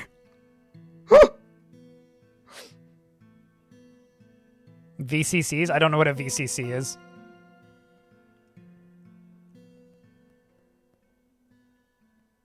Voracious cave crawlers? Yeah, yeah, I guess. Sorry. I just call them crawlers. I'm real bad with, like, acronyms. Vindictive Christian capitalists. I don't know. That could be anything.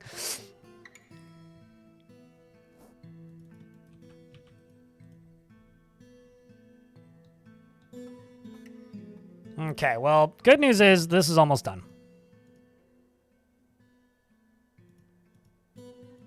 Although voracious cave crawlers and vindictive Christian capitalists have scary mouths, so honestly, checks out.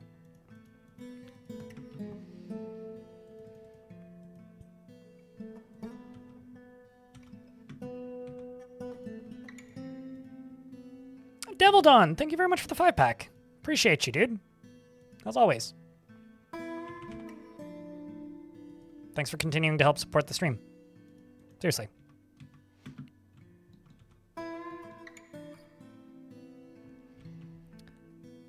Well, the good news is up here is getting cleaned up pretty quickly. Oh shit, we're in the actual ad break now. I need to pause game. Chat, can I get a round of beers for the 5-pack? Cheers, dude. Worst enemy of that siege may have been sunlight. Yeah, my own poor habits. How's the, like, quality and stability of the stream been today, guys? From your perspective, to anybody watching.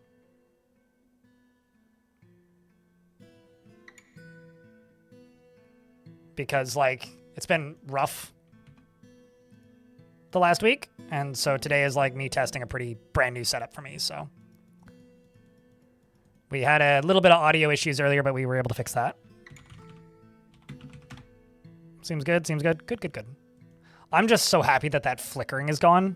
That shit was driving me nuts. You've seen no issues? Good. Good, good. Now that I've said that, the stream's going to drop in 5, 4, 3, 2, 1.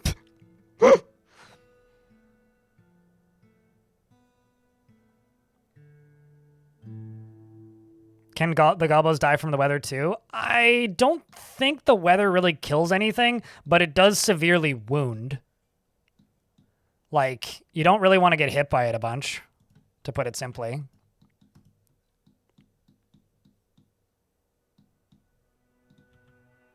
Like, that's why everybody here is bleeding, you know? Like, all these dwarves that are in hospital right now, injured, it's literally due to the weather. Which is pretty brutal, actually.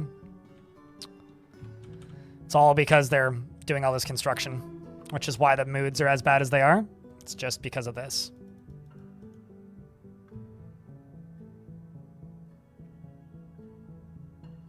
I can't wait until I can open this stuff back up.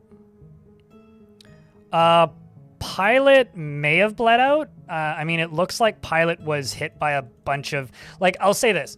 If you have been rained on and you're feeling the effects of the evil weather, that won't help you in a situation where you're trying to remain, like, healthy, you know?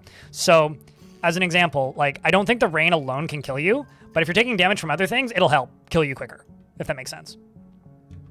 Like, I'm pretty sure the rain in and of itself won't kill a dwarf. But if you've taken damage from anything else, it's going to have a compounding effect and make it worse, right?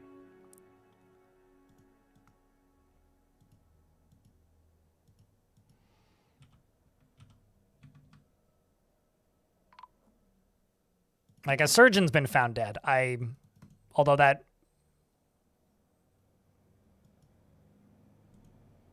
Moses. Surgeon Moses, what happened to you? Fell into the river. And there's another dwarf falling into the river. Did the bridge close? Oh, no, there's a agitated giant thrip. There's an agitated giant thrip here. And seal of the kid, I kind of hope that you fall. That would be nice. Yay! I don't like this kid. You're all splat. Oh, well, you're fine too. Well, that's unfortunate. Is it just the one agitated giant thrip? Or is there more? Yeah, there's a whole squaddy of them.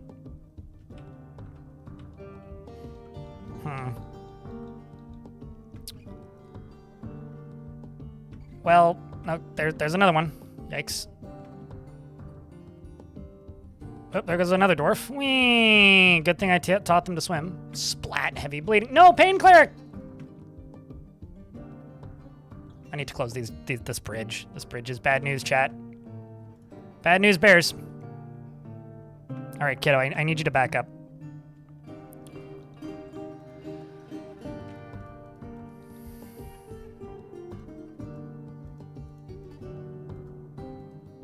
And if you don't back up, then oh no. Oh well.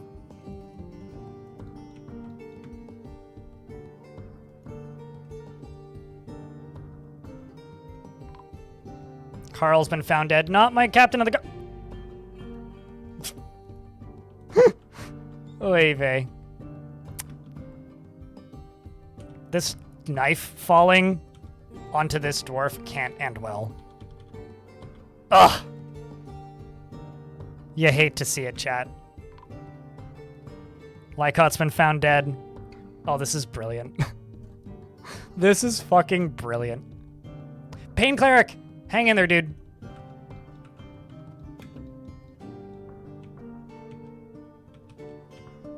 Hang in there, Pain Cleric. What if I open this up and put these 2 squads right here and go up to here and place this squad right here.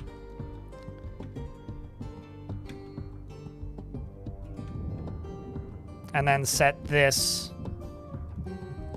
to be in the burrow.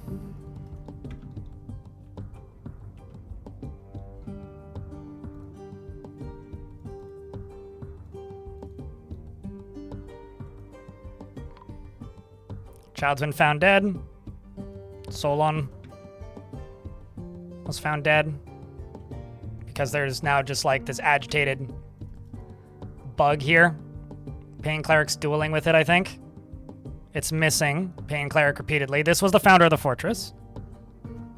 This is the kind of disasters that I love in Dwarf Fortress, though. This is great. Like A+ to this. All of this. Okay, that gate's been busted.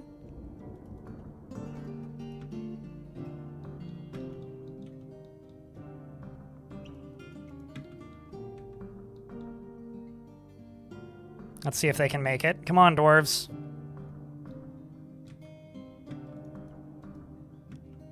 We've got at least 3 dwarves just punching the shit out of this thing. It's now unconscious. Come on, we got this. What's your skills in swimming at this point? Just dabbling, really? I feel like you should be higher than that by this point. Are you even hitting it? That's the real question. Not really. It's just dodging.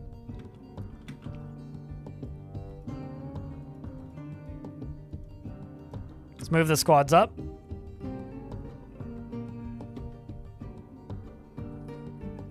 And the giant bug is still just hanging out. This is all draining slowly,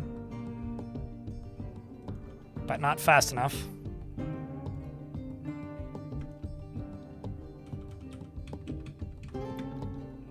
Come on. I just need this dwarf to make it far enough this way that these dwarves decide to yeet themselves into the water to go help. Come on, dwarves. There we go. See, now it's dead. Now they can haul ass in.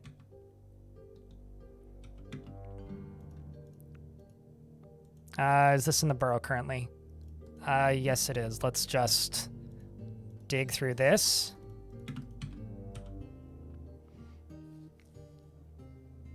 Chat, can I get a round of water and also a round of beers for congrats, because I can't fucking believe we've made it.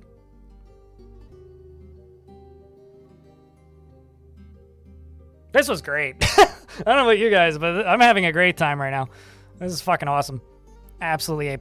Fantastic. Let's see if we can get this dwarf inside. Where did Carl's body end up? All the dwarves end up in the river. God damn.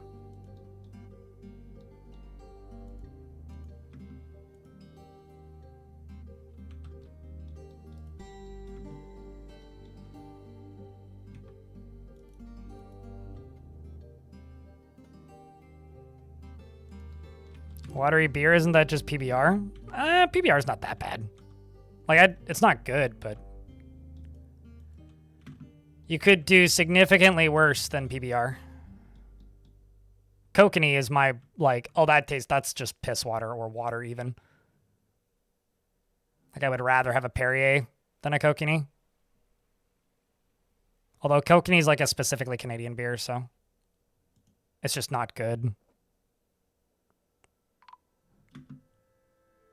Rolf has been missing for a week.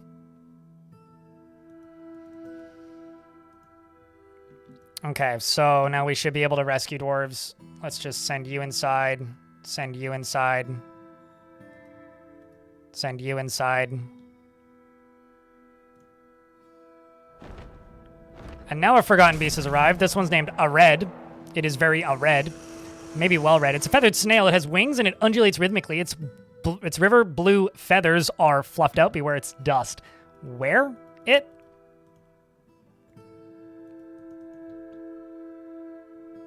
Okay, I am not totally sure where this is or how I know where this is.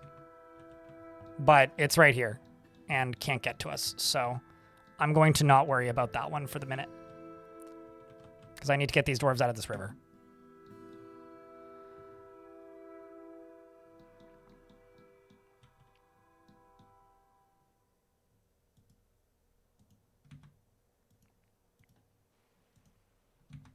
Let's just throw a door in here.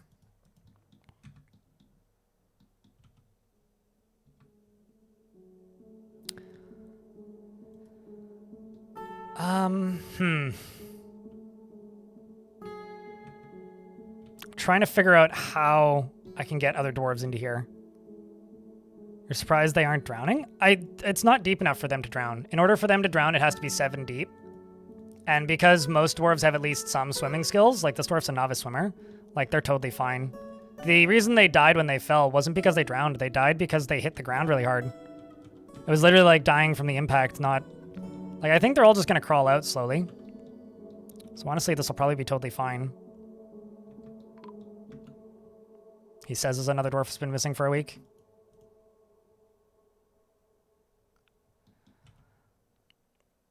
Seelob, the dwarven child that I wanted to die in that whole situation, is now throwing a tantrum because, you know, entitled little twit, who's also now dead, by the way. Do I need to feel bad about this one? This was the one that you guys told me not to forget about. Anyways, I didn't forget about them. The game finally told me that they were dead. No, 4 of 7 is not enough to drown, especially because I've been teaching them to swim using this. I have this very fucked up teach dwarves to swim setup, which is this minecart that waterboards dwarves by making them go wee through the thing, which happens periodically when dwarves come over here and decide to go wee. So now I'm just waiting for a dwarf to go wee. There we go. Wee! See? It drowns them. But it also teaches them to swim. So because most of my dwarves have at least some swimming skill, they're not going to drown. It's like shallow enough. Okay, so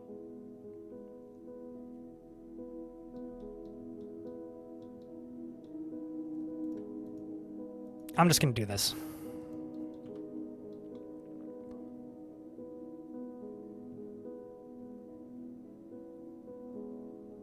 Well, minecart boarding? I don't know if I'd actually call it waterboarding, but...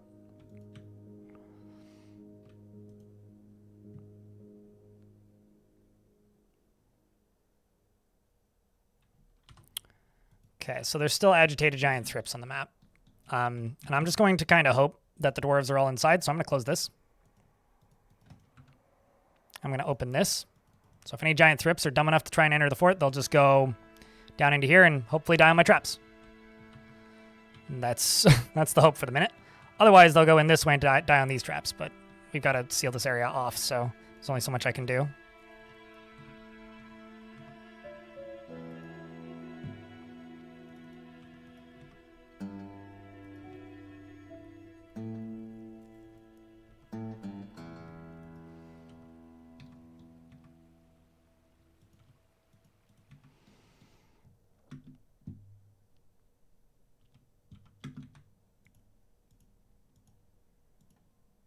That's not the material I wanted. I wanted salt.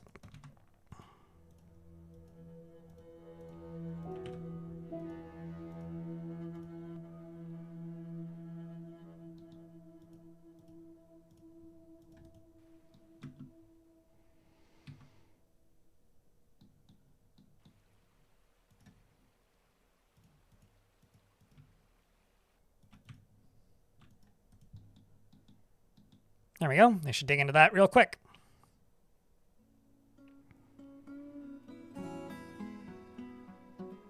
Think of it as one of those log rides? Yeah, except with, like, complete submersion. So it's a very... How do I put this? I think I just saw one of the big bugs. One of the bad bugs. The evil bugs. The monstrous bugs.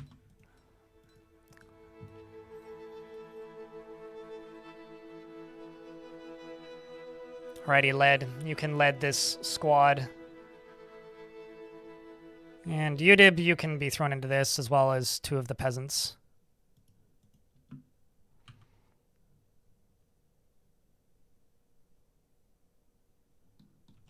And this child was able to haul themselves onto this tile right here, which is kind of impressive, actually.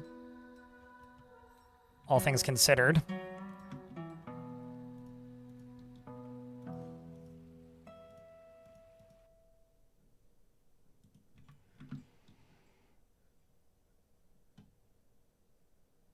Like, quite impressive. But yeah, log rides is probably a pretty good shout. So I'm going to need to rebuild this minecart route once all of this is done.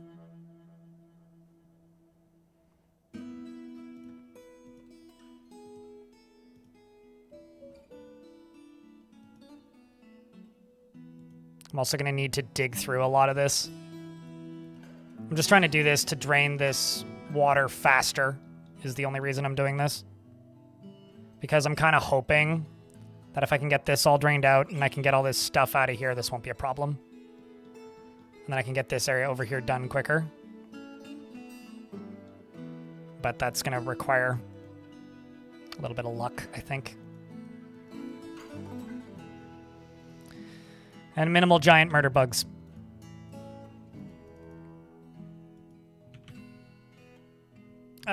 Blocks. What do we have? Good number. Siltstone.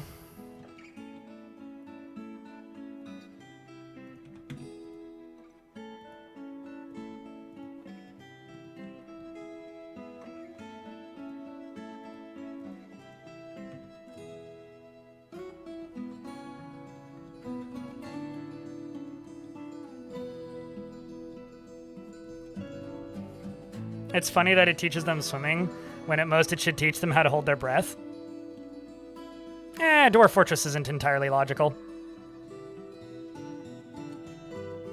Also, that fight was so much fucking fun. I will say, like, one of the changes that I'm happiest with Dwarf Fortress lately, maybe not even just lately, but just like in general, is absolutely the Siege update. I adore the changes that they threw out with that.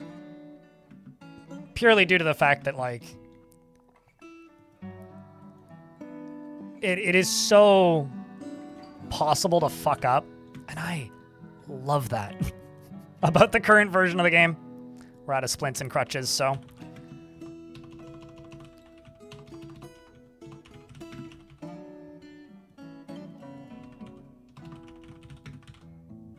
And it's so possible for, like, even the most inconspicuous little siege to just completely catch you off guard and cause you to fuck up and throw at a whole bunch of, like, a potentially, like, non-problematic fight at all and turn it into just a big-ass mess.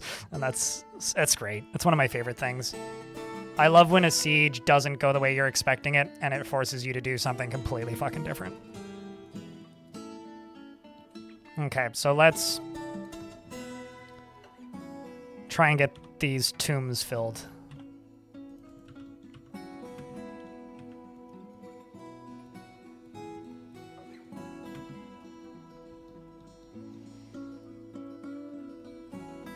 Because it's almost shallow enough for them to go over there.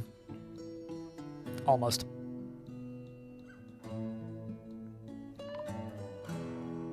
The dwarven child has been found dead, reason dehydrated. Well, that's one.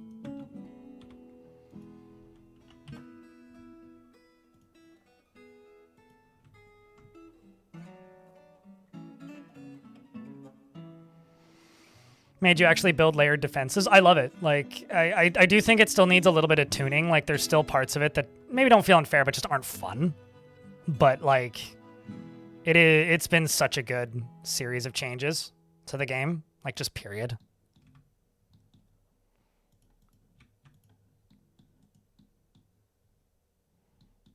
Like, genuinely, it's been one of the best major update cycles they've ever done.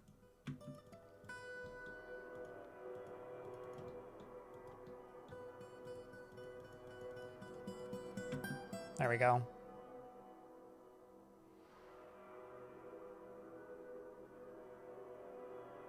I would have burned out on this game hundreds of hours ago. That's good to know. Something that I will say about the Siege update. Great update, added so much variety and replayability to the game. as far as the fights go. But like, I don't think it brought as many people to the game as I was expecting. Like, I kind of thought that that Dwarf Fortress would have like a bigger resurgence of like player counts when that update came out. But then like that didn't happen, which has me like really excited for the dinosaur update, because I'm wondering if like people are going to come back because they're like, oh, there's new animals for Dwarf Fortress. Like, that's exciting. And then they stick more because of the Siege update. That's what I'm really hoping for.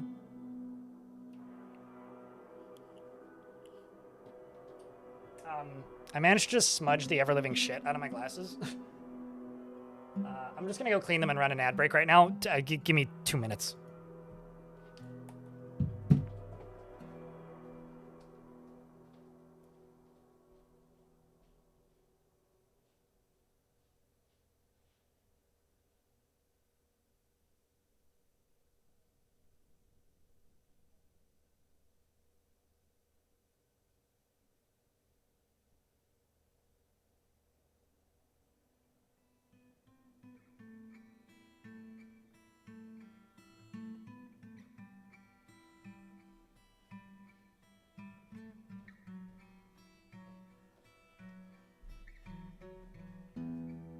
All right, I've now unsmudged my glasses, but still in that ad break. You had like 200, 300 hours before the Siege update, and you weren't really feeling DAF. Now you're over 1,000 hours. Hell yeah!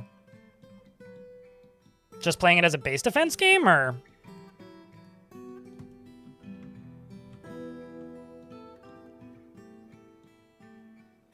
this whole thing is a absolute like fucking mess up in this place. So let's get Siltstone right there.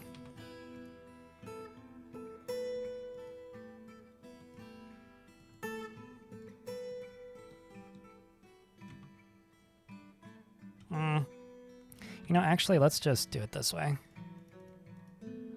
We'll build it along here. You here can continue to be sealed in. I'm gonna need to block this off.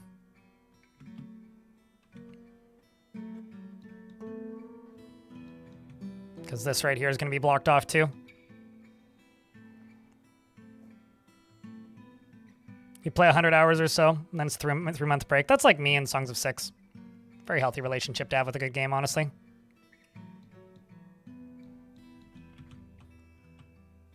Oh, sweet. There's sand down there.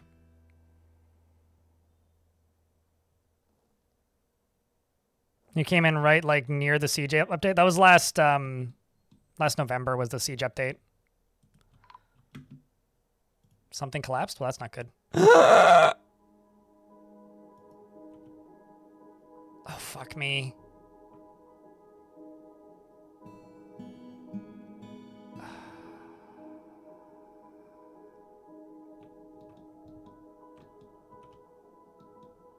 Well, I have to dam this river again. At least I still have this thing set up.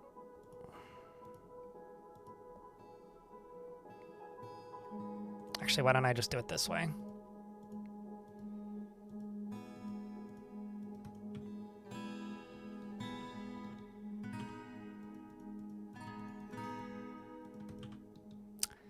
Yep. Did you come in at a bad time? No such thing as a bad time. Only good times. The bad time is I did just break one of my drawbridges. Oopsies. And that was me hitting the wrong button. There's also a lot of smelly gases everywhere in the fort, which is not good. Just back up. And just back up. And just back up. Just get out. Get out. Get inside. Go to where it's safe.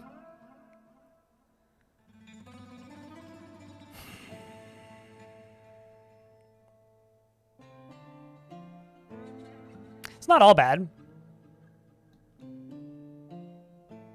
And stupid child is throwing a tantrum again. I don't want to expel Judosi, but my god, I'm starting to consider it.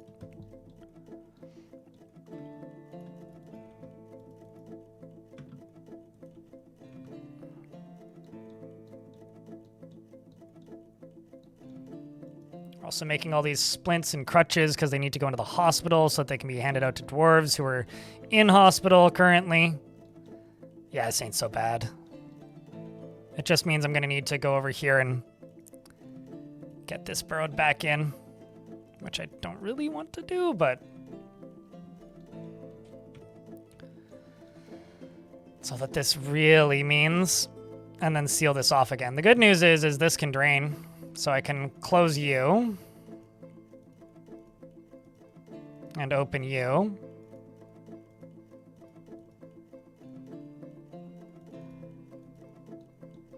Which will allow this to flow off.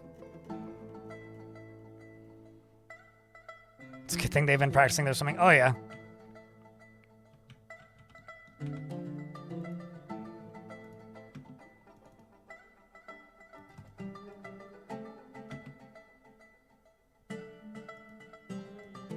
Question is, do they have access to wherever those pecan logs are?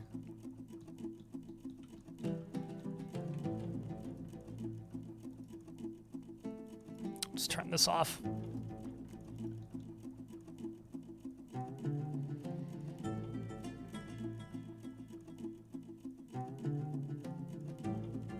This will just put a dent into here. So once this lowers down, I can seal it off and build a wall again.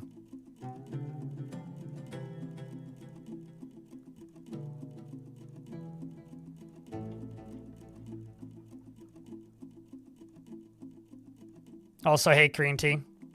What, the OS? Yeah, OS is... The OS that I was using was the FPS culprit. Like, Shadow of it. Like, no questions asked. Like, that was the issue. And this can just drain down here, which is totally fine.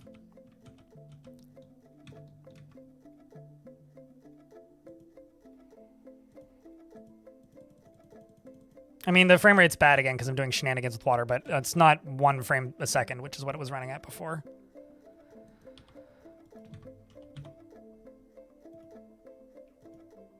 Oh, interesting route that you're taking. Okay.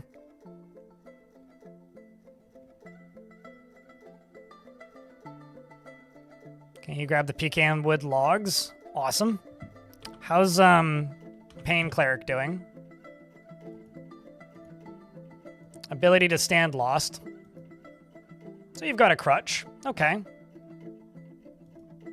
I'm sure that this dwarf will still be an unstoppable monster. I have much faith in that.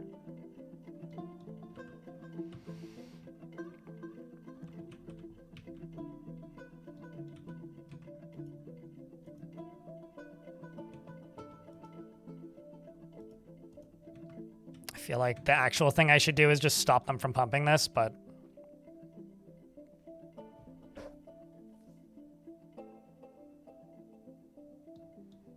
Technically a driver problem? Absolutely a driver problem, yeah. Driver support issue, actually, but... There we go. Now they can all stop moving because this is just powered enough now. And that's an agitated giant thingy. And then you just need to wait for this to start hitting 1 deep. I'm just going to build across here and just wall this off. Then I can turn off all the power on this.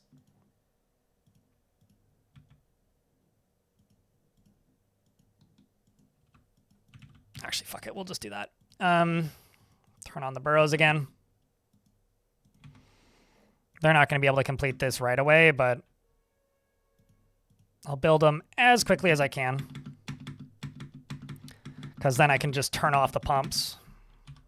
Just need that to be 1 deep. Just let me queue you up. That's all I need. Just let me queue you up. Just please, for the love of dwarfiness, let me queue you. There you go. Then along here, I'm going to do you and you. This is a pretty ambitious build, though, in my defense, so can't do an ambitious build without breaking a couple necks. It's like the pyramids weren't built without a body count. Sax, how goes it? It goes. I mean, waiting for the extinction update or the dino update, whatever people are calling it. So just kind of hanging out until then. Building a fortress with a lot of silly physics and water and nonsense shenanigans of various types. Got one of the walls built already, so that's good. And I managed to break one of my drawbridges. We also just had a bunch of dwarves die as part of a siege, which was fun. Today is a bonus stream because I've had bad technical issues all week, and I think I fixed them with an OS swap, which is good. But or a distro hop, whatever you want to call it. I think the plan for today is I will stream probably another hour of Dwarfs, and then I'd like to stream some Exo Rally. I don't even know how well it'll run on stream, but like, I kind of want to play some Exo Rally because I just want to show you guys that game because I think that game's super cool. Even though I'm sure plenty of people just tune out, but like, I don't know. I want to show you guys Exo Rally because that game's neat.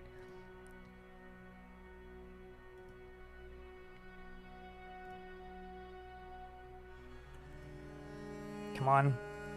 One. Sweet, that's done. Now I just need you done. And you done. Perfect. Now, I can tell one dwarf to go over here and just remove this. Look at these poor fucking lamp rays just getting stuck. It's like, oh no, I'm going for a ride. Actually, no, never mind. I should leave that running. I mean, it was kind of my own fault. I wanted to use Debian, but I then learned after using Debian for a bit that my graphics card is one of the only graphics cards that they don't support by default. Which is like kind of a moment for me. Okay, now let's not break that bridge this time.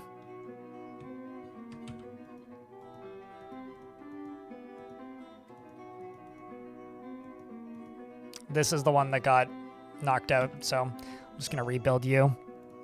Save the mechanisms.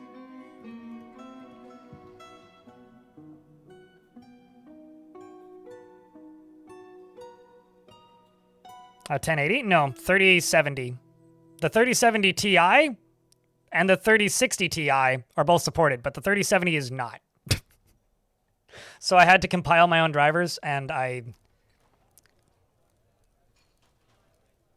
have learned that I don't have the skills for that. That's what I said. I was baffled. So now I'm on Kashi. I either had to compile my own drivers or like use backported drivers, and I was like, I just don't care.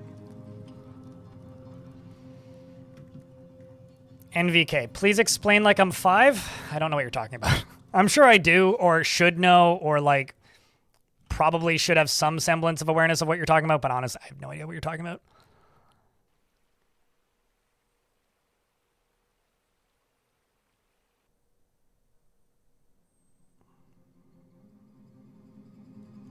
Okay, so let's just get this done.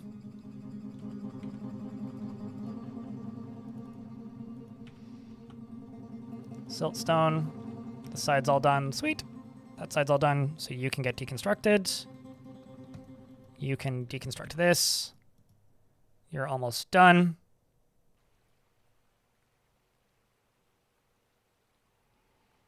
Okay, so now that you're done, I can go back up to here. Link you up to that.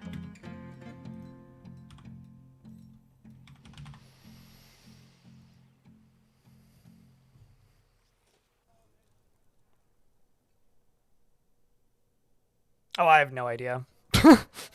I have no idea. I honestly, I try to avoid tech-related stuff, but you went with AMD for your GPU. I kind of wish I did, but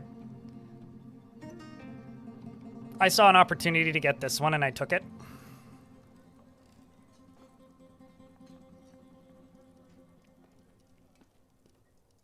But whatever next GPU I buy will probably be AMD. That being said, this doesn't really have anything to do with quality, consistency, performance, or like compatibility. But I really like Intel's graphics cards. You want to know why? Hi. It's a very dumb reason. Zindra, thank you very much for the 34th month. Checking again a round of beers. I like Intel's drivers because they're named things that I fucking remember.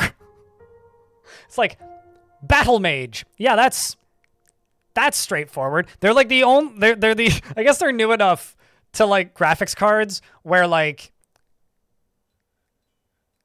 their branding hasn't gotten fucked yet, cuz like Intel CPU branding is like nonsensical. But like I can just look at that and be like, "Oh, that's the new one." Cool. And I don't know.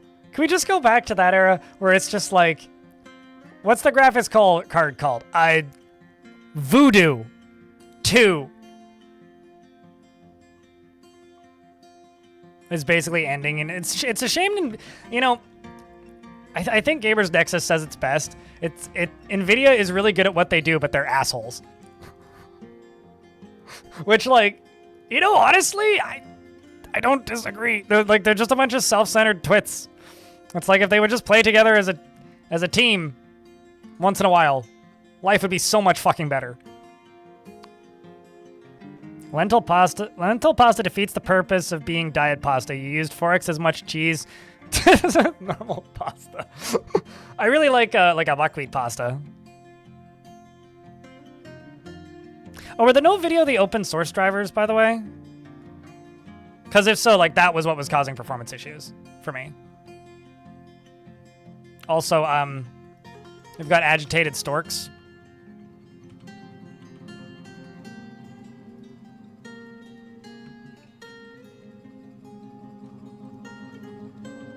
So I've got dwarves just, like, scaling these walls, trying to fend off these storks. It's a battle of storkic proportions. Okay, well, you're dead. That's good. Got Mark's dwarves standing at the bottom of the stairs, shooting upwards until bits fall.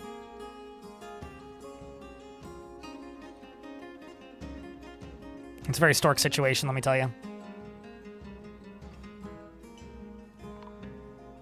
Ice has been found dead. Well, I guess he went splat. Couldn't survive the storks.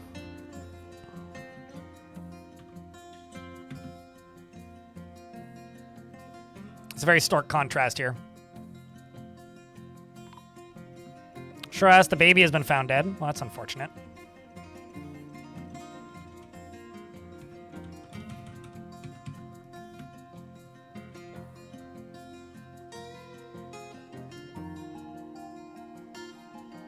Come on, storks. I need to get all this stuff sealed up so that we can deal with this situation down here.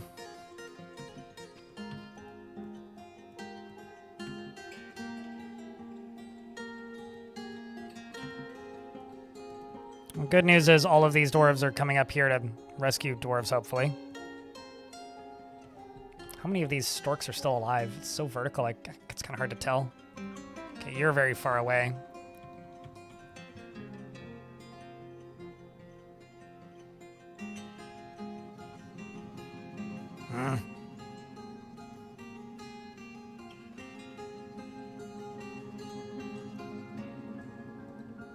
Actually not sure why you're disappearing, because you're not sharing a tile with anyone. It's like effectively invisible. Whenever that pop-up pops up, I hope it's that child's dead. But they're never dead. Although the agitated stork did bite a child in the neck. Ugh.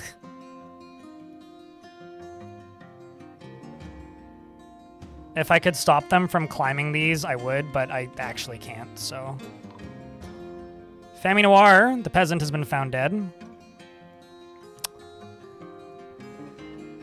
Send the other squads out here as well. And let's just remove this from the surface burrow for the minute. And also most of this, because that might be part of the reason why they're trying to climb up.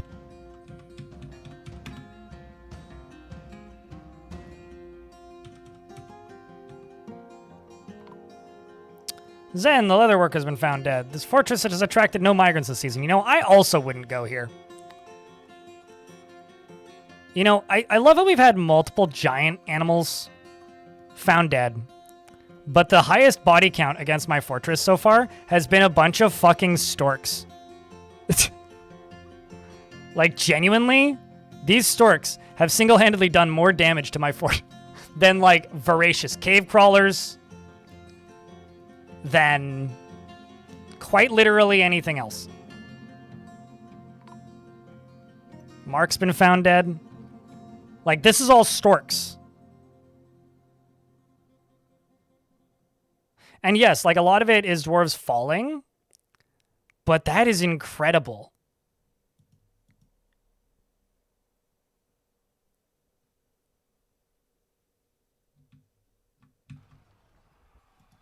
And, like, my Mark's dwarves are missing.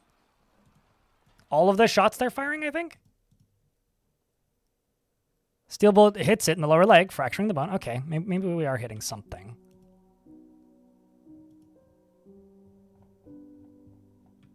But, like, oh my god, man.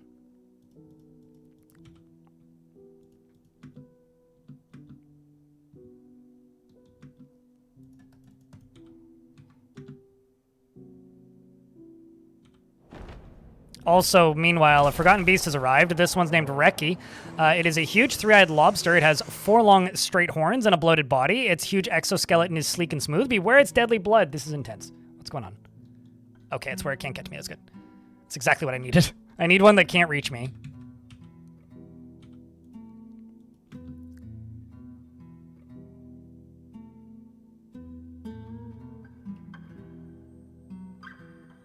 Okay, there's one, and it's dead. Sweet. There's 2. Oh, come on, it's overexerted. Come on, please fall. Please fall. Please fall. Please fall.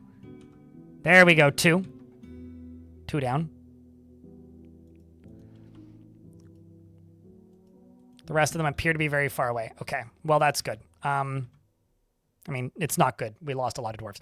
But we can work with this.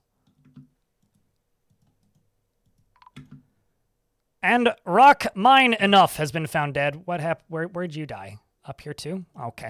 Just like everybody else. All right, so I need to make, like, I don't know, fucking 15 tombs or something.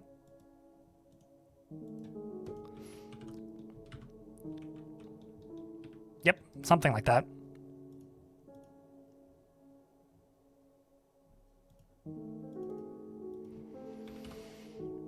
The production of my tombs are going to be rather slick and quick right now, because I don't have much of an option. I don't know. Yeah, no, everything's already assigned. Rock coffin. Bless you. Malachite. How much malachite do I actually have? Actually, 30. Fuck it, whatever.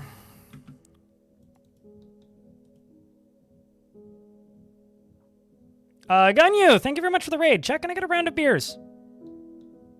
Please and thank you.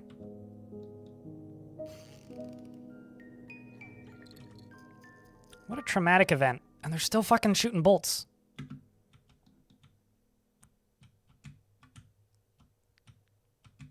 There's still a fucking stork up here, chat. And it's got some sort of force field around it and is dodging them all way too successfully. In other news, a giant has arrived. God damn it.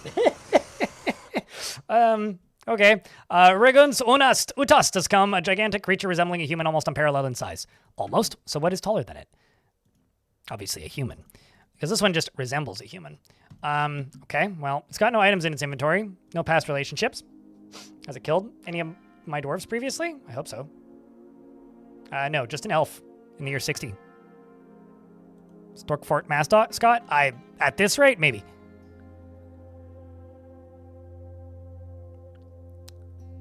But I hope the stream was good. Thank you very much for the raid once again. Appreciate you. Hey, Walks. The game doesn't like me? I think the game loves me. It's giving me all of the fun. By the way, it's just going to go straight in the bottom of my fort right here. Just a heads up.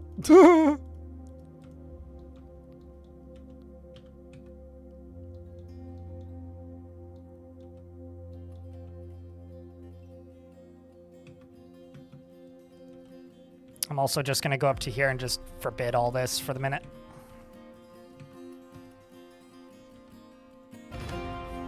Oh, also there's a ghost. Nobody's surprised.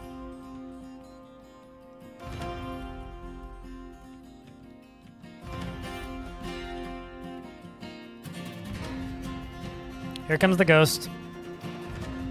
And the dwarves needed a punching bag. They earned that one. I realized that ended as fast as it started, and I knew that that would happen, and thumbs up.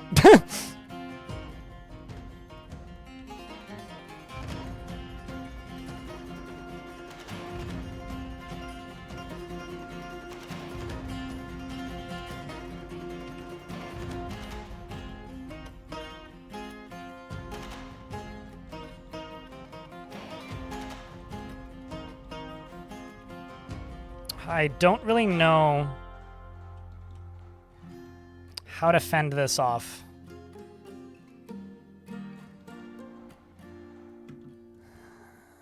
I'm just gonna see. Where are you going? Okay, so you are just moving very slowly. Okay, that's probably good. It's probably for the best.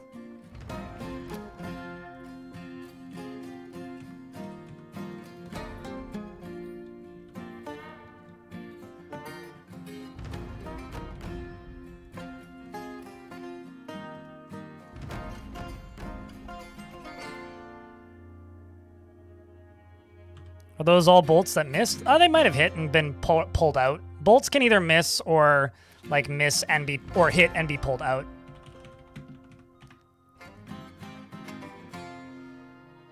It depends. 1, 2, 3, 4, 5, 6, 7, 8 dwarves died. That's not too bad. Considering how much by the seat of my pants I've been flying with this fort. And how dumb of a setup this construction actually is. Did that get... Yeah, I guess it must have been. Okay. Oh, for fuck.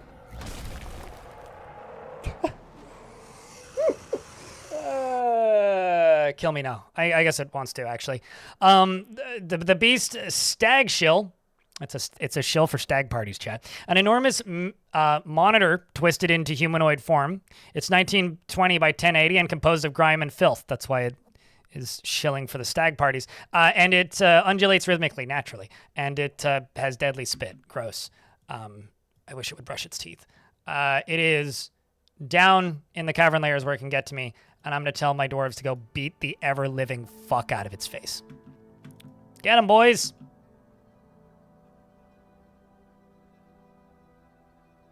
Chat, can I get a round of beers for good luck for these? Or Vile Force of Darkness, or a Dragon emote, or a Stab emote. So just something to imply luck for my squads against whatever this fart monster is. Also...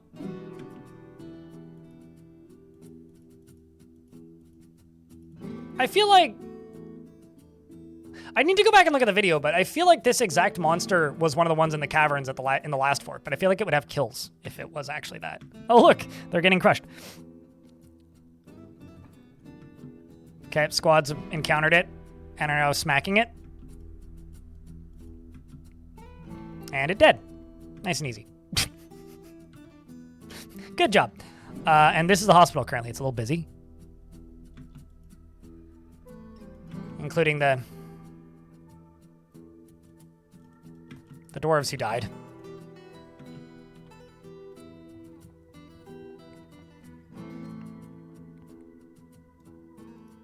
Good news is none of the hospital dwarves seem to be injured, so that's good.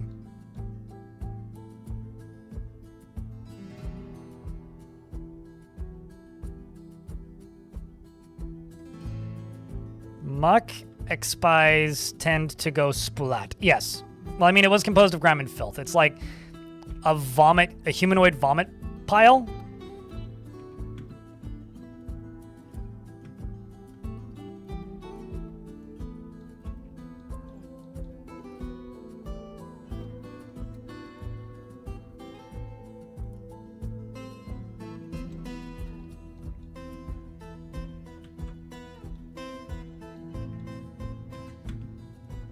But the reason there's so much agitated animals is because of all these constructions that I'm doing up here on the surface. But once I get this done, life will be better.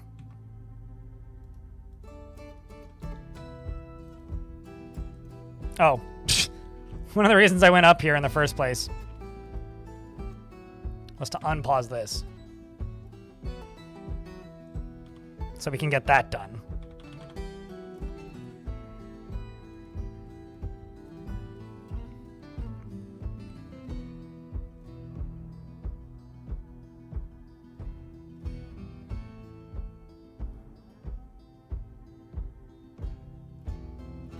Are tombs the only way to deal with corpses?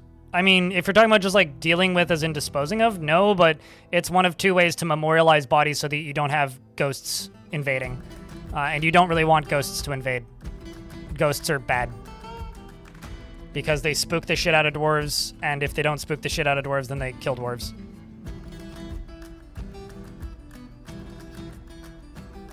So you really don't want ghost infestations. Even if Square Hammer slaps.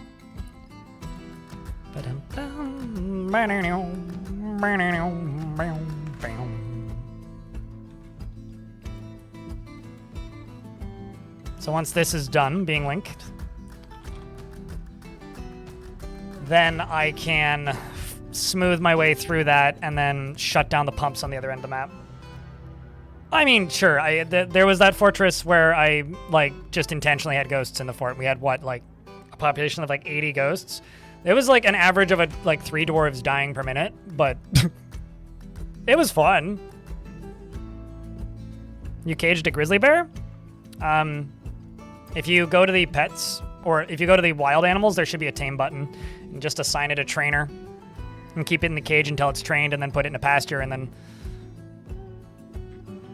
you can have a cool grizzly pet. Grizzlies are great because they don't need to be pastured, and you can train them for the military. And then you can assign them manually to a soldier, and they'll leave the map alongside of sieges, or follow them into battle during fights. Or you can make a hunting grizzly, and it'll go beat the shit out of animals and then drag them to your, into your fort, which is kind of funny to watch. Dolbar the Butcher withdraws from society. That's cool.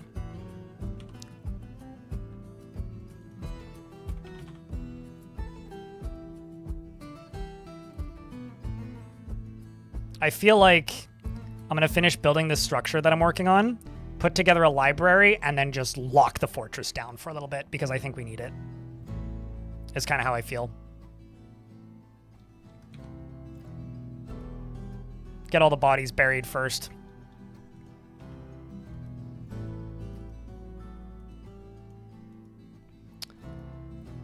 Okay, so you...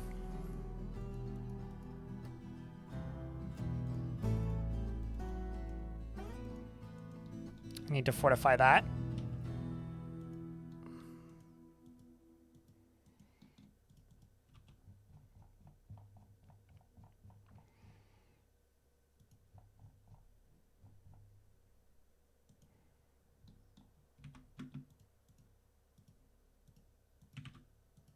Let's get all this done. All that done. All that done.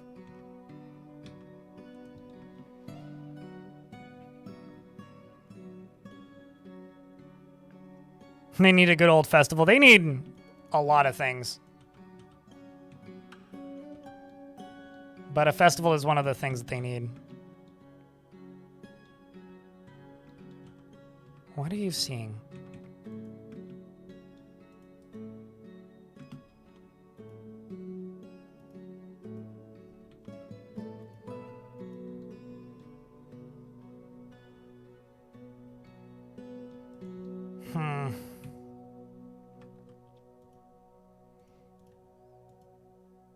All right, we'll just send the Mark Swerves up here.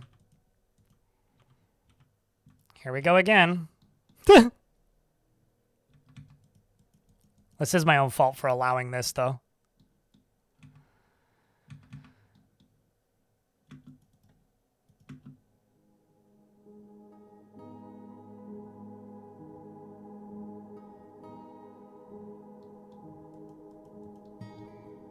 Oh, a dwarf just went splat. There we go. It begins.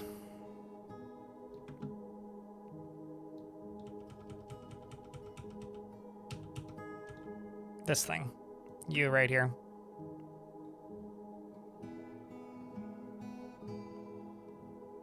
I do really want this creature to die. There goes bolts flying at it.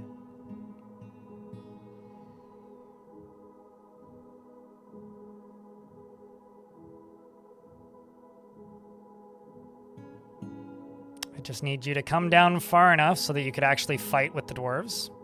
I guess that it knows that it has the advantage if it stays high up, right? That's the shitty bit. Because I can't actually hit it.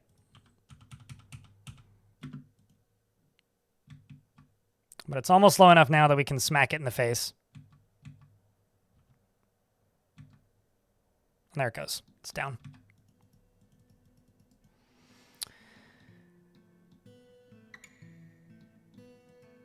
I don't think we're currently in fights. Maybe we are.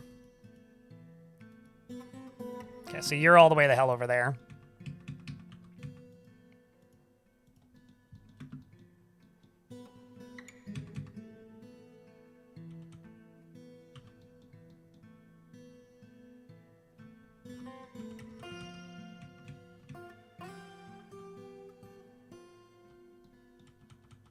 I don't see it. One is like not really in a threatening spot at the moment. You're not threatening at all where you're at. This one, on the other hand, could be threatening if it flies to the left or right, but we'll see if we can just finish this. We're almost there. We're so fucking close. Come on. Come on, Dwarf. You can get this done.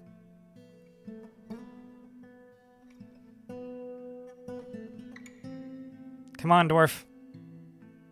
You got this.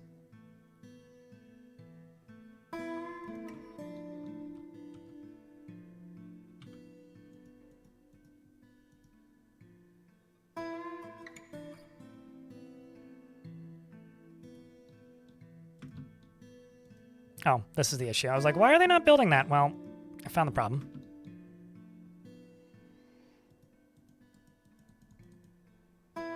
Cool, that's all done, meaning I can now close you. Can also go here and go tomb and tomb and just place these. Oh, another change that I adore is that they don't assign dwarves to tombs until the tomb's been built, so you get the right stacking of stuff. Also, it's party time, chat.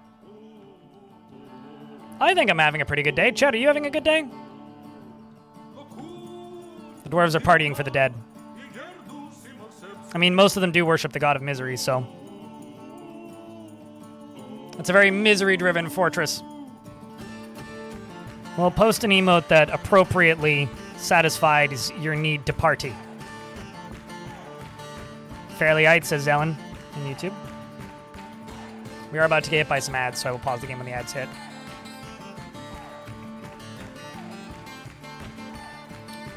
So that's now sealed.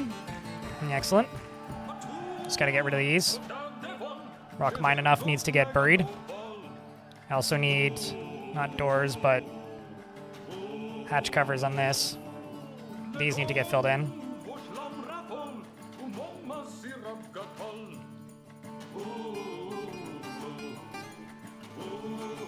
But we are so close.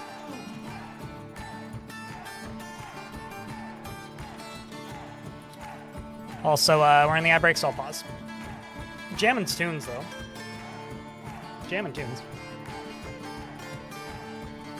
Today hasn't been super exciting, but sometimes that's how you like it. Yeah. I get that. I get that. I'm gonna go grab a real quick snack since we're in the ad break.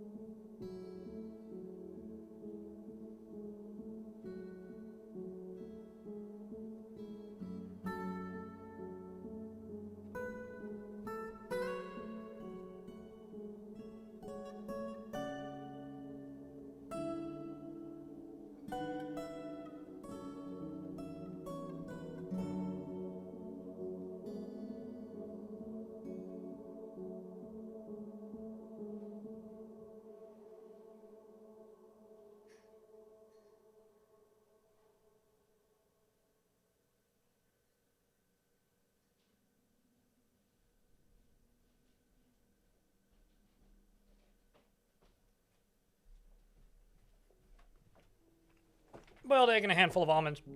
Merp. Leftover burger? Could do worse. Flare, hello.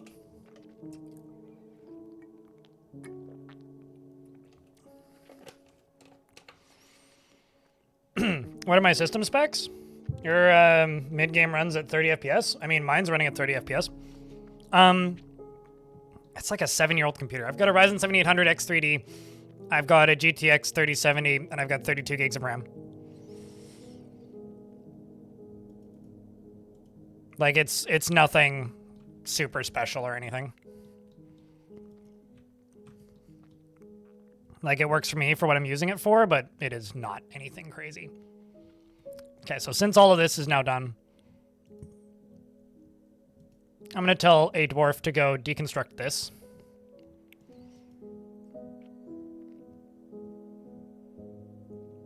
Which will stop this.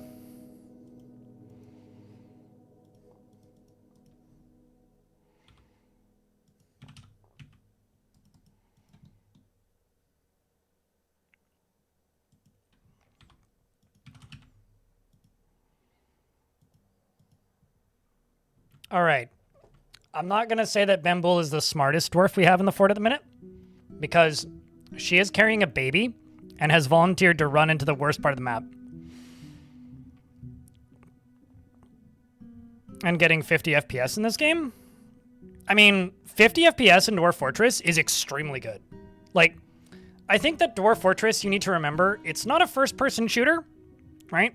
So, as long as the game's playable and feels okay to play, it's doing fine. To me, it becomes an issue when it's hitchy. Like, I'm running at 30 FPS right now, you know?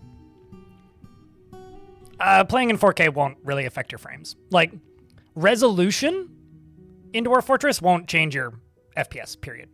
Like, what resolution changes is the readability of it. Your frame rate is entirely what's happening on your map, which varies wildly.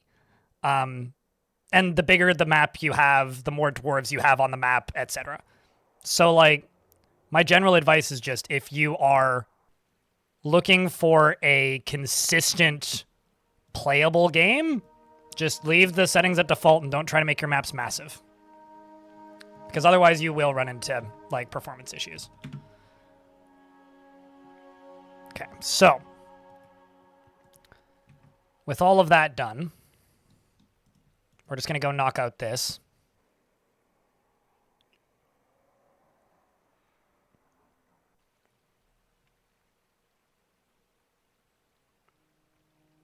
This is also agitated, well, actually terrifying, right? So this is like a worse agitated wilds biome YouTube chat. But yeah, Dwarf Fortress is very CPU bound, but also, like, GPU is not nothing. Like, when you zoom out, this is just the resolution shifting. So, like, if you're playing the game at 4K, it's just running your UI at 4K. This actual in-game view portal is the resolution. Registering your clicks is your graphical FPS. So set your graphical FPS to whatever your monitor's frame rate is, which is this, which defaults to 50. So set that to whatever your monitor runs at, and the game will feel good. Assuming you have a graphics card and it's not onboard graphics, the game will feel good to click even if it's lagging.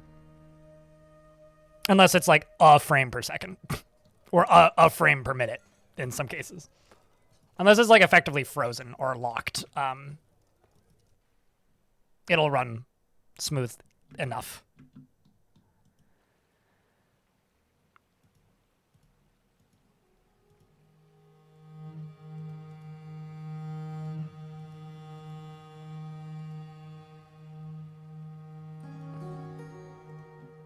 Actually, you know what? Fuck it. Let's just not bother with these. Let's just leave them.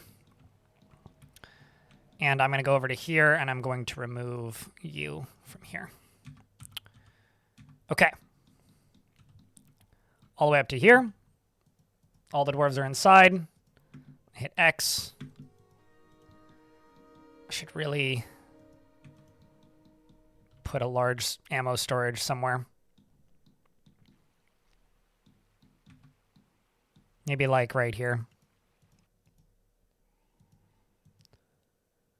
Ammo, but literally just bolts, please.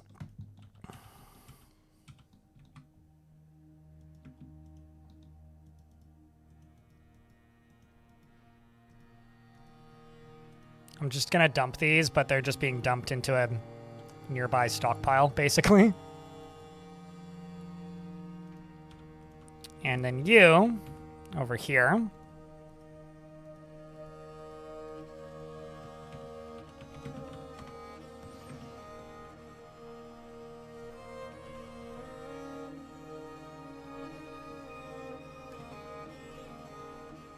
Like, this is where those will get dumped.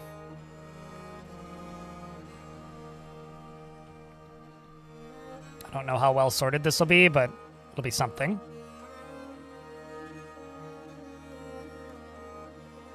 Yeah, Dwarf Fortress's settings to, like, set up the game are a little bit archaic. Because it, like, it doesn't auto-detect your resolution or anything. Or your, like, or set up the speed that the game runs at based on your CPU. It doesn't do any of that. So, like, there is some friction that I don't think needs to be there. Let's just make some wooden bins. Let's do... What's the material I have a bunch of? Glumprong. Sure, that looks great. Let's do 40 Glumprong bins.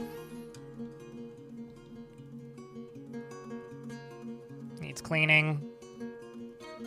Well's operational. We're just waiting on the last of these injuries to get done. Yikes. Okay.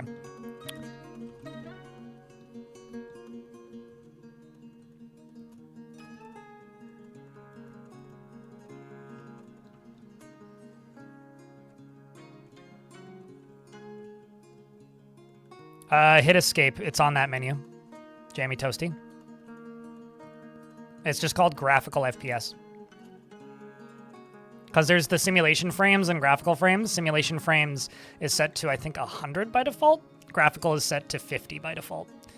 Because for years, while Tarn was programming this game, he used, I assume, a 50 hertz resolution monitor.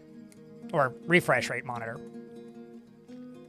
In fact, like, hold on. Let's do some Dwarven history here.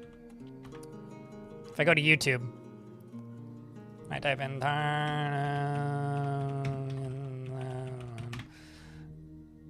there's this ancient, and I do mean ancient. I need to mute Dwarf Fortress real quick, and then wait for it to finish saving, and then I'll pause it.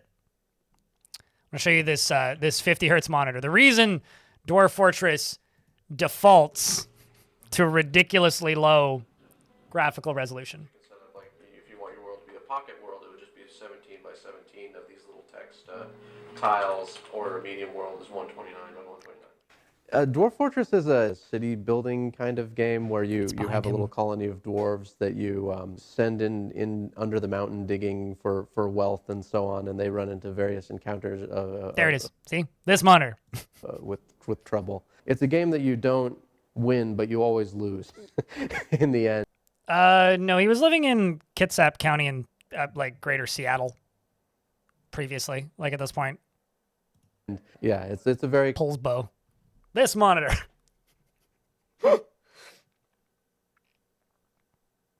That's a computer monitor. Yep. No, I'm not talking like TVs. Yeah.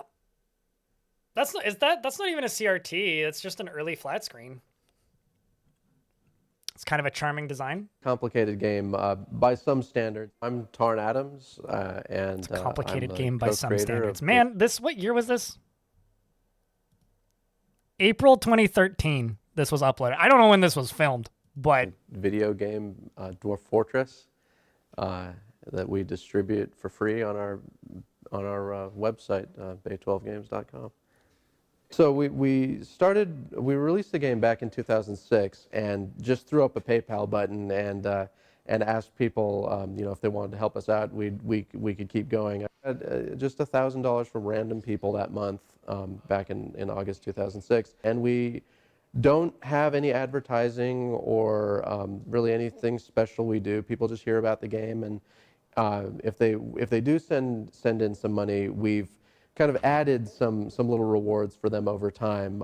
They can, my brother will write a story for them if they want, and we write a small section of a story that we send to them by email, or if they want, we'll draw crayon artwork for them about anything they want. It's usually related to Dwarf Fortress, but we've had some very, very off-the-wall, strange requests that have nothing to do with Dwarf Fortress as well. We'll draw that too and send it in.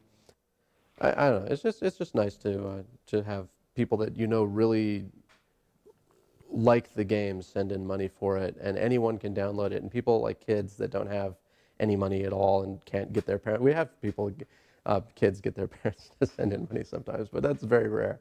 Mostly it's adults that send in the money. So, but it's nice that kids can play it if they want. Sounds about right, Dread. In YouTube chat. People that are not, really financially secure can play it if they want. People that have trouble getting these whole financial things to work over the internet can play it if they want. So it's just these cool. whole financial things over the internet, man. Anyway, I have a very soft spot for that video because it's Tarn once said that his greatest achievement ever was getting a front page story on the Kitsap Sun, which was his local newspaper at the time. And this was like the little companion piece that they posted on their website, which is like kind of, I don't know, adorable, I think is like the only word I could use for it. Let's get all these bolts inside. There they go.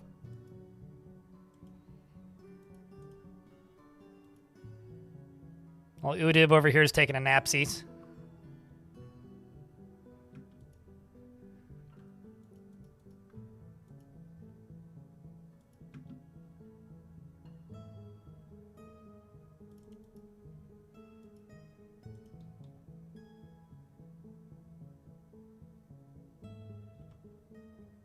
I should really just seal everything off in here, shouldn't I?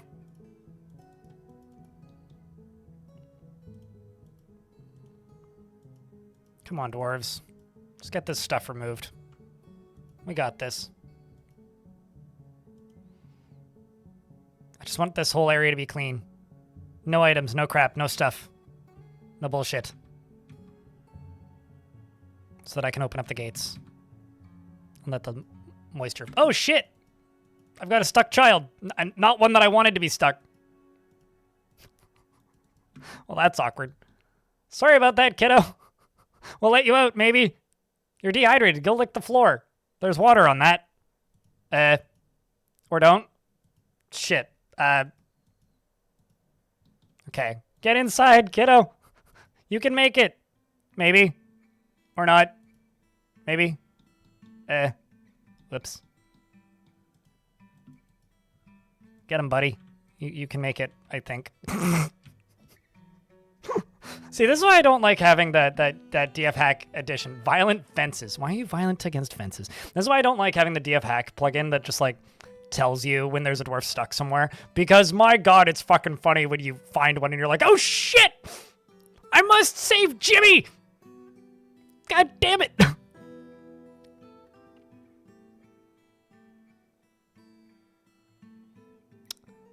You know, I don't think I've made mugs since the very start of this fortress.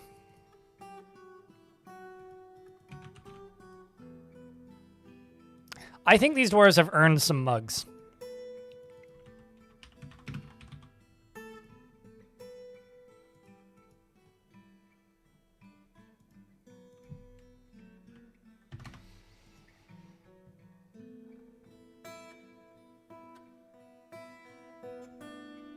You forget mugs pretty quickly. Yeah.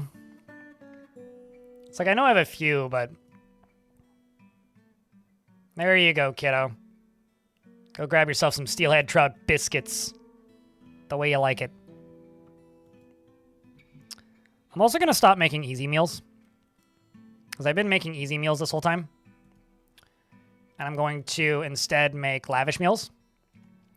I'm going to do them monthly. I'm just going to make 50 monthly.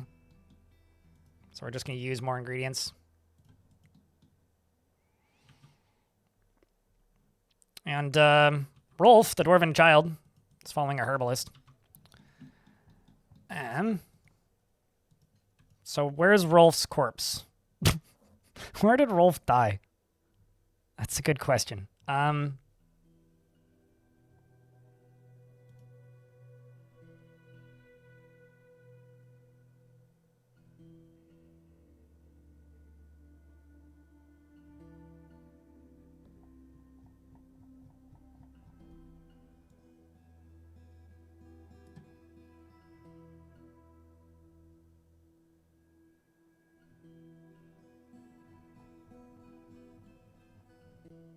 There's Bob, 409, Scout Pie. Top hat. Wait, what? Did I crush you? I know some dwarves got smashed in a drawbridge. I must have crushed them. Oof. Okay, well. Oh, and you're trying to make an artifact? What? Bones? What's after bones?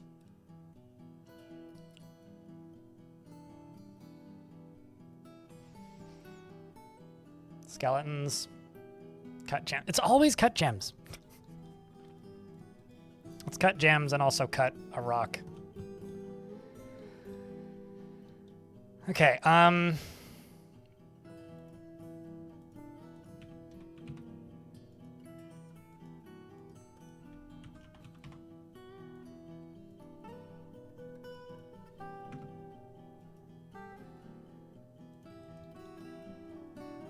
it's Forgotten Beast bone stacks are usually pretty big.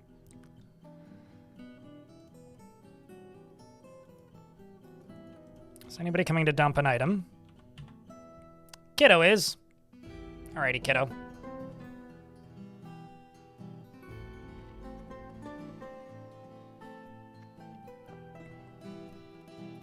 Once this kiddo goes underneath and down through here, a momentous time happens. I get to lock these doors. Huzzah, we did it, chat. Can I get, I don't know, not a big celebration, but a sigh of fucking relief. Because, golly gee, we done did it. So now that that's done, we can just open the 2 floodgates.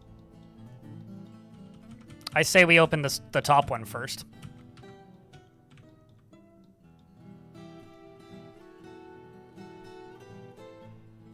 I guess it's going to go impale itself on my traps eventually. But the top one will be up here, which is connected to right here.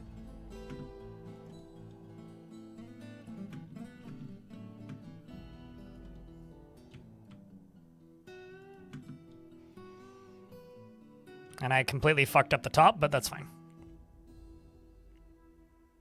Whoosh. And there it goes. Mediocre celebration, exactly.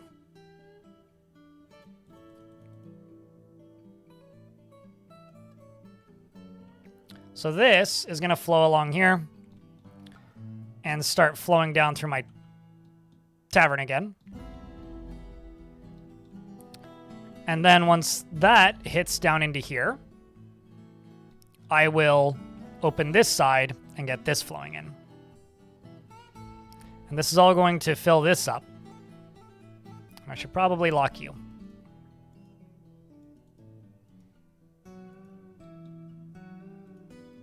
And this, because I don't think there's anybody in there. Nope, there isn't. Glorious moment.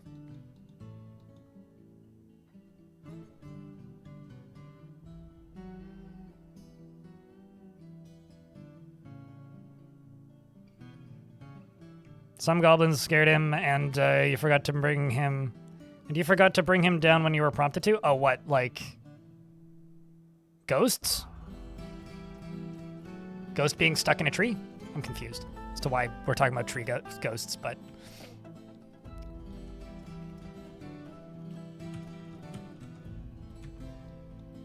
The good news is, the dwarves do like their tavern a whole lot. And they don't actually have that many needs, which means we're satisfying a lot of their needs. I do think that this in-between section right here, though, needs to be built into a library. Or some sort of, like, viewing area for something. I don't know exactly what, but I'll figure out something.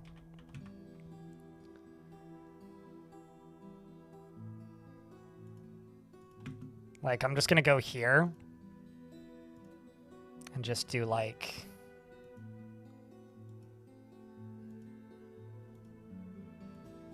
Like that, I guess, maybe?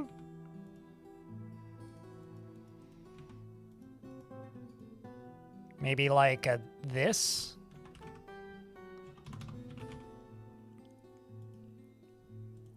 And then just go into the middle here. Dig out this and this, maybe? And then around the edges, I can do limestone.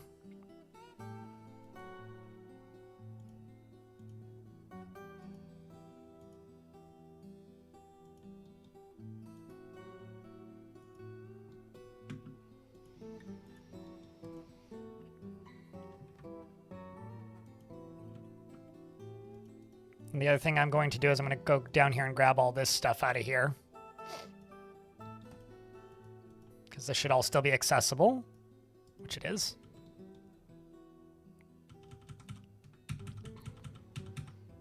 There we go. I'm just going to run down and into here.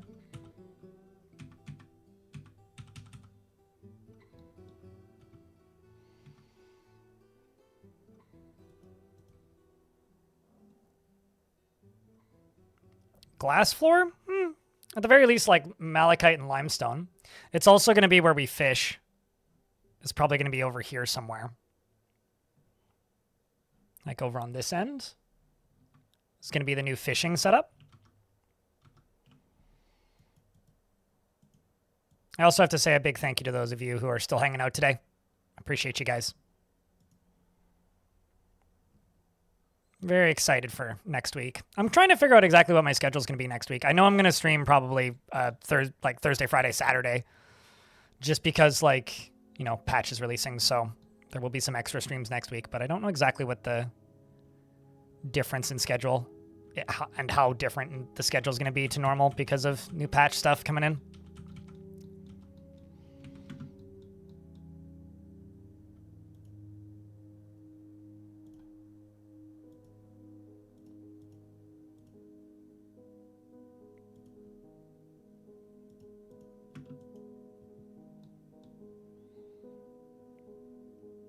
Also, Mark, thanks for the round of beers. Appreciate you. And what a patch. Oh, yeah, no. It's going to be a very... Like, you know, you've heard of, like, historic patches before, but what about prehistoric patches? Like, that's just crazy. Like, we're getting so far ahead of the history that, like... We haven't even... we haven't even written it yet. That's how far ahead we are. Here comes the water. Rolf the ghostly child has been laid to rest. Yay! And that dwarf has begun a mysterious construction, which is exciting. And that dwarf is still tantruming. God damn it. This child, I swear, isn't going to be the death of me, but is certainly starting to annoy me. Like, I kind of want to just go lock them in the drain.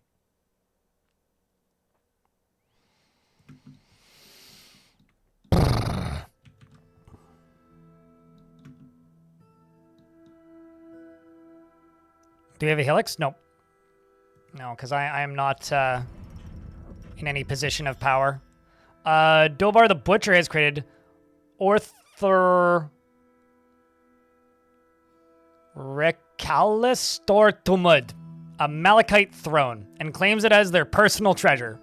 You know what? More power to you there, dwarf. Where are you? Dobar the Mason, do you have a bedroom? You do. Well... I'm going to embiggen your bedroom slightly and give you your own personal office. Or, chat, should this dwarf have an office or a dining room? What do you think?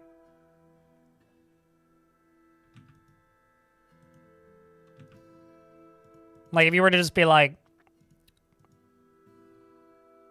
we're giving you a home office connected to your bedroom, what do you think would be better? Dining room? Okay. That's what I'm seeing.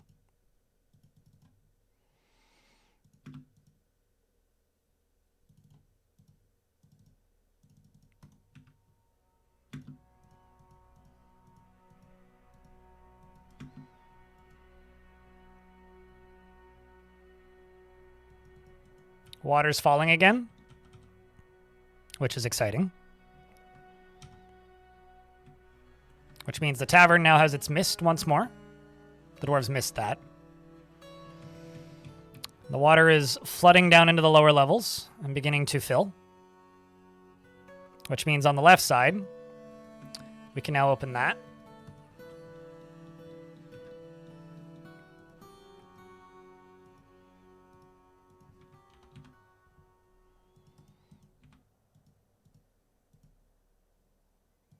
You get an iron table and your own chair. Glorious.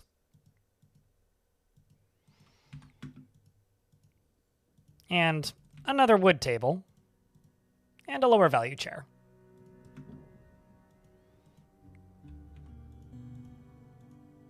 We'll give you a coffer. And I'd give you a cabinet, but I don't have any. So the water down here is filling.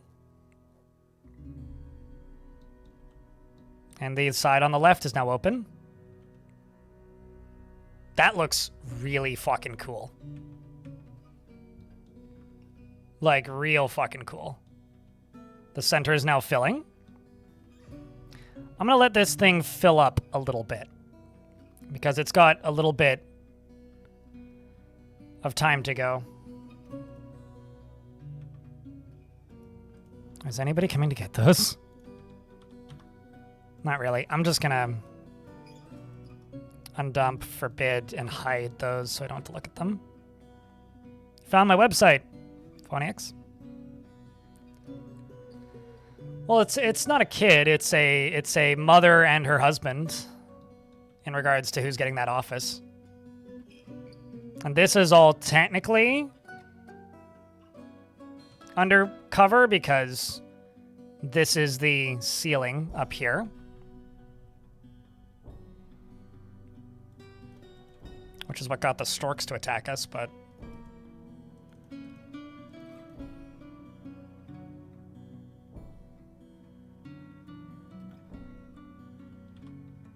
Also, that kid is not... This isn't a kid, chat. This is a 45-year-old dwarf who did that. Just because chat seems confused. That is not a child that made that artifact.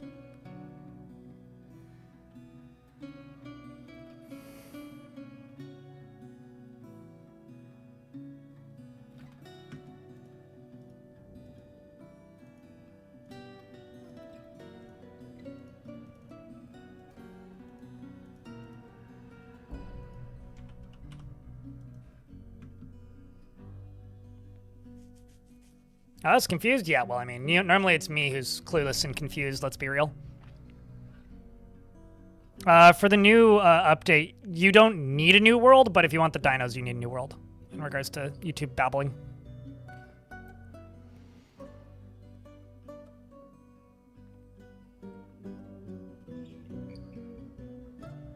I don't know if Volkov's in an ad.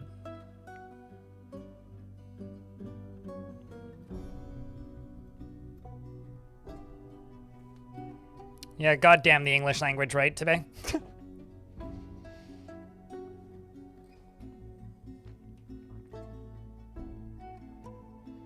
It's like a miners guild is just a different word for a youth group.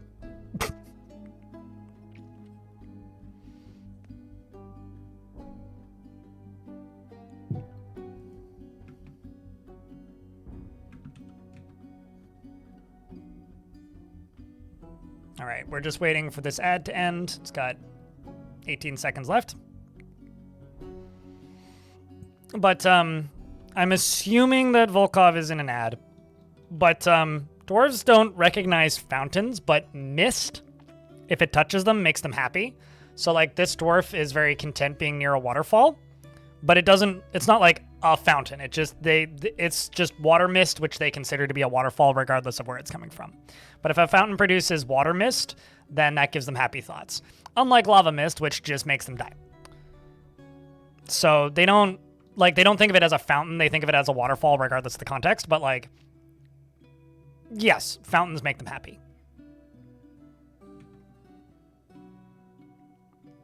I think I'm gonna let this get to about 6 deep, and then we're gonna pull this and let it drain. I'm very curious about what this is gonna look like. I'm really hoping it looks as cool as I think it will.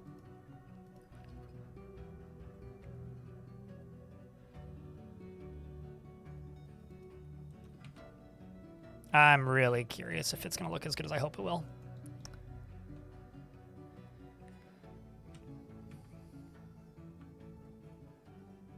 Because this will overflow. That's actually like the funny like sidebar about this whole setup is if it doesn't drain fast enough, this will flood this portion of the fort. So I have to be careful with it. Also, frame rate back up to 60? Fuck yeah. Look at that. Hell yeah. All right, we're 6 deep, almost 7. Let's give it a drainage.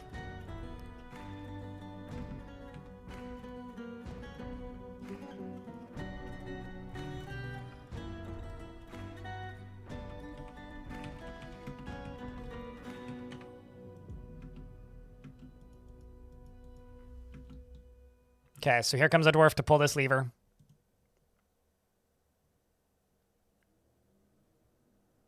Yeah, exactly. Like they consider fountains to be an artificial waterfall. It's like a mine shaft is an artificial cave. So this is the way this is gonna look when it's draining. Oh man, that's so fucking cool looking.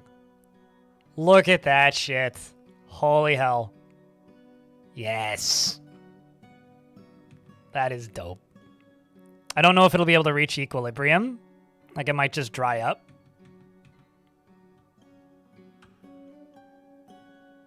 But we'll see. This is also entirely generating power, which is what I wanted. It's not great on the frame rate, though.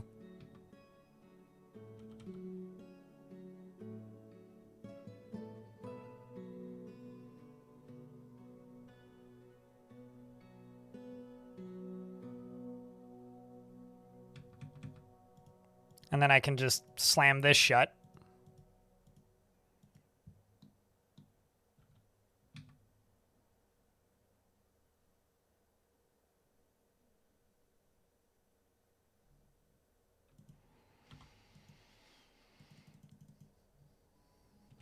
Which will then fill this up again.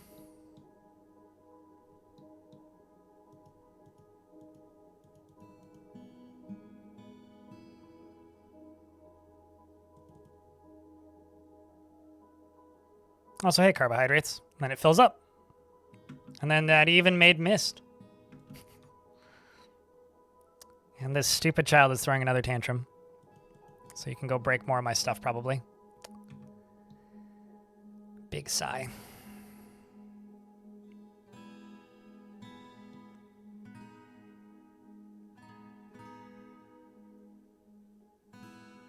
So what I really need to do is I need to make some sort of system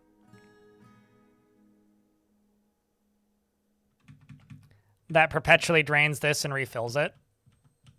Like it pumps it up to here or something and then back down and around. Maybe. Anyway, I'm just going to let this fill. Actually, I'm going to go up to the top. Up here. Seal this.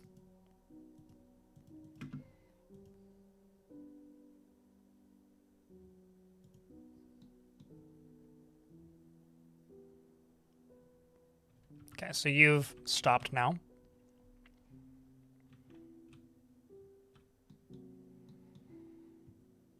And then this side can just fill, I think. Actually, maybe I should stop it. Let it drain slowly. Or let it fill slowly from the top side. Because the water is going to keep falling from up there for a while. Hey, chat, can I get a round of beers for the brand new Prime subscriber, by the way, from Eversfu? Appreciate you, dude. Thank you for helping keep the channel funded. And then I can build this into a library of sorts. Honestly, pretty solid recovery, if you ask me.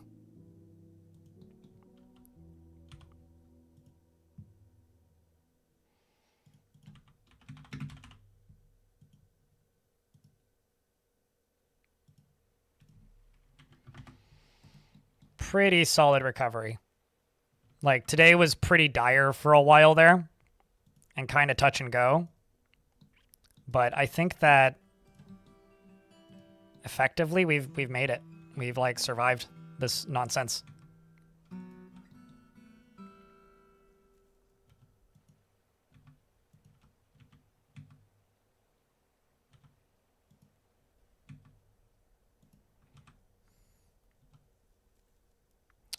We're not going to dig right into the waterfall up there, but I'm going to go around the back of it.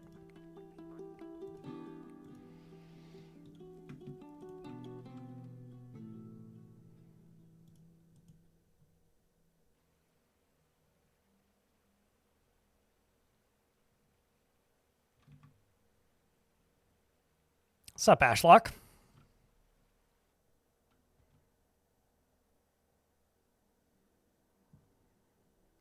And now, next thing I'm going to do is I'm actually going to lock this. I'm just going to turn the burrow off.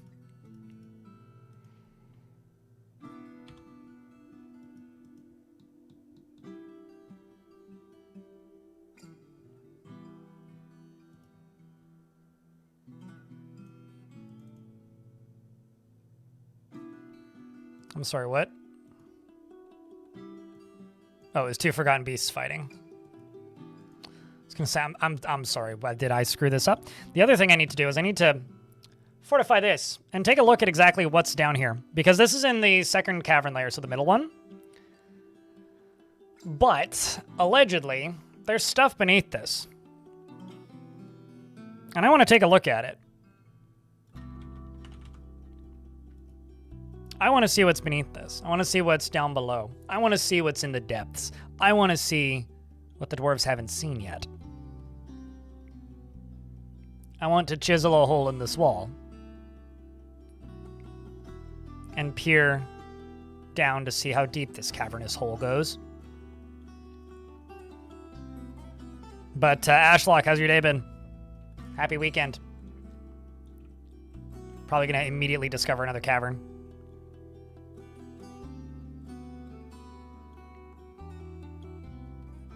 Because you haven't watched my stream enough, that's why. Sophidus. Well, there's a dead Crundle. Good riddance. Oh my god, this is deep. Cephalorite. More of it. Gabbro, diorite. More granite. Cobaltite. I was hoping that'd be bituminous coal, but no. Bunch of diamonds and emeralds and stuff. Tanzanites. Rubies, red diamonds. Some native gold a little further down.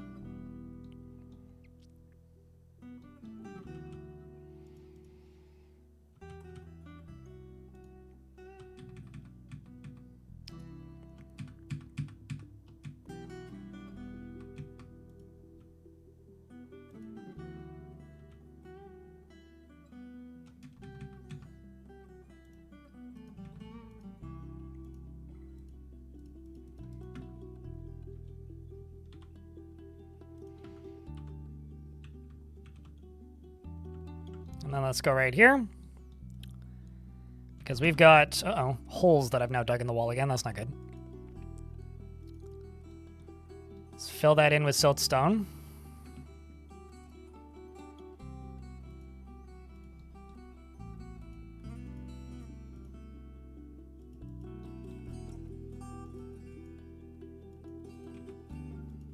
And this is going to become my library. The Moist Temple of Knowledge. Legend of Random Elf in a Tunic. Non-copyright, non-compliant. Copyright compliant elf in a tunic. Fortress, temple, library thing. It's 1 a.m. When the night has finally becomes tolerable here. Gotcha. If anyone is feeling chill, please fully enjoy. Yeah, it's been really warm where I used to live. So once again, I'm happy I moved. But yeah, hang in there. The heat is tough to deal with. Been there. I've been there.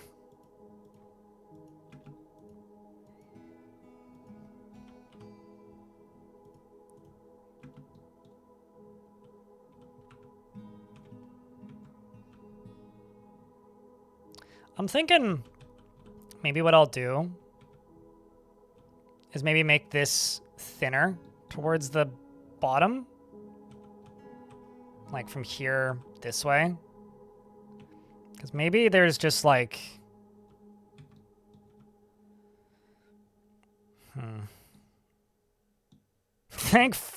I mean, what is the cavern moss then if not mold? But yeah, dwarves don't have to deal with black mold, right?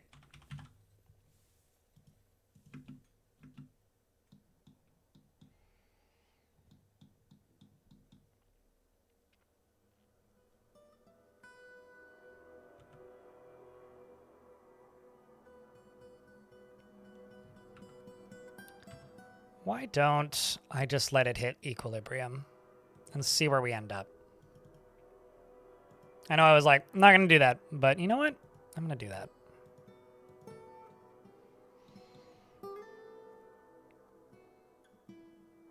Moss is cute on black mold is uncute. I mean, okay. Aren't mushrooms mold? Or is it one of those like not all mold is mushrooms and not all mushrooms is mold? Like hashtag not my mold, just like not my psyllium.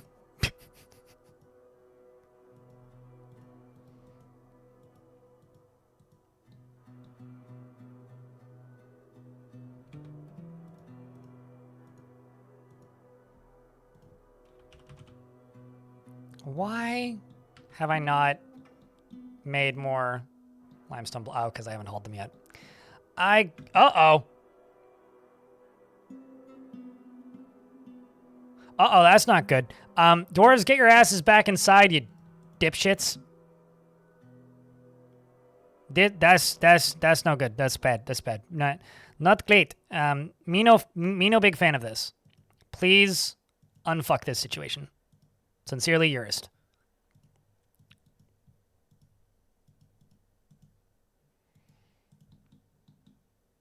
I was like, why is there blood over here? That seems bad. There's not supposed to be blood in this sector. I thought we had things under control. Guess not. Also, turns out most of the dwarves that are having temper tantrums are all babies, and they don't have bedrooms.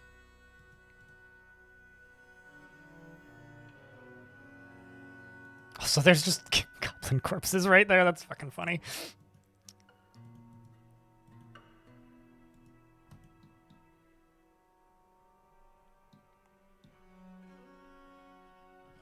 Well, I mean, it's not the biggest deal. Is there agitated stuff? Okay, it's just 2 agitated storks. Hold up. Did that say agitated giant slug? That said agitated giant slug. Chat, there's a very angry agitated giant slug.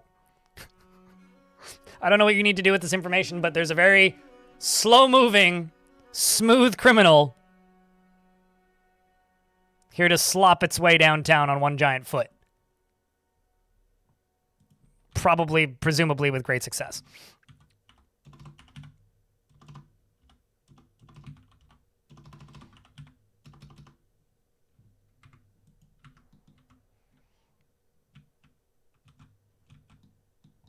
Why? You know what? Okay.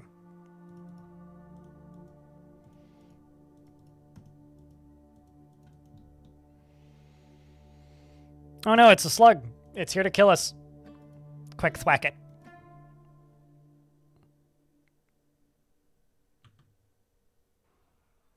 Punch it. There you go. Problem solved.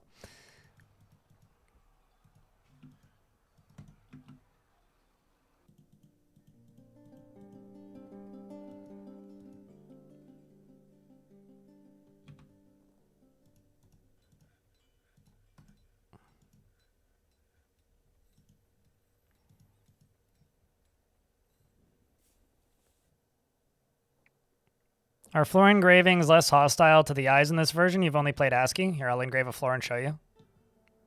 You can also mod what they look like. Well, actually, no, I don't need to engrave a floor. This is what floor engravings look like by default, but there's like dozens of different texture mods for them as well. You can also turn them off, just like in the old versions. But like, they just look like little dwarf faces. Versus like, this is what it looks like in ASCII now. So like these are walls. Obviously, like you could turn them off again, but these are all floors, and then those are the walls surrounding. So if you engrave walls, they'll look similarly to what they did in the old school version, but like just like this instead.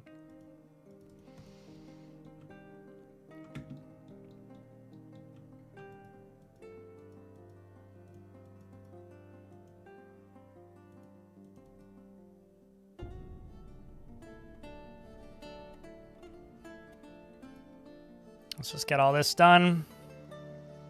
Are you both gonna Okay, no, you're not. I was gonna say, are you both gonna cancel this building because neither of you can complete it because it's just like locked? Okay, so now that's open. I'm gonna turn the burrow back on for both. There's also a stork that made it into the fort somehow. That's fun. I'm gonna make a burrow, and it's gonna be called Childish Dipshits or something to that effect. And it's going to be for this area, and this area.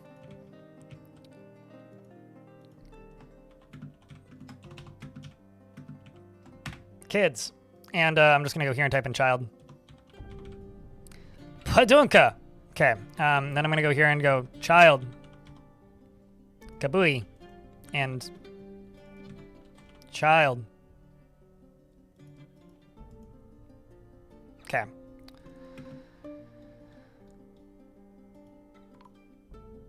Meanwhile, a child's been found dead. Working as intended, I think. Oh, Jesus, you tied to a slug. You know what? I'm not even mad. Oh, Jesus Christ. Can't catch a break. Can I?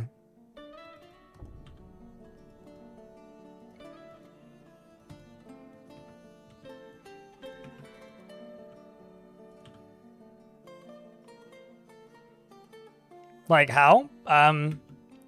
Well, the giant slug scratched, the child scratched the agitated giant slug in the right eye stalk, which tore it, which twisted its head, and then the agitated giant slug attacked the child, but she jumped away. After pushing the child, but there was no force. I have no fucking idea. Pushes the child in the right upper leg, through the dress. Like, it doesn't seem to be... I don't know how they killed it. It must have been, like, the malodorous filth.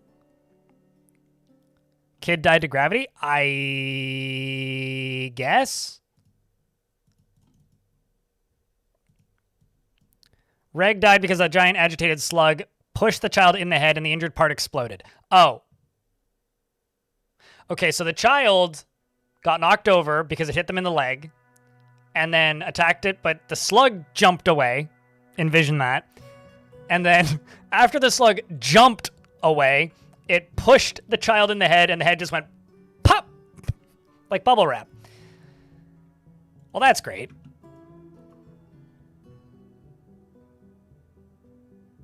You know, if only you were able to live another couple days, Dwarf, then we would have been able to help you survive, but it's a true shame. Also, it's really funny that this dwarf, Judosi, ecstatically happy.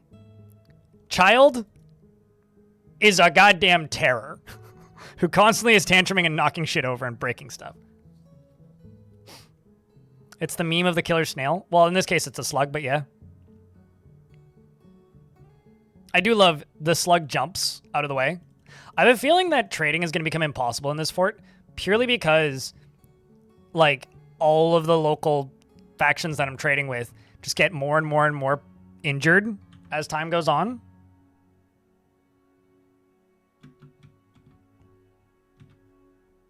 Or should have poked it harder in the eyes so that it destroyed its brain. I think that's what they should have done.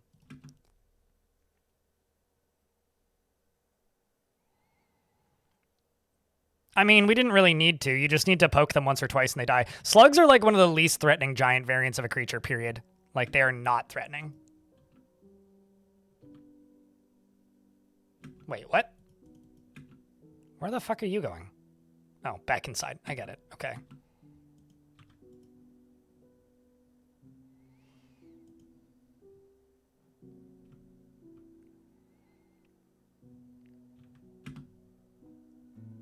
Uh-oh.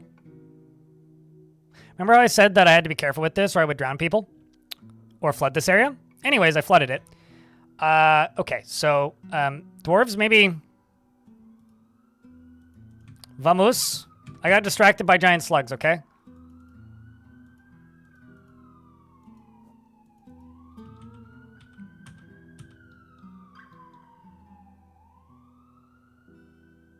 It's okay, it'll drain real quick, just watch. Also, I don't think anybody's drowned? No.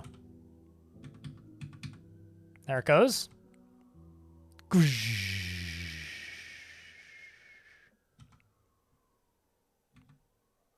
Glorious.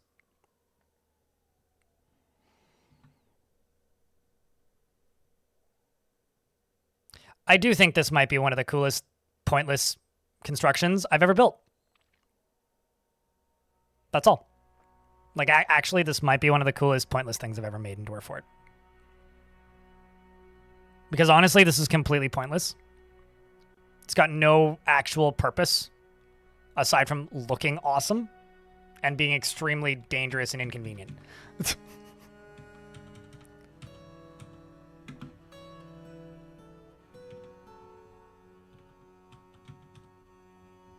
We're also going to go all the way down to here. All the way down to here. I'm just going to smooth this. And then fortify it. That would be very difficult with the way fights work now. Seismic, but it'd be cool.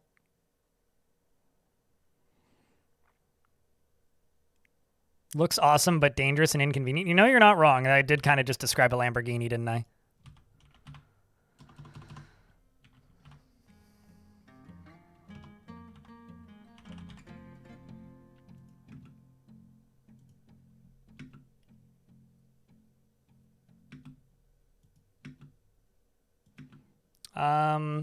Cloth. Okay, let's just do cloth robe. 150.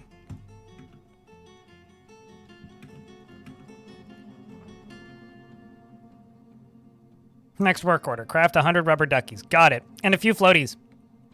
Pool noodles.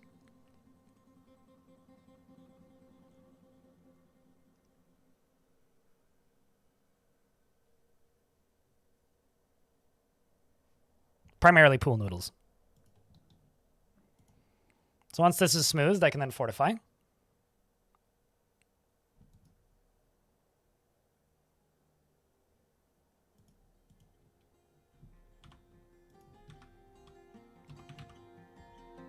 Cool. Same dwarf's going to go do it. And let's see what we see through this hole in the wall. And find out how much deeper this giant pit goes. We've discovered the bottom and the final deep cavern far underground. Oh, damn. It's water. Look at all that gold. Golly gee, Eurist, we're rich.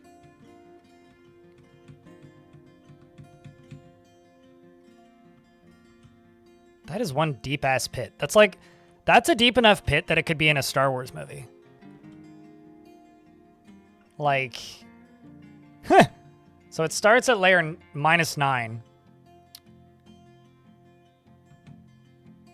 and goes down to layer -85.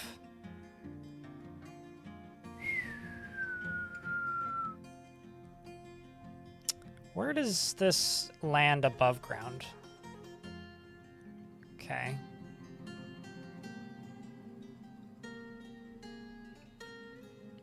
I'm not saying I should make a giant hole, but it is kind of like the,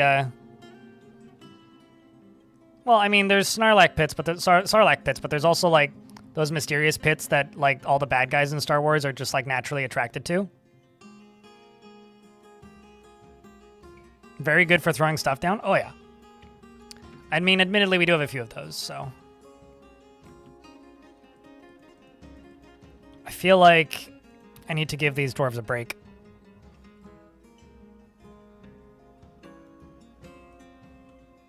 Like, I'm just gonna let this dry up.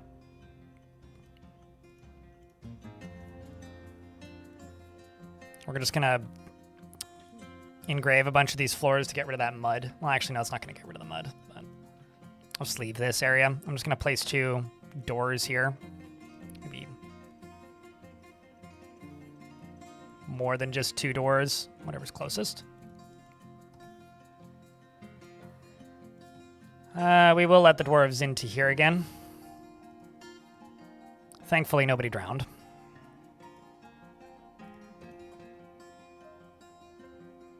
We'll see what kind of equilibrium, if anything, this reaches. I think I've given it too much drainage, though.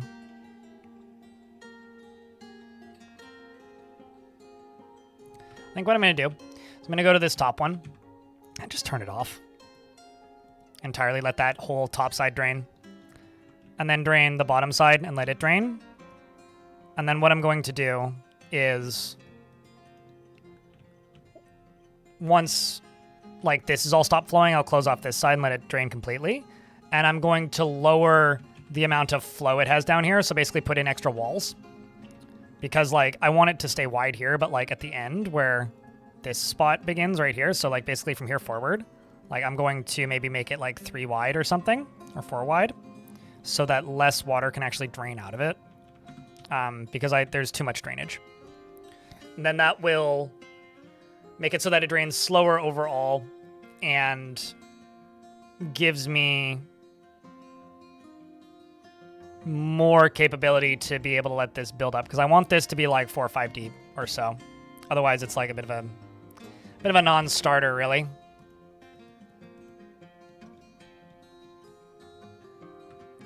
And you right there, I'm going to seal off. And let the dwarves have free reign. It does look awesome.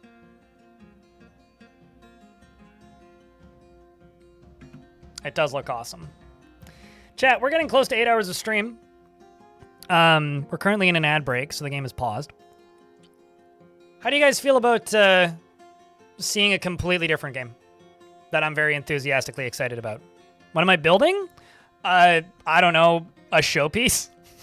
Nothing of, like, actual functionality, really. I'm building a big old whirlpool. Saturday night variety, or whatever.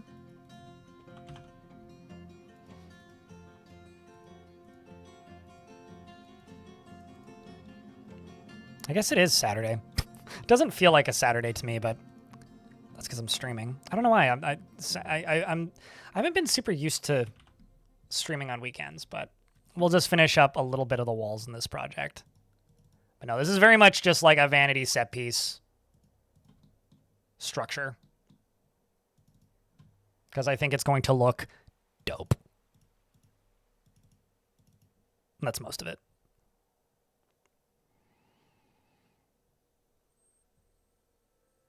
Just in case any slugs get into that room specifically, yeah, then I can throw them in.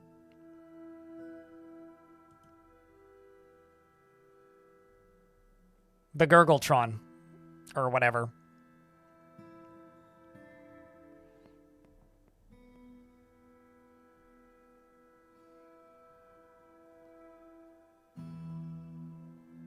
The main issue is I did kind of flood it, so it's a little muddy now. And I flooded it right after I stated that it's very floodable. I was like, I could flood this super easily. I should keep an eye on this. And then I got distracted and didn't keep an eye on it. And then it flooded. And I was like, well, I did say it would happen. See what I tell you, chat. I said that if you didn't keep an eye on it, I would flood it. And then predictions came true. Magical. I could fill this center section. You know what? Okay, you know what I think I'm going to do? I'm going to fill this center bit here with glass.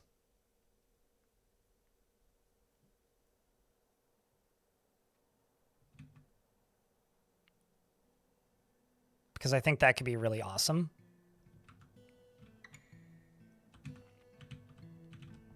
take a while to drain, so we'll just let it do it. Good news is the frame rate's figured its shit out again, so that's nice.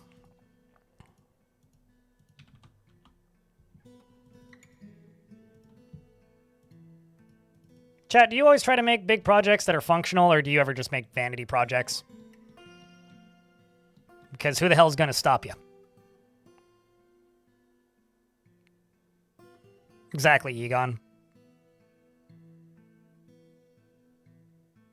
Exactly.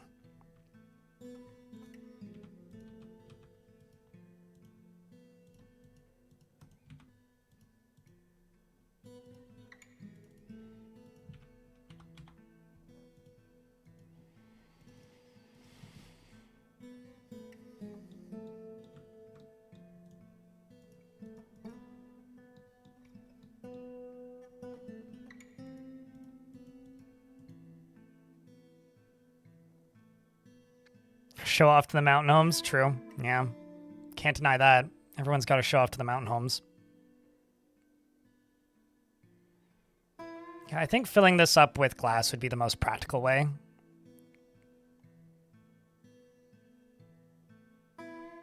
Although, actually, I keep on changing my mind.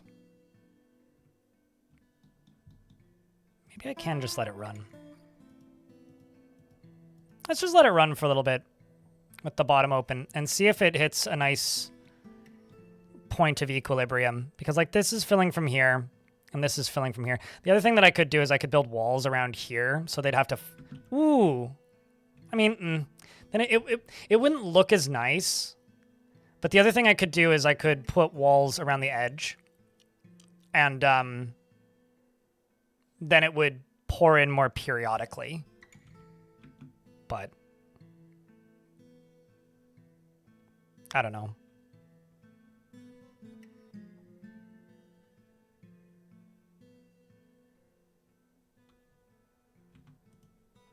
Although, actually, you along this corner here, let's just get rid of you. And then I'm going to just go around the edge of this with siltstone.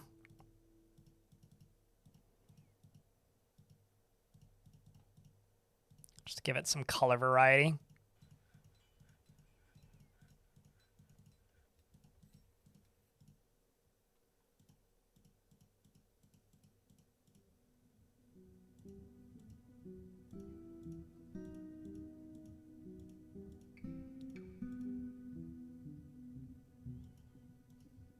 There's a dwarf taking a nap over there. There's also a ton of mist coming up through here, but it doesn't generally reach the upper levels, which is a bit disappointing.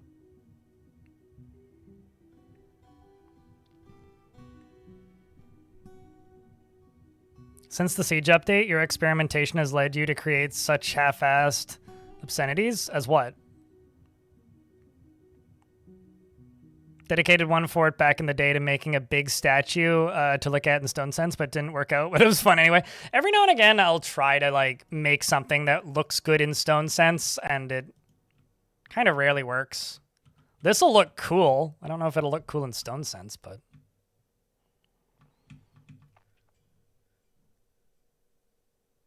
This is certainly a flex, if nothing else, in regards to this fortress.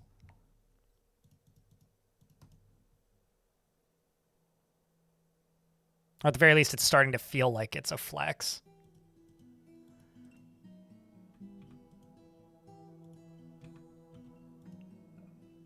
Okay, I'm just going to dig through this. Let's hope that this doesn't fuck me over. This will be fine, right? You know, digging behind a waterfall, that's like running behind the waterfall in the adventure game. Totally safe. What could possibly go wrong? I mean, like, come on. No one's ever seen something go wrong when digging behind a waterfall. There's never been any flooding. Never been any cause for concern whatsoever. Perfectly safe. In fact, it's something the dwarves are so skilled and practiced at that nobody in chat is screaming at all. It's crazy.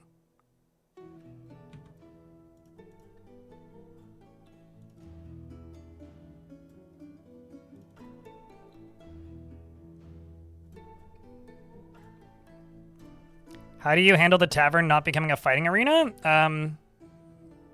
Well, I mean, sometimes it just happens. The way you minimize it is by keeping dwarves from getting too drunk, and by stopping dwarves from tantruming in the tavern, really. Not having a tavern keeper helps, because they tend to over-drink dwarves. It's a pretty rare character trait for dwarves to be greedy enough that they will just over-drink. Obviously, it's not impossible. It does happen, but it's pretty minimal, generally. So I would say, if you have a tavern keeper, delete it. Fire the bartender. They are irresponsibly serving your dwarves.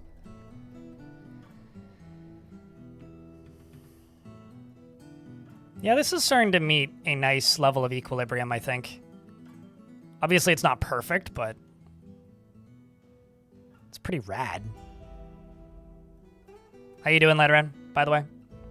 I don't know if you've been here for a while, but I only just saw you, so hi.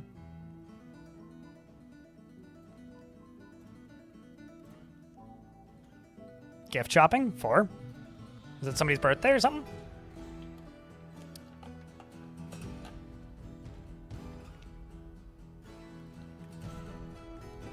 When is Dwarf Fortress ever intuitive,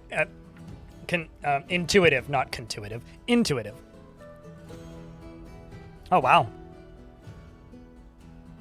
Does a summer secret Santa thing? Okay, gotcha. I mean, $600, that's a lot. What'd you get? Anything fun?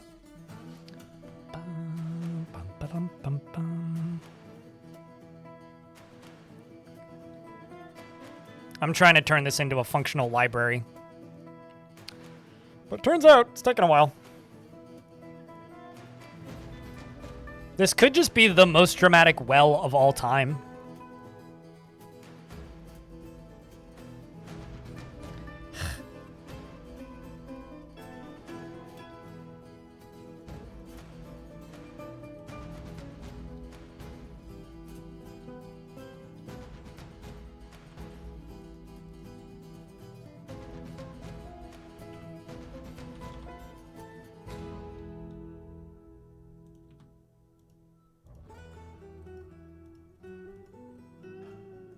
It's like, in Dwarf Fortress, we have created the world's most overly designed water supply.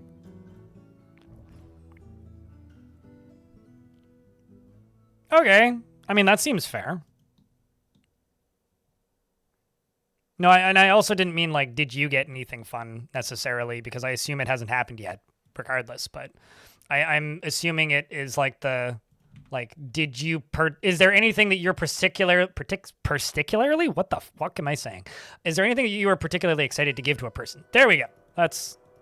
Any gifts you're excited to give out, maybe, is what I should have said.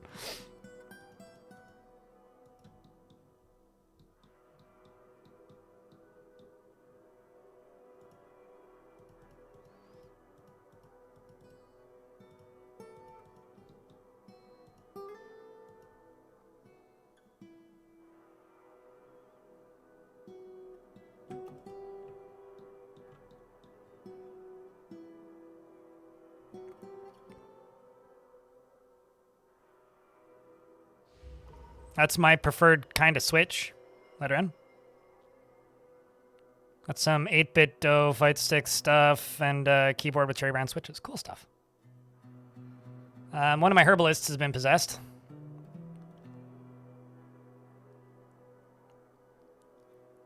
I can't wait for a goblin to just get washed off this cliff.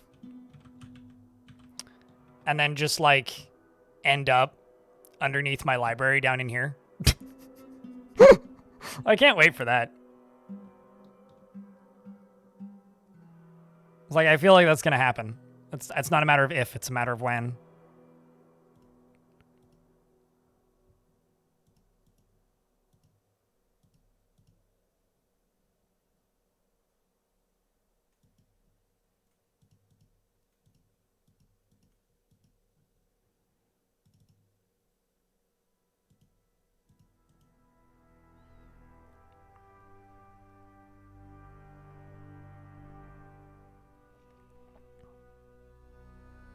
This is what drinking water at 3 a.m. feels like? What, when you forgot to drink water all day and the day before that and the day before that, and then you're just like, water! Poof, underneath a fucking geyser.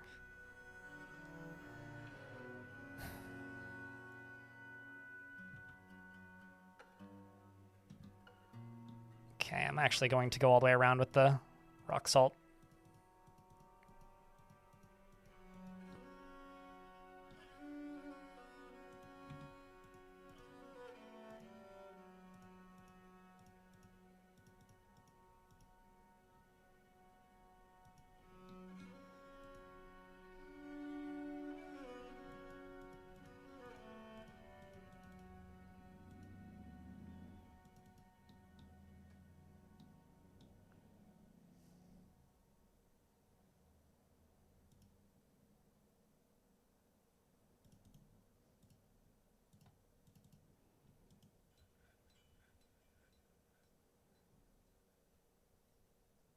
It's not the best equilibrium, but I'll take it.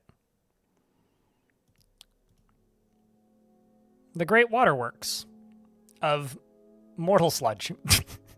Which makes it sound much less appealing, but... Like, would you want to visit the Great Fountain of Mortalsludge? Oh, God. Limestone rollers toppled. There they are. Of course you did, you stupid kid. Stupid kid toppling all my rollers. Forbidding my grumble.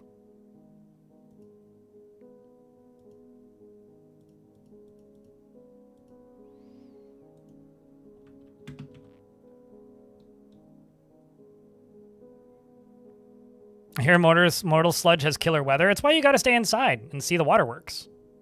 I mean, if you go outside, you might die in the blast rain.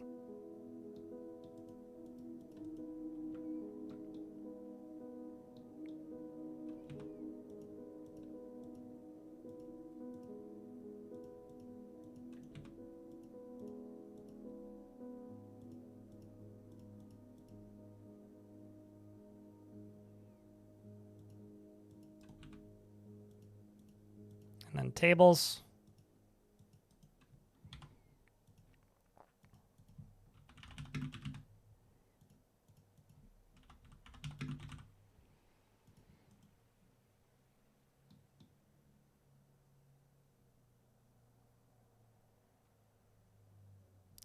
This is going to be a library, but I don't normally build rooms like this, so nothing about this fort is particularly usual.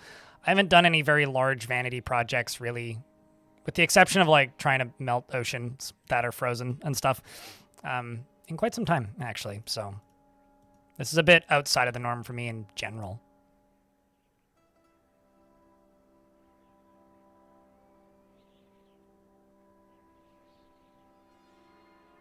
But no, this is going to be a library. Pretty flat.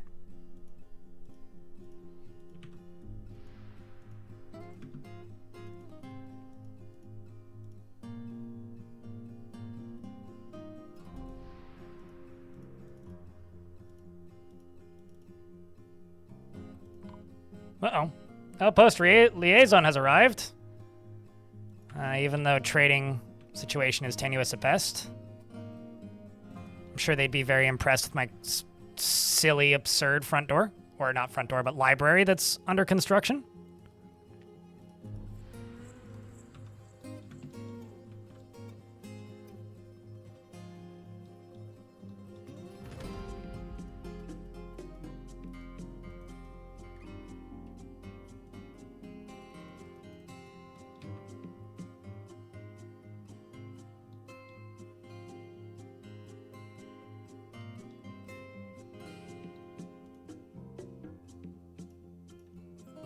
I'm also doing all of this deconstructing so I can reconstruct it. That's the reason for this.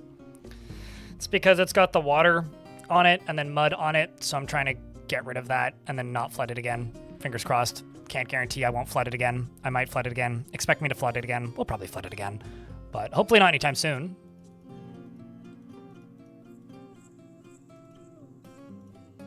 So I'm hoping to, you know, get rid of the ugly dirt floors and replace them with less ugly floors.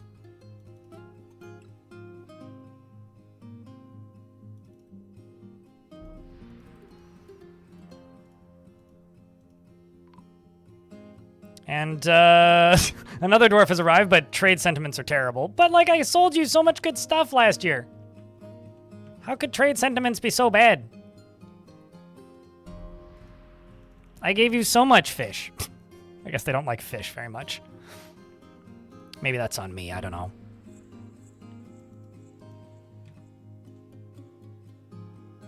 I'm waiting for someone to slip and throw their baby into the water. It's kind of a miracle that it hasn't happened yet. The liaison shows up in a swimsuit with a six-pack in hand. It's my kind of trading session, honestly. Mortalsludge, here we come. Diving pool! Sounds like a real good way to break your neck. It's like Dwarf Fortress's version of Action Park. Oh my god, I should build Dwarf Fortress's version of Action Park. All right, put that one on the ideas list, chat. Dwarf Fortress's Action Park. You know, just like the theme park that hurts you?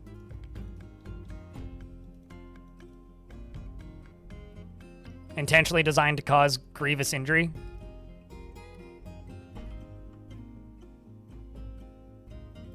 I feel like there could be a theme in that. In the future, of course.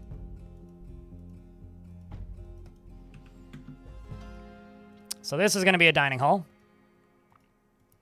which is also a library. The library ain't going to be public, but it is going to be a library. And I'm going to put some bookcases right there and there.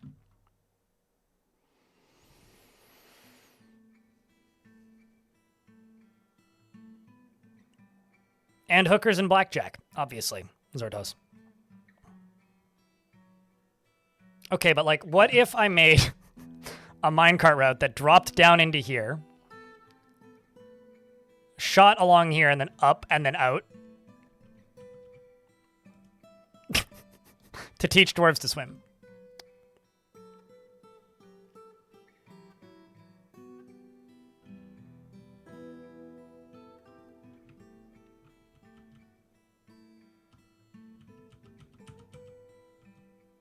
Swimming machine 2.0 as in swimming machine 2. Big.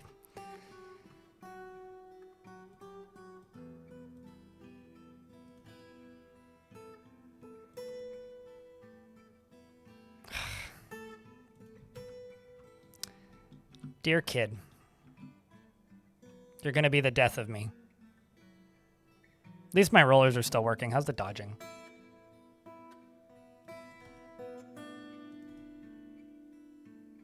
Most dwarves are at the very least dabbling dodgers. The dabbling dodgers are the much less exciting version of the LA dodgers.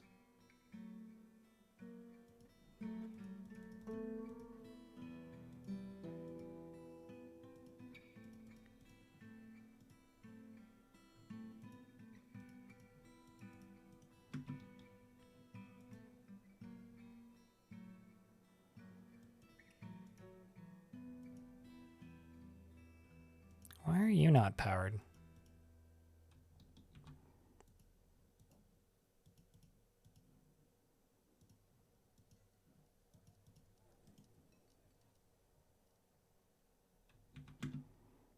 And then let's just go over to here. No. Okay.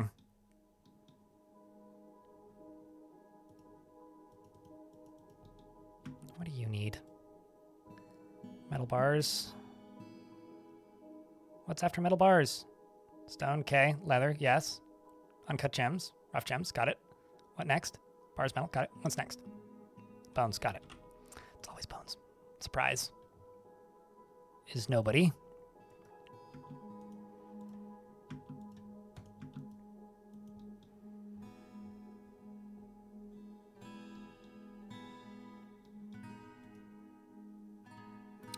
Arga meets with the dwarves from the mountain homes and says, let's discuss your situation. Do you want to be a baron? And I go, no! No, I'm good. Dord Farquaad is dead. Yeah. Well, okay, never mind. I thought Farquaad was dead.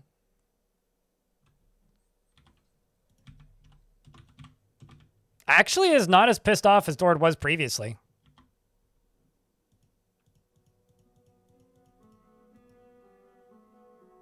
In fact, should be released from prison soon. Huh? You love the long form vids? Cheers! Heartrot GM.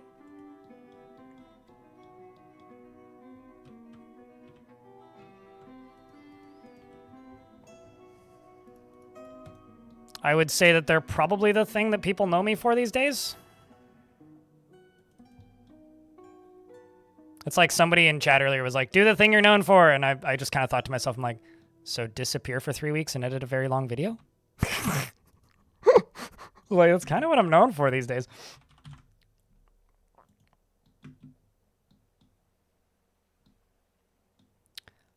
I think this is looking pretty dope, if you ask me.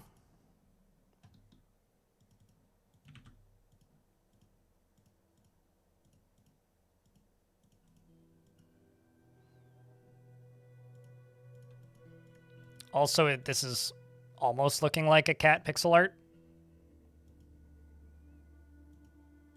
Not really intended to be one, but...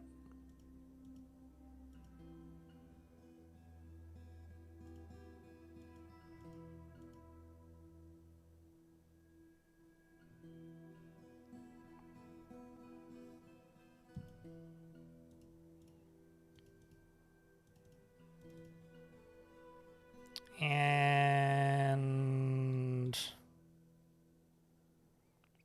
let's just go across the top here.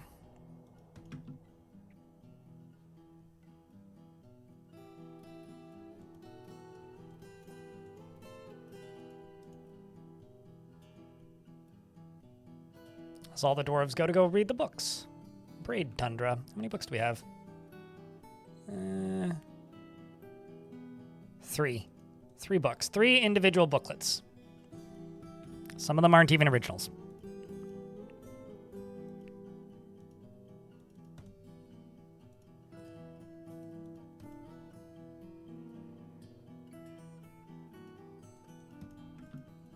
Cool. Dwarf is at the very least claiming whatever the hell it is they need.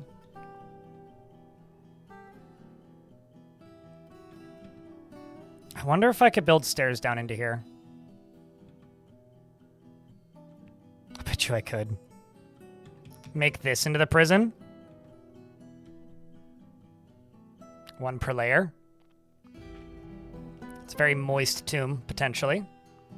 I should turn this into the where the militia trains, and then just make this drain automatically somehow.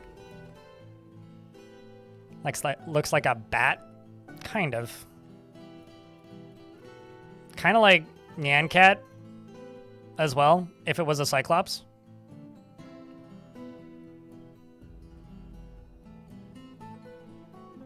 Because it's got like this big off-center kind of sphere thingy in the middle. Just trying to get this done, and then we're going to swap games.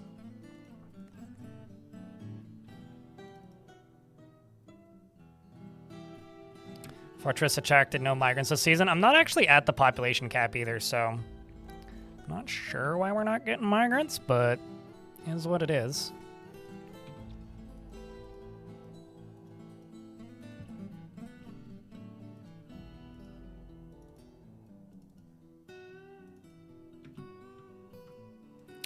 All right, now aside from just getting rid of the last of the muddy chunks, we're pretty much done.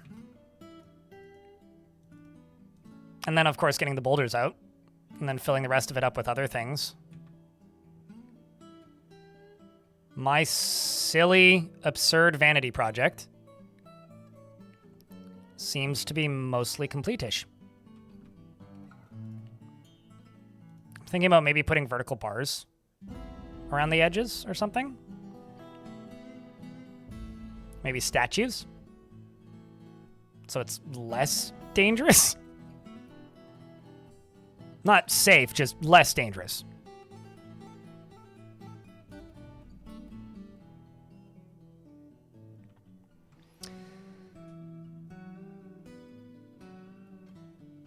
Yeah, that looks pretty awesome.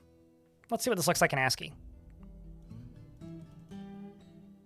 Aside from the mud fuddling the whole thing up, I think it looks pretty slick. You know, it goes all the way up to there. Got the upper tavern. I could build like a stairway that goes down into the middle of this. Oh boy. The Forgotten Beast Megurur has come. A towering quadruped composed of snow. Oh, that's fine. It has a knobby trunk and it appears to be emaciated. Beware its hunger for warm blood. All right, but where is it? Can it get to me? That's the question. Oh, no, it can't. Well, that's good. The Nightmares of Obscurity. I too have obscure nightmares. All right, chat. We built an awesome waterfall thing. We will work on this on Tuesday. But I'm going to swap games now because I want to stream some Exo Rally. I want to show you guys this game. I'm somebody who has a wider taste in games than I pretend.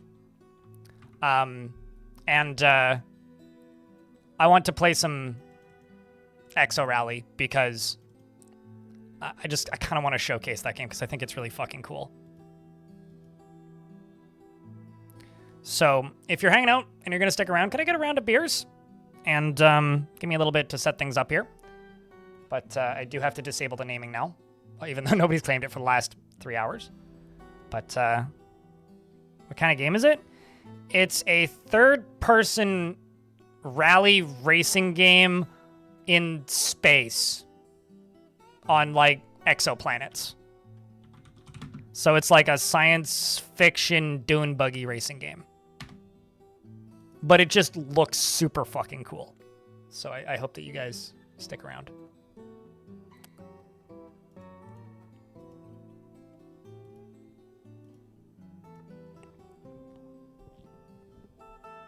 So long as Dord lives, you're in the fort and you don't need another dwarf. That's fair.